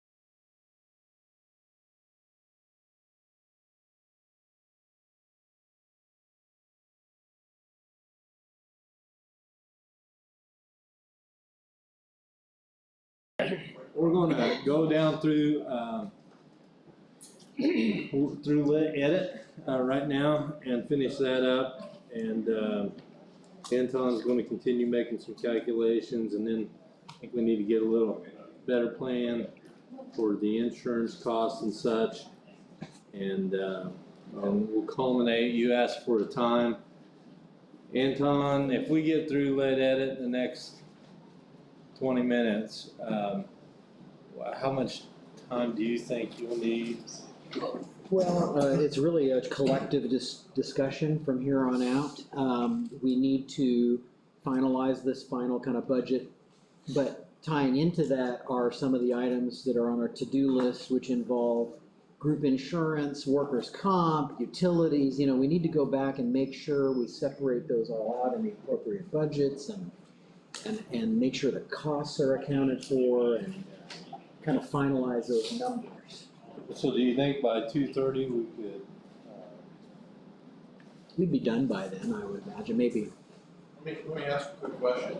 The numbers in the group insurance and where you're gonna put them as far as line items, once you should already have a total, is that not? Well, we need to go over that, but yeah, Jim has several memos that he's put together outlining costs and some ideas and things, and we need to kind of review those. Jim, is that okay? It'd be nice to just kind of dissect those. I've got several up on my computer. So workers' comp, Jim, workers' comp, insurance and utilities. So it's my understanding we're gonna reconvene on those once some organization is done, and you're just gonna take them out? No, We're gonna keep them in for now. we need to get this hammered down before we go. So, Okay. and there may need to be some follow-up, but we need to get the general numbers in here in the appropriate places before we're done, in my opinion. All right, with that then, let's hit lit edit. Anton's got, there's not one in our budget books. If you just wanna go down the line items there, Anton, we can. Yeah. So the first item in lit edit, now remember the revenue source on this is the 0.3% tax, part of our lit rate. It's been the most solvent and the most balanced, and it's really in pretty good shape. So contractual services is the first line item. That's what economic development was requesting and talking about earlier before lunch. We've had 65,000 budgeted for them. They're requesting 75. So if you want to put that on hold for one moment, that's that line item. We have the rotation of EMS vehicles at 120,000, and we also have the rotation of sheriff vehicles at 120,000. And there really isn't any proposal to change those. So, I think we leave those. and that's where they should be. And so those could be pretty easy, other than, has the actual costs been accurate? That's what I was getting ready to ask, Yeah. because you guys kept talking about he didn't get his rotation this time. But there was $120,000 approved by the state in his Right. rotation vehicle. It is in this year's fund, and so was the sheriff's. Yeah, and I think that the sheriff and Chris were both trying to help by delaying purchases just to give, keep the cash there unspent, just in case there's some kind of an issue. But I do know that Chris in particular did not buy an ambulance this current, or I don't think it was 2020. He didn't buy anything in 2020, so that stayed in your cash balance. It's already halfway through the year now, and if you order one, he's not gonna get it anyway till the start of the year. So it's likely that there won't be anything spent in this current year, which again stays in the cash balance. But he's gonna have to have an ambulance. We can't wait any longer here, and he's entitled to that, in my opinion. So I think we need to leave the 120 in there, and he needs to act on that. He also talked about his supervisor truck, as he refers to, is having a lot of mechanical problems, and it's becoming more and more unreliable. So there may be. Remember, we put in a transmission in 20 years. Yeah, and there may be this need to where we're gonna need to spend 40 to 50,000 probably towards one of those. Now, that's not an every year thing, but this is the time where we have to start thinking about that. Well, you remember, and this, for some of you probably weren't on board, but we talked about it every other type of year or 2-year program for, now I'm losing the word, rotation, thank you. And that was discussed about the supervisor vehicles were to be added. Yeah, and the big technical challenge with the supervisor vehicles is that each one lasts for more than what an ambulance necessarily in that rotation, and so it's tough to take up the budget for that when it's not always gonna be spent, if that makes sense. That's the problem we have. Yeah. Okay, so Anton, I've got EMS rotation, I've got sheriff rotation. What was the first thing, 75? The EDC. EDC. Okay, economic. I think, Yeah. I think, given the fact that, you know, you've done some things that have shown progress in certain other offices and certainly in discussing everything. And given the fact that we haven't given EDC anything for a couple of years, I think, what if we give them half their request, 5,000 instead of 10? Well, I think in light of some of the offices that we really cut, I know it's only 5,000, but I would rather stay at the 65,000. The 7,500, you mean? Oh, 65,000. Okay. You know what, I think we should probably go through all of our obligations and Anton, can we run through those really quick? Yeah. And then we have community grant program, 36,000. I'd like us to see us permanently cut that out. I don't think it's no longer sustainable. Now, ARP money can be used for community grant and service related. Well, I tell you what, So, community grant sure does help the. Listen, partner, you ain't telling somebody who don't know it. I mean, it's helped the community, excuse me, community center many times. Yeah. But the reality is, unless there's a self-sufficient funding, we shouldn't be taking that out of the general or lit. So let's go through the rest of the lit obligations. Community grant, 36,000. Let's make it 0 for the next year, please. Let's go. I'm waiting on Anton. Is that it? It's open for discussion. Is that all of them? Oh, the rest of the line items? Oh, I'm sorry. I didn't know that. I thought we were going through. No. Group insurance, which we're gonna be working on. We used to have loan payment for storage units, now that's been paid off, so we've got an available amount there. And then we have our loan payment for the REMC economic development, that's at 125,000 currently. And that's gonna be needed until, I believe, mid-23 or somewhere in there. So that's gonna stay, but, those are the only items that are kind of on the radar at the moment, but think about group insurance, you might want to break out to where you have group insurance and then you have all other benefit, so that we can track that better. Because group insurance right now encompasses a dozen different benefits related costs. Now, a lot of them are small and not a huge cost, but it's not all health insurance. And, and that's very confusing. Is that the direction everybody wants to go? We should break that out. To break it out. Yeah. I think to be able to track it better. Okay. And we talked about the clinic, and that's a specific cost, and that's a significant amount. So maybe we should have a line item for the health clinic, and have group benefits, maybe group health, and then maybe all other. So maybe 3 different categories might be a good idea to break out those costs. Now, the aggregate total might be close or fine to work with, but the individual amounts, we need to kind of break those down. So the way it is now, the 445,000 in group insurance, I mean, that's not all of the. Right. I mean, that's not all of the group insurance, so what portion is? So when you take highway and you take the probation had a little bit, health, reassessment, if you take those other funds that have specifically have group insurance in them with those dollar amounts, really what's left is put here.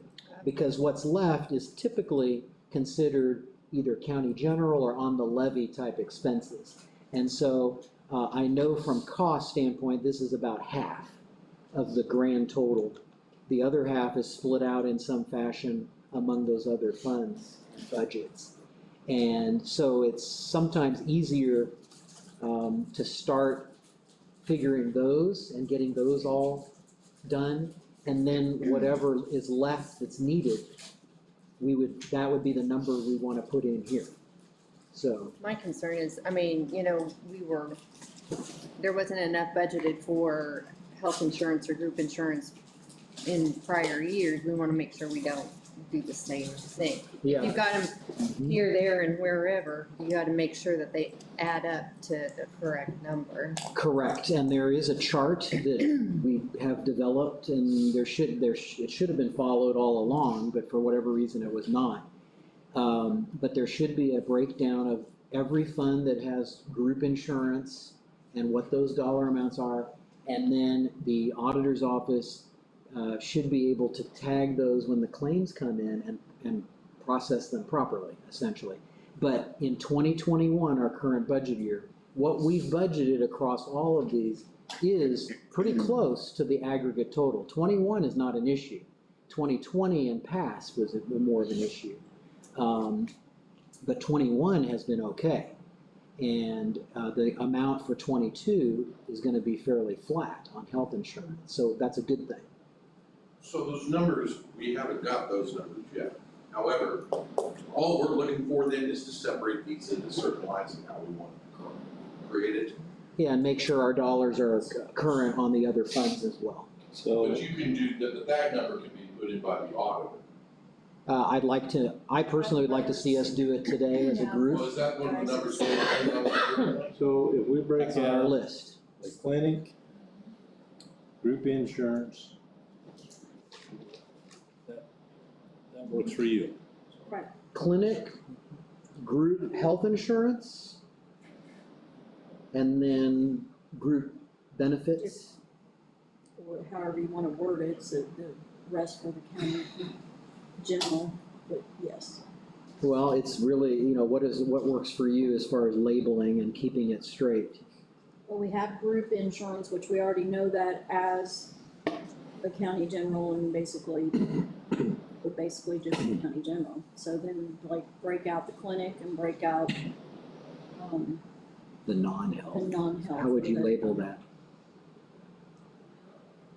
Difference between levied non-health, non-levied health, how, Can we change the group insurance label on 3,900 to group health insurance? Okay. Add the word health in there. So all of your 39,000 line items that appear in those budgets are going to be group health insurance, and that's only going to be health. And then have another line item for the health clinic, and then have another line item for group benefits. And that's where your life insurance comes in, disability, those kind of things. Is there anything else? Now, is the group insurance the other supplemental insurance? Does that fall under group insurance? doesn't that come out of is that the 5,100 or the 50? Well, they're 5,100. Like your Aflex and your AULs. Right, all of those are coming in, and they should be paid in a variety of ways. I'm saying, because I mean, there's still over $300,000 left in there.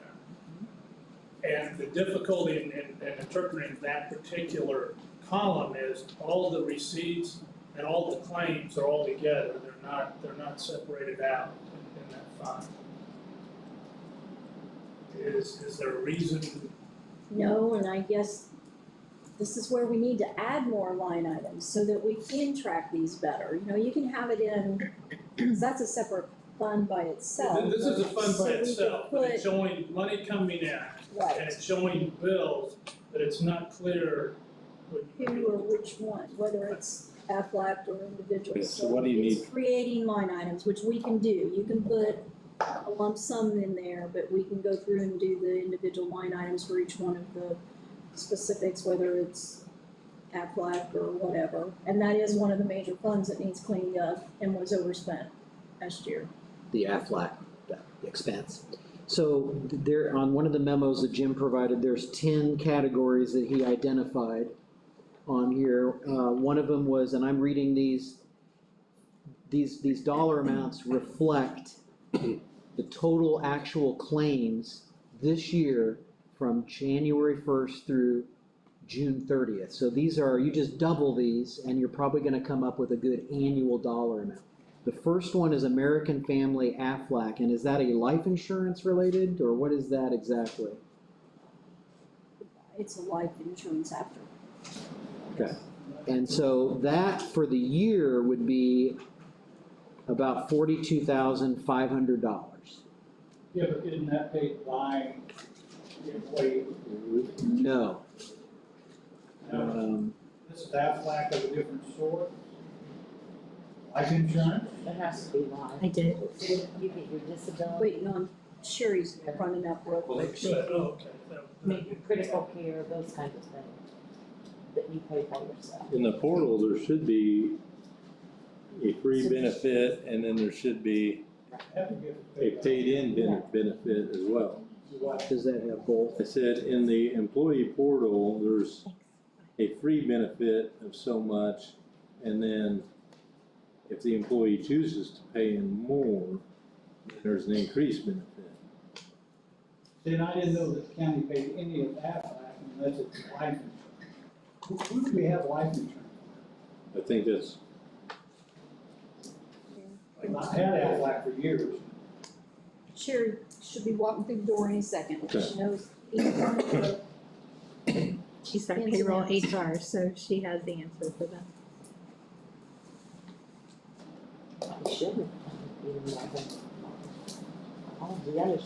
While we're waiting on her in the 50,000 Yes. series, the unappropriated, in the lit fund, those are actual expenses, and those have always been paid from unappropriated. That's how the state says to pay them, and therefore, town of Gosport, town of Spencer, those are the funds that come in, and that's where those are just paid out of. So those are actual, They're just- that, you know, if we wanna put them in a different line item because you don't like it named unappropriated, cause that's what Jim keeps saying in the unappropriated line item. So if we could label them different so that we know, you know, town of Spencer's getting this and town of Gosport's getting that. That'd be good.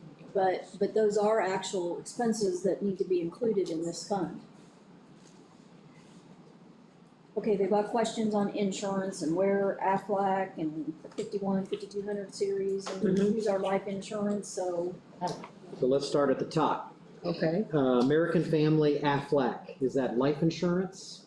yes, it's like short-term disability, and they've got a cancer plan and another plan, like cardiac and Critical that kind of thing. So the next question is all of that, or is part of that employee optional that they pay for extra, or is it Yes, it's part of it? extra. All of it is extra? Yes. Perfect, so we wouldn't need to, that's not on You don't us, need to write it so that's a good thing. Proactive MD, that's the clinic, we Yes. are covering that, and the annual for that would be $106,650, give or take. $30 per employee. Yeah, so that's something that's county paid.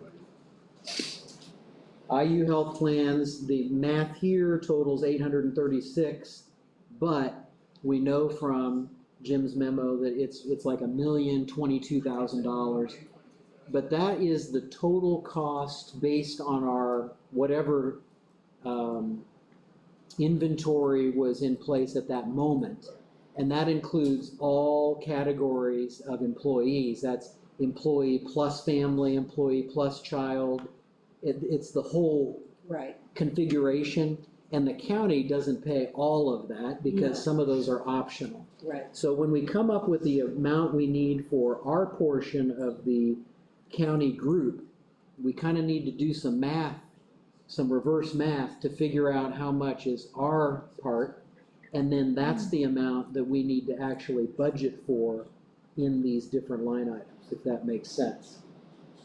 AUL, is that also like a life? It's both. There's the county paid, which is 15,000, accidental death and life, term life. And then there's voluntary as well. So the total on here is gonna probably be $67,000. Of that, how much of that would be the county's obligation? $2.55 per employee unless they get above a certain age, and then it starts going down. So $250 for every full-time, $2.55, yes.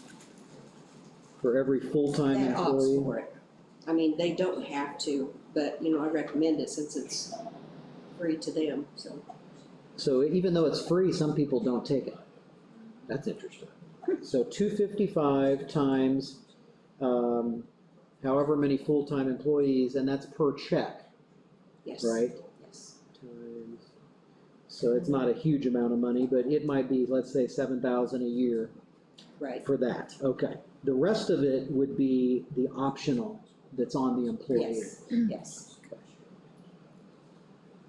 How is dental paid? Is that a separate bill, HRI dental? Yes, it's separate. Health resource. It's all separate, yes. Humana is the vision. Right. Yeah. So in addition to the group insurance, there's still dental and there's still vision. Yes, yes, So Lincoln Investments, yes. that's only like $800 couple a year. people, Is that all optional? Yes, Okay, so non-county.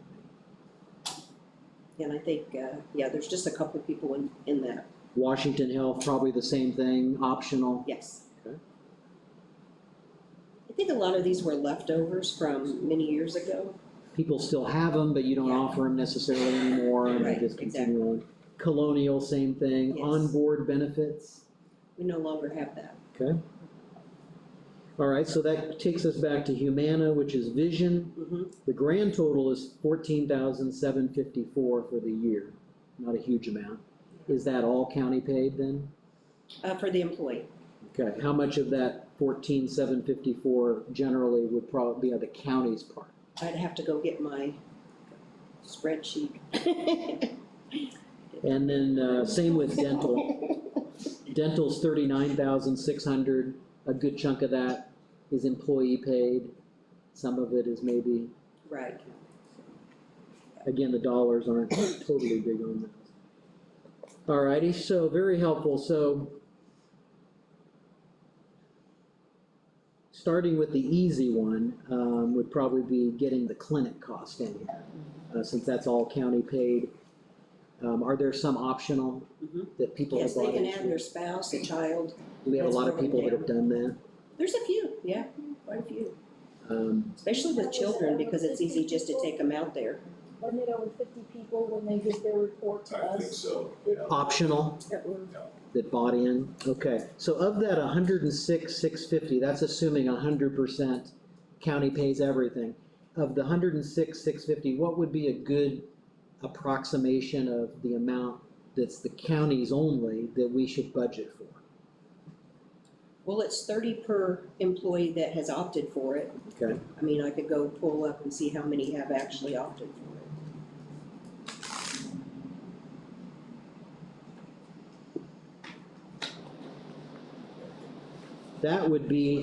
that'd give us the number we need, the Yes. exact number. Again, give or take depending on changes in employees, but, let's get that number. Okay. That's one of the items we'll need, And then break down on the different insurance amounts for the employee. yeah, basically, any place where it's a county paid, the part that we pay. Right, The rest of it is just a pass-through from payroll deduction. yes. And that we're really not, that's not our responsibility, even though it's a part of the contract and the Right. payment. But we wanna make sure that any part that's county paid, we wanna get those totals and then start to plug those numbers in. Okay. And the list of the outside. Everybody that we pay, we have that list handy when you bring that back up too. So like where you pay from like health, highway, and all those. If you do have a breakdown, That list, that breakdown That'd list. be helpful. Okay, okay. Yeah, we can let her work that on that. Yeah, I'm for that. I think that this, community grant stuff is going to take a few minutes to get through, so I'm just Well, let's do that next while she has a chance to numbers. All right, so Thank you, Sherry. Thanks. You're welcome. currently out of lead edit, we obligate, $36,000 to community grants. Chuck, I think 2 months ago, made a motion to cancel that, and then you've explained today that you feel like we should continue on with it. So I'd like to hear how the rest of you guys feel about it right now, and we'll, because I know it's a matter of debate. I think Chuck said something about freeze it for 2022. Yeah, remember, we couldn't do it for this year because they'd already been handed out for this year. We were gonna handle it for budget hearings for next year. Yeah, and If we do that, that means that we would not have a process at the end of this year of taking in the applications and handing it out in January like we normally do. Or February. yeah, so that's a good point. We usually solicit folks in September. Find out how many applications we get in October, and then convene, which you've shared, I think you and Nick. That, and then usually, well, I think it's February though, I think. Yeah, February's correct, but nonetheless, I think, given the fact that we've done quite a number of other general cuts across the board, I think it's reasonable just to kill it for a year. I personally would like to see it go away forever, because, especially since we're probably and likely going to end up with an increase in the PASAP or PSAP. I think for a minimum of 1 year, possible longer. I have no problem with that. I would agree with you. Just put it on freeze for a year. 1 year? Yeah, sounds good to me. I would rather just see it cut maybe 20% and keep it on the books, but whatever the majority decides. What does it usually go for? I mean, what types of things? Yeah, great question. That's why I want to go through the days, because you're Well, for new. example, in community centers over the years, I know for a fact, because I was chair of that board for a while, that Patricksburg Community Center got a portion of their roof paid. Owen Community Center got a security camera system plus a water heater repair. Gosport Fire Department got some. Spencer Fire Department. I can't remember what they got, but everybody gets something. So, The humane. Well, that's what the purpose was And the to fair begin with, to help. the Fair Board, the 4-H Council, the Humane Society, Freedom Community Center always does one, Q-Not, Patricksburg. Then Owen Valley Sounds is a youth group that pays for instruments and does things for kids. I will tell you, I'm not going to argue the point because I understand. My only thought on this is it is hard sometimes when you're doing things that help children to put a price on, so if it affects 4-H activities or this Valley Sounds or whatever, it's hard to measure sometimes how that made a difference, but I understand. that's just for me to work out. But look, I'm not saying anything about this, but 4-H is a statewide and portion Midwest group. It is not without the ability to raise funds, as unlike some of the smaller places. So when we give out $8 grand or $10 grand a year to that every year, because normally it's 10 grand to Humane Society, 8 grand to 4-H, 8 grand to Fairground, whatever it's been for the last 10 years. I get that, but I mean, let's look at the reality here. This is tax money we're taking from the people, and we're deciding where it's gonna go. If they wanna help, if somebody wants to help them, then heck, let them open their wallet and let them give it to somebody themselves. But don't, it's not forcing to hand out money. Yeah, so I'm not arguing, I'm just telling you some things that go through my head. Yeah. And that's all. Can I just give you some parameters? It's nothing to do about the grant, just the idea of the money. As of August 2nd, in the lead added, there was $888,000, a little bit more. Last night, there was an appropriation made of $800,000 out of lead. Last night, it is most likely, in my best opinion, that entire $800,000 will be expended between August and December. It will be gone. This is one of those categories, and I know you get sick of me just saying the same thing.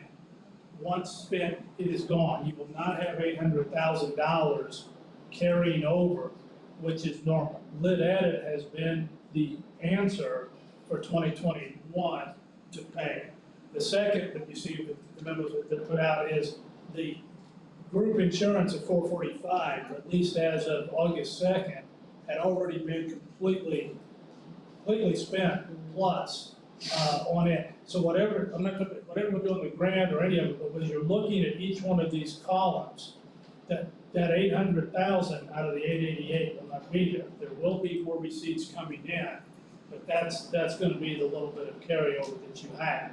If you would have asked me to come in here the very first day and said lit edit, there's another approach to lit edit, which is pure lit economic development, meaning that 25% is what's spent, let's just call it bills if that's okay, but 75% of it is dedicated to capital. The commissioners make a 2-year plan.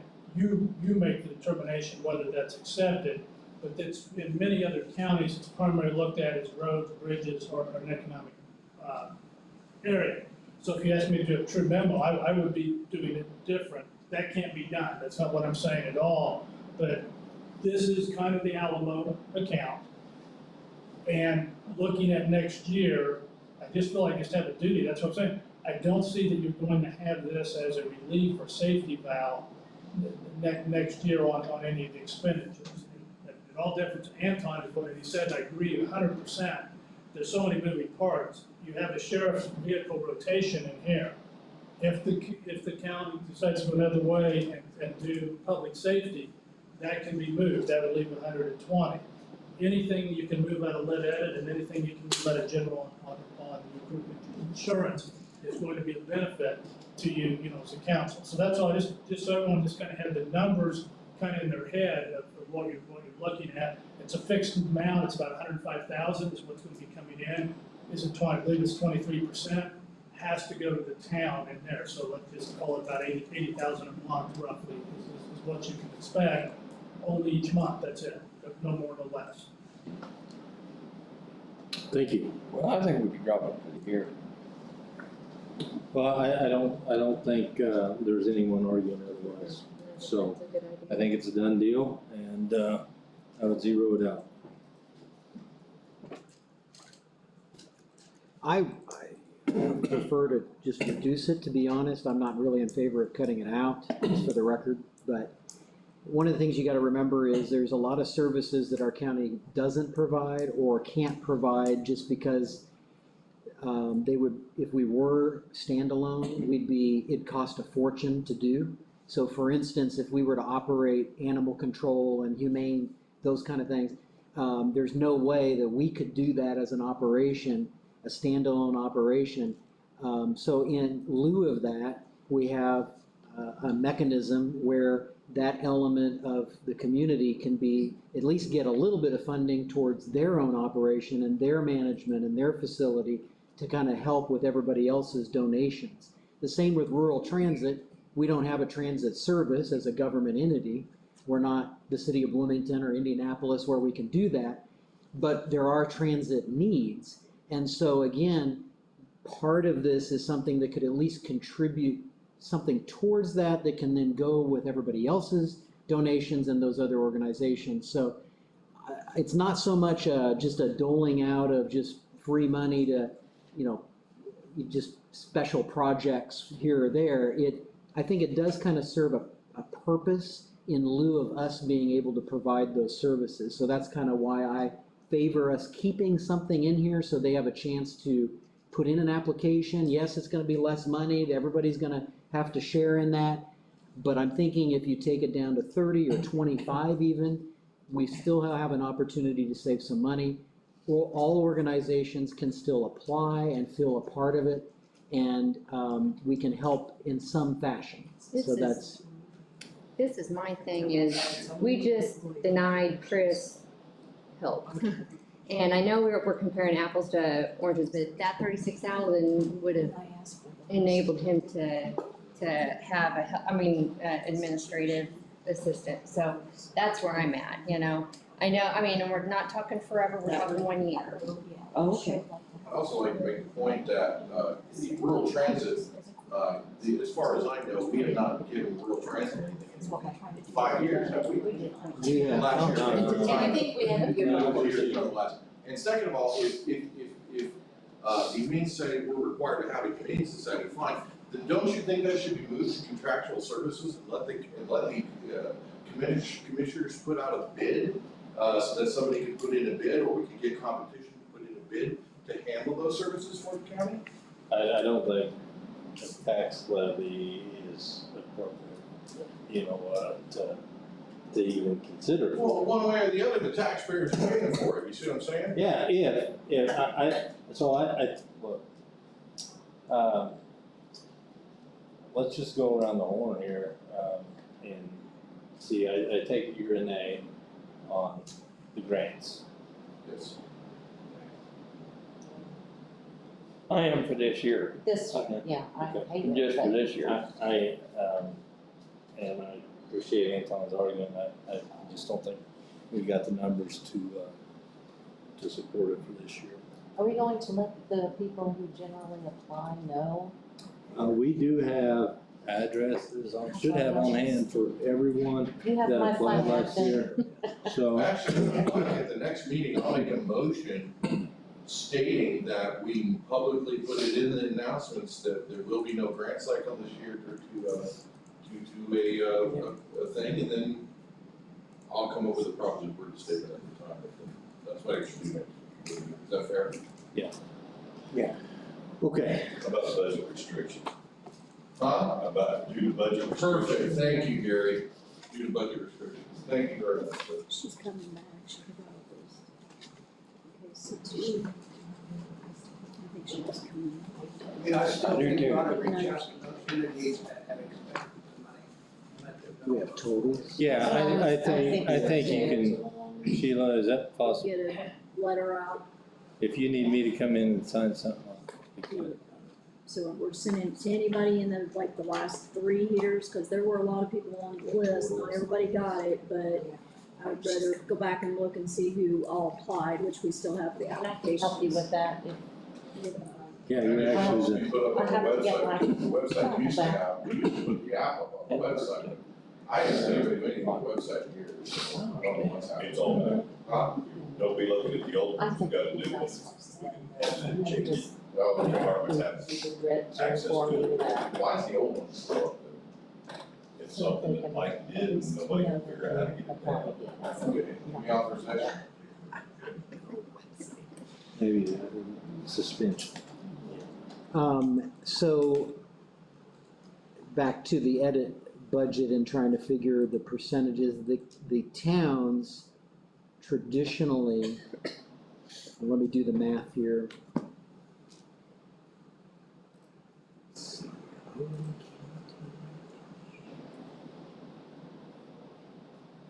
And this is another one that I would like to, again, one, it's an unappropriated, and if we keep it there, then we're gonna do a second unappropriated and do it so that we have a quick reference of what's town and what's county, just like this, happen to go through and total. Yeah, that's what I'm figuring. So revenue for the fund would be the full gross amount then, because you can't, Right. we're not gonna give that up. So you gotta have that number on the back end. But then within that, we're gonna budget out for the town of Spencer and the town of Gosport. The rest would be ours to keep. And so for the current year, if you add up the distribution that went to the towns, Because it's got it was 21.16% of the gross total. So the new, at least the initial projection for this year, is a little higher.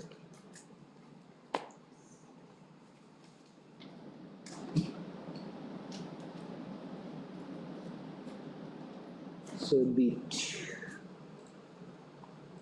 for the towns, this is both combined, we should then put in 273,758.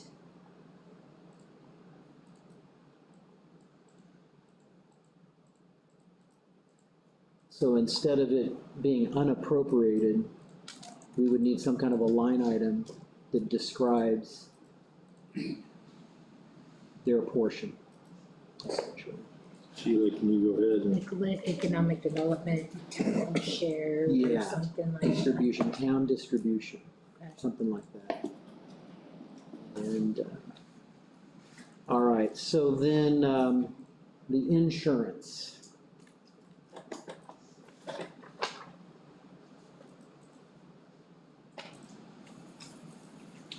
Did we come up with a dollar amount yet on the health clinic and the employee-only county cost?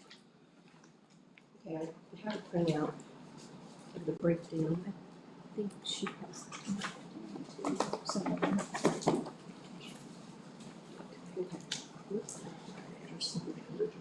So this is the amount for the insurance, which covers for the employee per pay, $264.86 per pay, with a total of $529.73, and that's medical, dental, and vision. So it's 264.86 times 26 pays.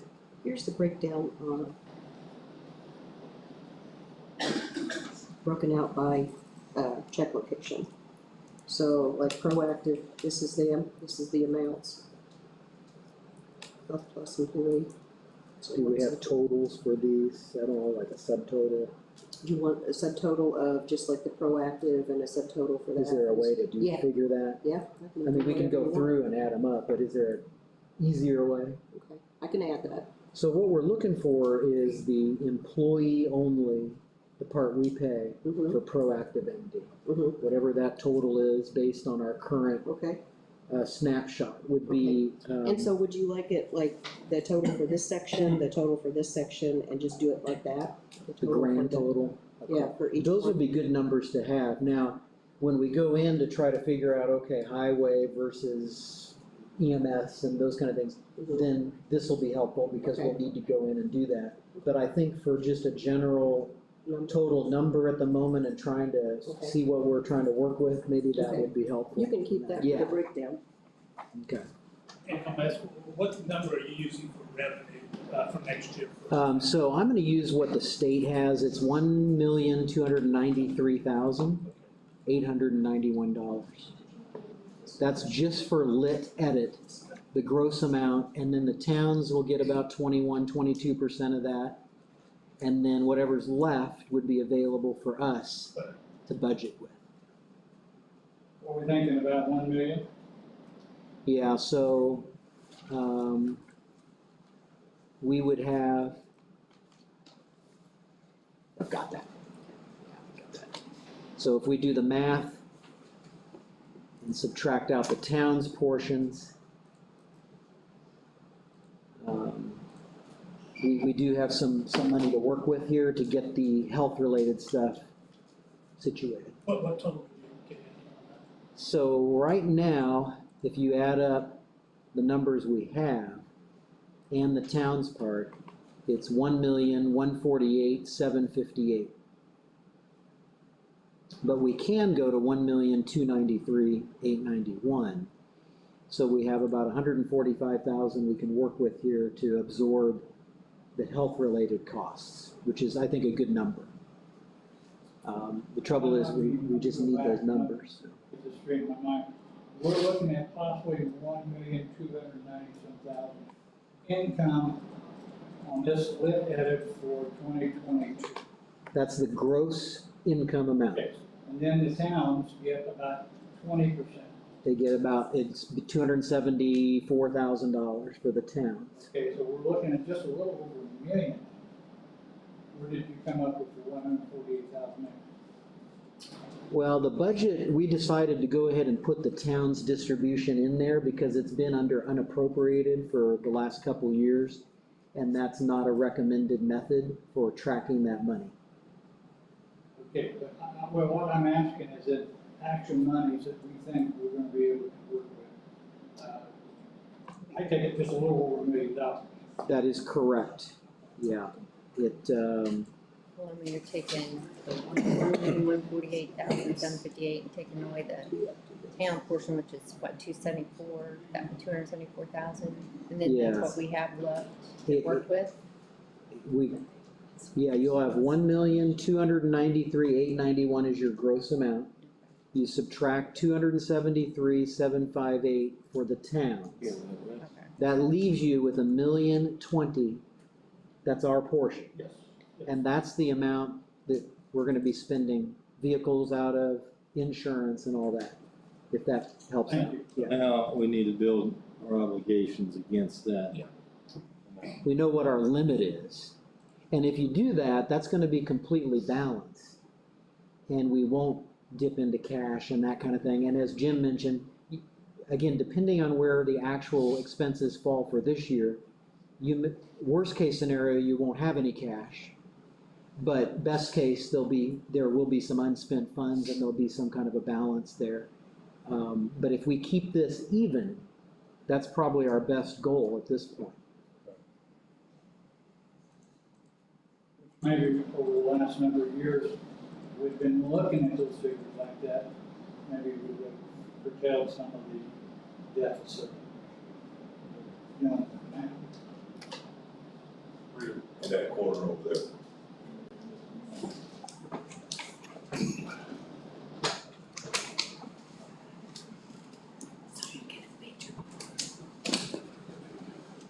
Sorry. You're fine. it's so light. And you're thinking this year, that added, it could be a while. Yeah, so the concern, Nick, I'm gonna ask you a direct question. 888,000 in there, 800,000 already appropriated. May have to dip whatever, could be more, respectfully, I would say look at zero. You have $1 million then projected to come in, taking out the town, get rid of that. You add up 75, 120, 120, 445, and 120, that leaves you about $115,000 left to work with for this year. That's it. And that's not changing any of your other accounts. You may want to do that. Two things. 115, it's stupid, I know, but 115 is not the $1 million that you normally had to bail yourself out as a group. It's not going to be there. And if you add the 115, which is, you certainly could, you are looking at the possibility of getting this at a true zero. I mean, not only would there not be anything to use, but this would all be exhausted going into January 1st. Not saying that's a bad thing, I'm just kind of eyes wide open, look here on this one. The question is whether to obligate it or to bust it. That's what I'm saying, I'm sorry, what did we say? 115. Well, just a rough estimate, if you take the 1 million You take out 75, 120, 120, 445, and 125, that leaves you the ballpark of 115,000 unappropriated out of that $1 million. So 21. 22. So 22 next year. Next year. Next year. Next year. This is all next year. 21. He said count that as 75. equal. I'm 22. assuming that's the economic development. Yes. Is it 75? Whatever we got to work with, we don't have no extra work. Well, you will not have this safety valve in 2022. Right. No, it's from our office.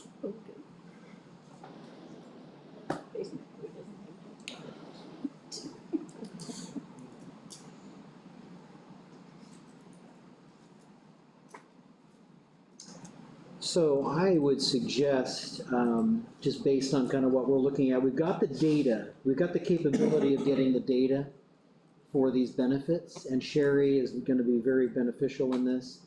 But I think that, it's not gonna be something that we're gonna necessarily be able to kind of hammer down today.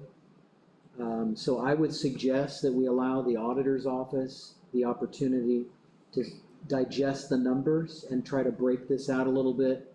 And we can then essentially come up with a report, maybe for our August 26th meeting, where Jim puts together one of his fabulous memos, and then, and then charts this out, kind of moving forward. Because for instance, like dispatch it has its own budget. And I know, because it's in a nice, easy to figure format right here, that there's 10 people, it's $30 a paycheck, and so the clinic for them would be $7,800. So we put that in the clinic line item in the dispatch budget, and bam, there's $7,800 done. And then we go to highway, and we figure theirs, and that's done. Whatever's left goes into the line item here in edit, and then that's done. So you see where I'm going with that. And we'll do the same thing for the health insurance, and then all other benefits will be in that final line item. Okay, Does that sound like a good plan? do we want to give them the same opportunity on utilities? So then on utilities would be even messier, but we need to give, I think we need to give the commissioners and the auditor's office, Jim, an opportunity to dig deeper, because it's not just, I don't think it's gonna be as easy as running a report. What the jails is right now? Yeah. The only one that I broke down, it's gonna be about $115,000 ballpark. That's total utilities, including cell phones. Kathleen knows hers. I know mine as well, mine's about 16,000. Yeah, they figured hers out yesterday. I think what we'll, to keep, instead of not have any confusion working through it, is go ahead and keep that data. And then I think we'll just allow for like a full report that breaks everybody down together, and then we can go in, because I'd hate to go in now and then we either talk about it again or we miss it. I'm gonna base this speculation on the 6 months of data that I have. Yes, that'd be good. Does that sound reasonable to everyone? Absolutely. You want the same That's why I was asking one? earlier, I think the methodology, we needed to talk about that today, but I think as far as nuts and bolts, I think we're to the point where we need to let them do it. And then you want to do the same thing with workman's comp and, Absolutely, all insurance, the yes. four main categories is that, so again, I guess kind of a lead in, or maybe we'll come back. Are you looking at if there's any possibility to move it out of the general fund? Is that the process you would like to look at? What I mean is, are you looking at 1151, your EMS, highway, sheriff's department? They would all need those line items, and we need to figure money for them. And I'm asking, in part two of the question, you have about 20 departments ballpark in the general fund. There's two avenues. You could break that down per department, but I don't know at this point if they would say, you've got to be kidding, or we just put it in one place with the understanding that's the 20. Yeah, I think that whatever's left that's not in those dozen separate funds that's considered general, that's where the commissioner's budget, they have those line items. I think that those totals would just be there for workers' comp, liability, And then the, I'd like to take utilities out of maintenance and put them into the commissioner's budget. It makes no sense that they're in maintenance. there you go, wherever that's needed. And then health insurance and those employee benefits are out of edit. Right. Because that's where we take it anyway. The plan still is to leave that in edit, at least for right now. I think we should, yeah, because we can't add it to the general. So, Okay, yes. so for proactive, there's 140 members and it's 4,200 every pay for the employee. 140 members and how much? 4,200, Times 26. That's your aggregate total. right. And that's pretty much on target. Yeah. Okay. Yeah. Okay. The county life insurance, there's 151 members and it's $371.46 per pay. 371 46, times 26, and that's the AUL? yes, And that's only the county's part. yes. Because they can opt into others, which is the One America, maybe you got listed separate there. Okay, got it. And then we've got some people that just take dental only, but they don't, like take the health insurance. And there's 7 doing that, and it comes to $63.18, That's county paid? yes. Ready? And then there's vision only, 5 people doing that. That's $17.05. 26. And then the health, all across the board, 122 members, $32,312.92. That's employee only, Yes, county portion. times 26. And you had asked the question about who has the clinic but has like additional people, children or spouses or whatever, there's 17 of those. So are we, this is just a technical question internally for the auditor. So when the money is deducted from an individual's paycheck for the optional, then each time you payroll's processed, part of your transaction work is taking that and putting it into like a holding or somewhere Treasurer's to work with, Treasurer's and then that goes towards the bill. Yes, It's due, and so I just wanna make sure that the county isn't paying that in the end, that it is those deductions that are passed through. yes, because I put Okay. it into a certain fund and account, and I pay it out of that fund and account. Got it. Okay, yeah, that's very helpful. Question. Yeah, they said you weren't on there, but I'm it not must on be. there. I'm on the clinic, but I'm not on the health insurance. Health. You can check on that and see why it's not showing up. And I got a deposit, which I don't usually get. Okay, I'll check into it. And there was 3 pays. Just to remind you all, we have Yeah, but I always come every 2 You may not want to put out months. personal. Oh, like a, Yes. Yeah, because see, Rob, I've got Rob there, and I didn't see his name at all. They probably took them. Oh, yes. We're live on YouTube, you may not want to put out any medical info, personal ones. Okay. We are live on YouTube. Yeah, I don't know what I was saying that I don't. and so your last Never checkup, when was that? I know, I Yes. There's Councilman, nothing. I ask you one question, if you look at here, the clinic by this group is about $109,000 a year. Is that a discussion topic or not a discussion topic? What No, you that's- wanna look at for this? So, Let's see, which one of those was the clinic? I mean, how many members did, how Well, many people do we have taking advantage of that? So it was, it's $4,200 per pay. I know, but how many? 140. 140, is that one? Okay. So divide that by 30, yeah, 100, it's based on 140. That is a good amount of county employees. So let me ask you this for discussion, does our health insurance cost and that element, does it benefit, are we benefiting in some way by having the clinic coupled as a part of the bigger picture? I mean, because the clinic is taking away a lot of first dollar cost that the health insurance isn't really seeing or they would normally get. And so wouldn't there be a collective benefit by having the combination?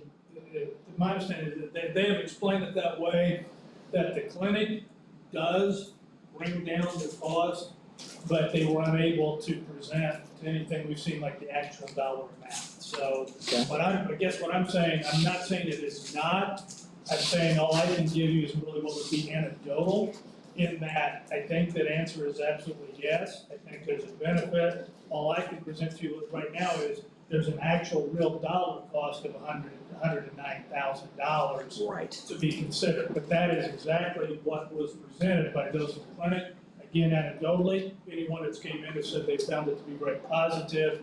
So this isn't any discussion about the merits. This is purely an economic discussion of, is this affordability with Part B, or is it like, very much like the CASA grant, are we taking $1 away here and we're losing $2? So that's just kind of the discussion. So, Gary has a question, and then Gary, I don't have a question, I just got a response to what Jim's saying, and I'd asked Proactive to give me a quarterly report of the number of employees. I'm not talking about spouses and children, I'm talking about actual employees of this county that have visited that. I have not got a report for the second quarter, but the last number that I had, was not able to break it down. We only had 50 people visit that the first quarter of this year. And at that time, they could not tell me if they were spouses, children, or employees. Oh, okay. And I'd asked them to break that down. I have got no report since then, and I've not heard a second quarter report. but we've got 140 that are actually paying. Right, paying into it, but I want to know how many employees are actually using it. And that goes back to the benefit of, are we benefiting from saving in, like Jim said, are we swapping dollars? And that's what I want to know. I would like to hear your opinion on continuing this. Continuing the clinic, if it is helping us on the health insurance side, I'm all for that, if it's working. But nobody has proven to me yet, or Jim, that it is. And I'm waiting on that information. So Proactive is gonna have to produce us something. Yeah, and then on the health insurance side, kind of the same question. Are they seeing a reduction in costs because of people going to the clinic instead? You know, is there a little less utilization? We got Anton, and Jim, you can back me up on this. We were going up instead of down on our claims versus money paid in. On the health side? Yeah, on the health side. Even with the clinic? Yes, yes. Which could be an underutilization clinic issue, Could be. you know. When they came in, they said they were going to come in and go to all the offices and Never happened. it didn't, I didn't know if it did or not, but they said they were going to, because I don't think people know what it is and how good it can be. Oh, yeah. Because I don't think many people do that. The clinic? That- You're talking about the clinic? Yeah. They came Before here. if there's a decision of scrapping the clinic or whatever there is, I think there needs to be full education to the employees of what it is and how it benefits them. They said Because that- every single one of my employees uses it, loves it, says that if they get rid of it, it's gonna be a massive cost to them. Because it's a cost saver for them. And I think because some of my employees prior to using it thought it was just like an e-med center or going to a minute clinic. And it's not, it's a full-fledged doctor's office that can do They can walk out with their anything and meds. everything for you besides specialized services. And that has not been related to employees besides handing out flyers. And handing out flyers is not. That's Didn't they not, just say they were going to have this? Sam, do your personnel use it as well? Absolutely, yes. Alright, so let's. that's not true. They did come here. Oh, they did? They did. Okay. And they said exactly what she said. We are a doctor's office. We're not just, Okay. if you wanna use us But they as a came walk-in here, and clinic. they didn't go to Right. the other offices. Well, it was my understanding that they did, but they also did, they scheduled times throughout the day, like, Oh, good. so then if your EMS and sheriff's departments and They stuff do. like that. Yeah, They call. came here and they scheduled a time and then you just showed up at They your come time. here, but they were supposed to come to EMS Yeah. or dispatch and to the sheriff's office. We had scheduled 2 different rounds of time because the guys employed. Wow. Alright, Yeah, I, my I, people I've go got, because I've educated them on how to. Mine- I've got a person who wants. Okay. All I was gonna say is we've taken their really good insurance and we made a higher deductible, $3,500 deductible. And then to take this away from them, and this is the only way that they can actually counter that high deductible, and I think that would be kind of a double whammy to myself. Let's just ask them to come in again, maybe come in once every, 2 times a year, how about 2 times a year? Make sure people are aware that they're there. Please, just come in and do that for us. It also can't just be 10 o'clock this morning to Yeah. use the courthouse, because we work 24 hours a day. Right. And I can't get both of my employees that work 10 o'clock in the morning off the floor to come here to meet for a half-hour meeting when insurance is gonna be here. Like, we're not mobile like EMS and sheriff is, and I can mandate a staff meeting to have everybody come and the discussion can happen, but it needs to be more versatile, not just Monday through Friday from 7. Or the department heads get the materials and be the, in charge of it, Right, so I got a hold of. It's helpful. clearly it's a benefit and I use it, I think it's a benefit as well, but I would like, do you think we can try to nail down what the cost savings is with our main insurance, by the 26th when we meet again? I'll sure try. I'll get a hold of Ron Reback and ask him if he can give me that information. I think that their thinking is, like we've said here, preventive care, if we're going there,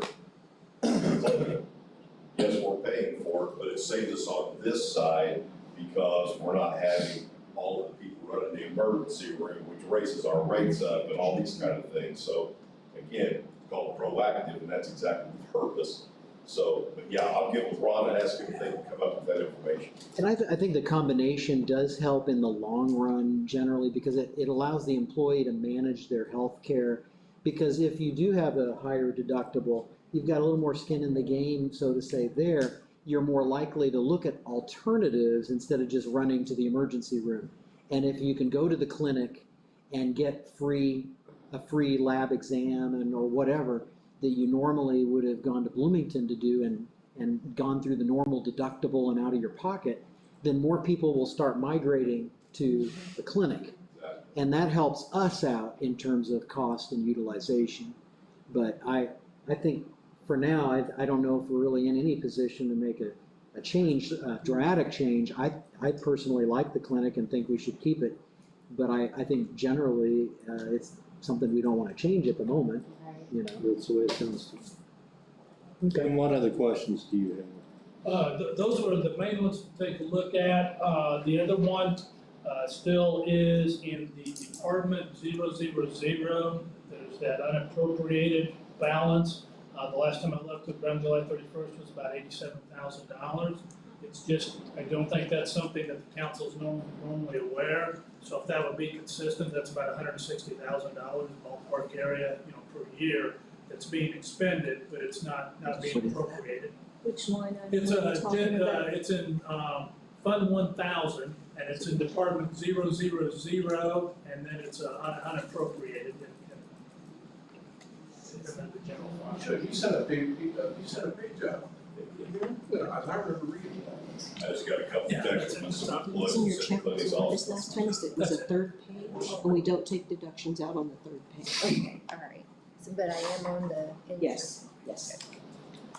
We need to change this dollar amount because the ones that have child, Yeah, the spouses that have, that's what We got a was. report from you on So that this is the total instead of the by 32. August 26th, because, 35,226. okay, well, you're not too aware of it either. But, no, I'm just seeing it, but I'm not 100% sure what that is. No, I was talking about. Okay. Oh, Okay. You can keep that.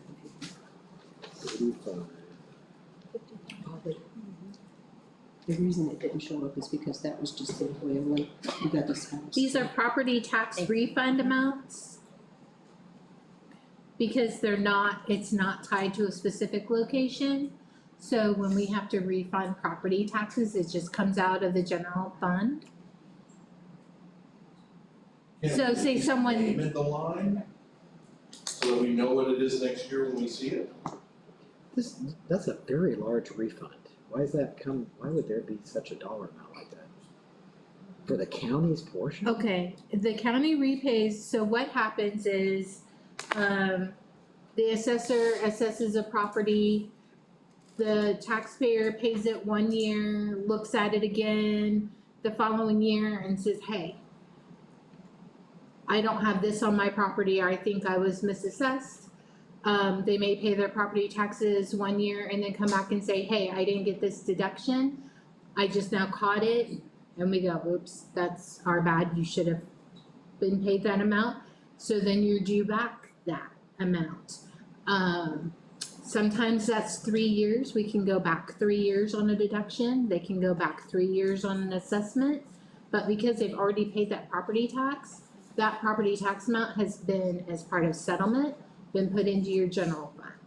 So that's why it comes out of unappropriated, because it's not a budgeted line item, because we don't know when or how much or what has been spent, so. Could we call, if we need to have that for that reason, could we call that line something else other than unappropriated, or? Unless it's garnered by code, I don't know why I will not. check.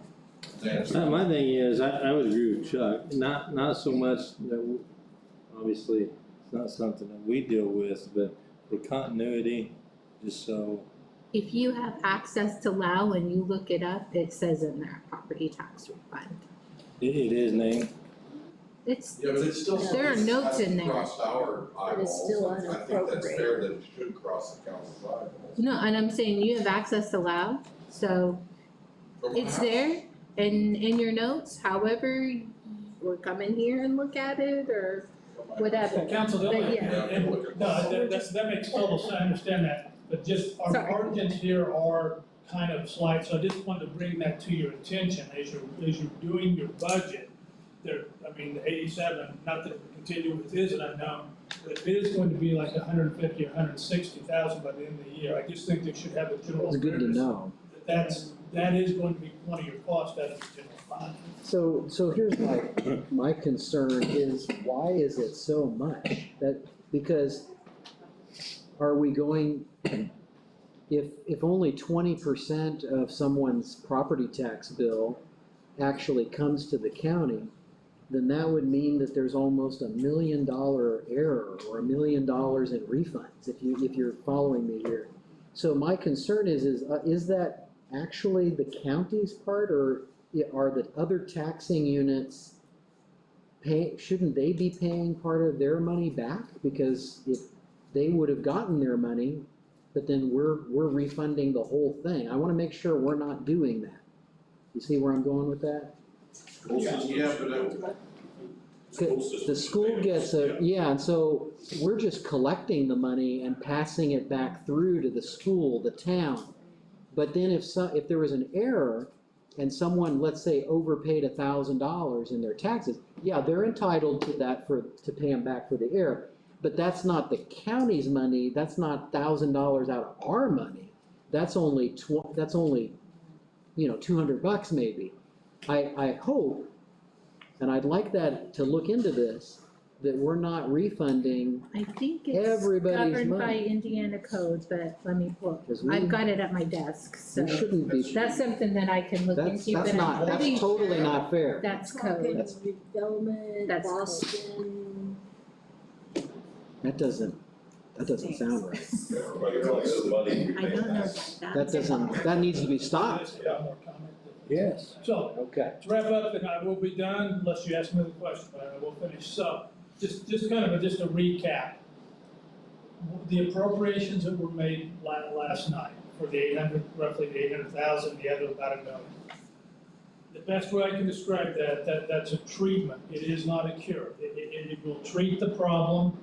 Auditors got them in there. The idea is come Monday with the claims dockets, those will, approved by the commissioners, will then funnel into the appropriate categories. That will, with that amount of money, based on prior, should get Owen County close to zero or a smaller, definitely a smaller number by the end of November, early December. Looking at that, as you just saw with the lid edit and the riverboat and all of those, that eliminates the possibility of those surplus balances going into 2022. But this is required by State Board of Accounts, Department of Government Finance. I think this that's my very hope, my optimistic hope that it will work.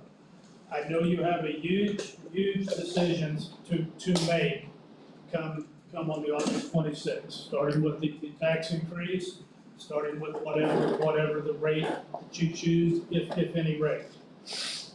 The recap of the plan by Jeff Peters is just basically this. This new tax is purely a public safety tax. It goes into the public safety bucket. In purely ballpark terms, the sheriff's budget in that range of 2.2 to 2.5, obviously depending on insurance, vehicles, and those type of things. That would remove itself out of the general fund. But even with those margins, even at the 0.9, the highest level, it's estimated that to be about $3 million brought in. That's about let's just call it $2.5 million worth of expenses, that would come out. If you make a decision not to, I do have a duty like this to come for you. What Tim Berry has, presented to me in my understanding, what Jeff Peters has presented my understanding, my own facts in there, things that were relied upon in 2018, 2019, 2020, and even 21 to, as what Jeff Peters explained, spending that $4 million, of cash. It doesn't, there's nowhere that pathway is still there as far as doing it. So in your budget, and this is just a workshop, but in your budget, if there is a determination not to raise the tax or anything, two things would be, I do not believe the DLGF will approve a budget 1 penny over of the revenue. Part two, that's it.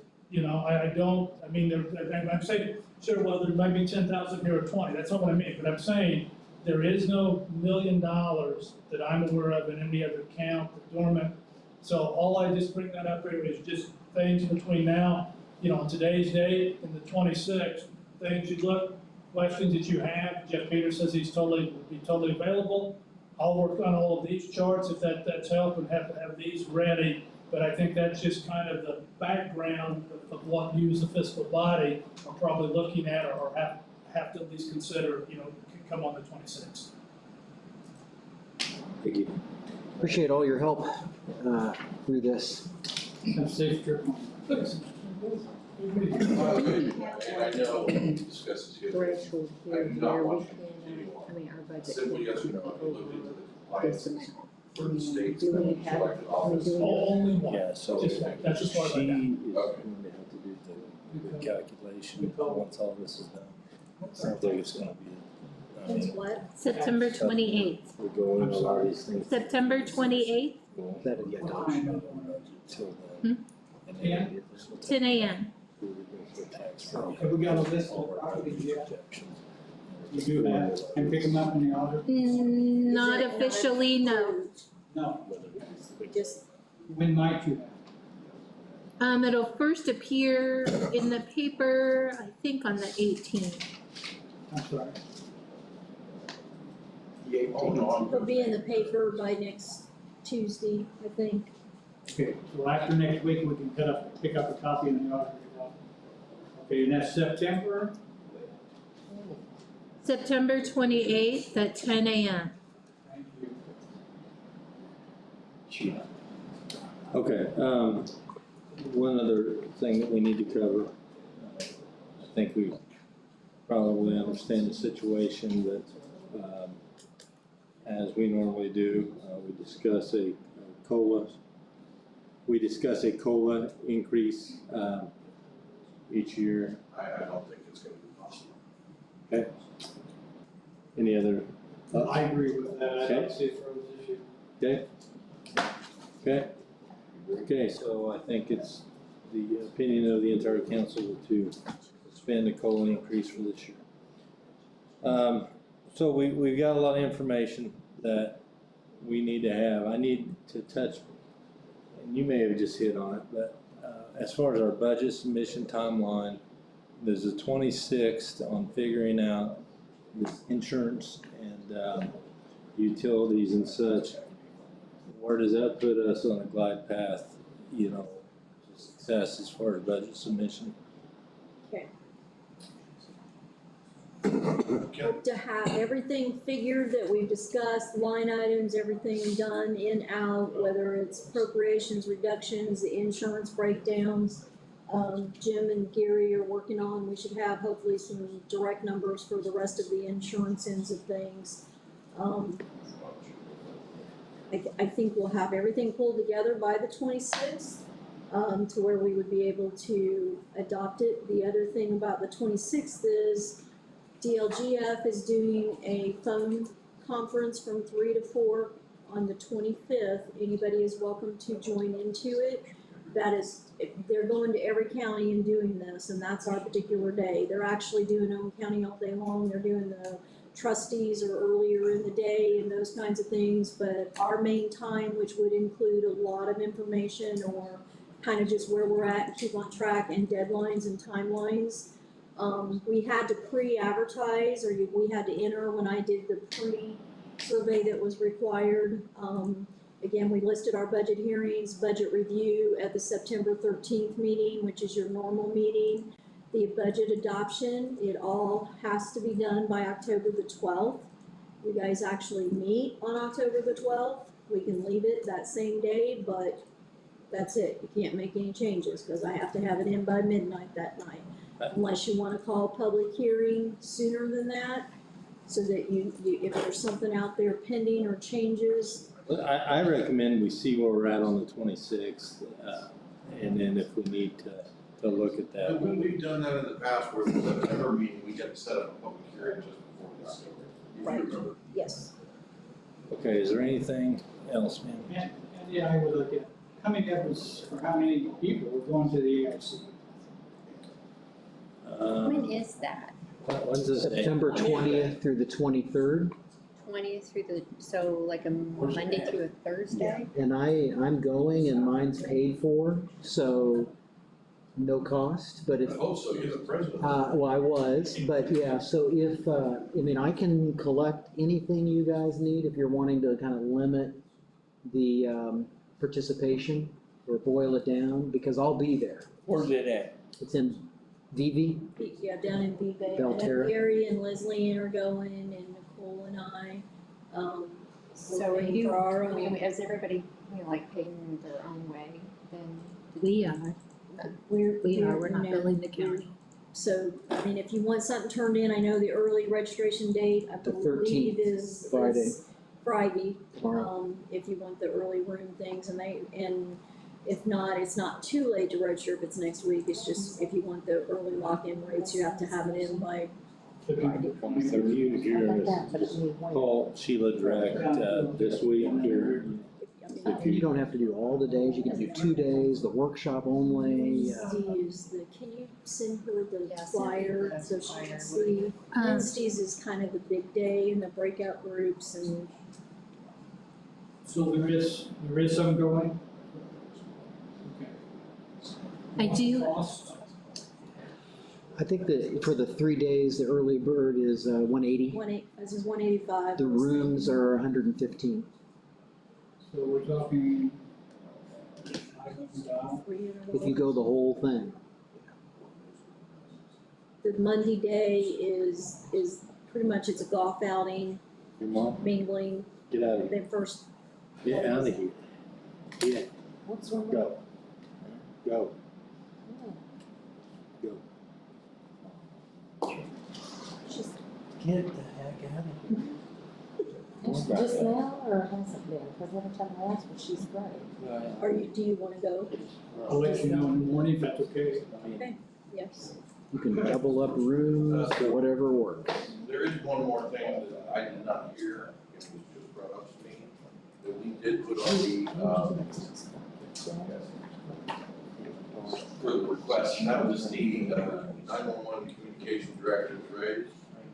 Are we going to discuss that still before we go, because I know there's nothing else to discuss? There was wish list, I think there were a couple people that had wish lists. Did you hear me, sir?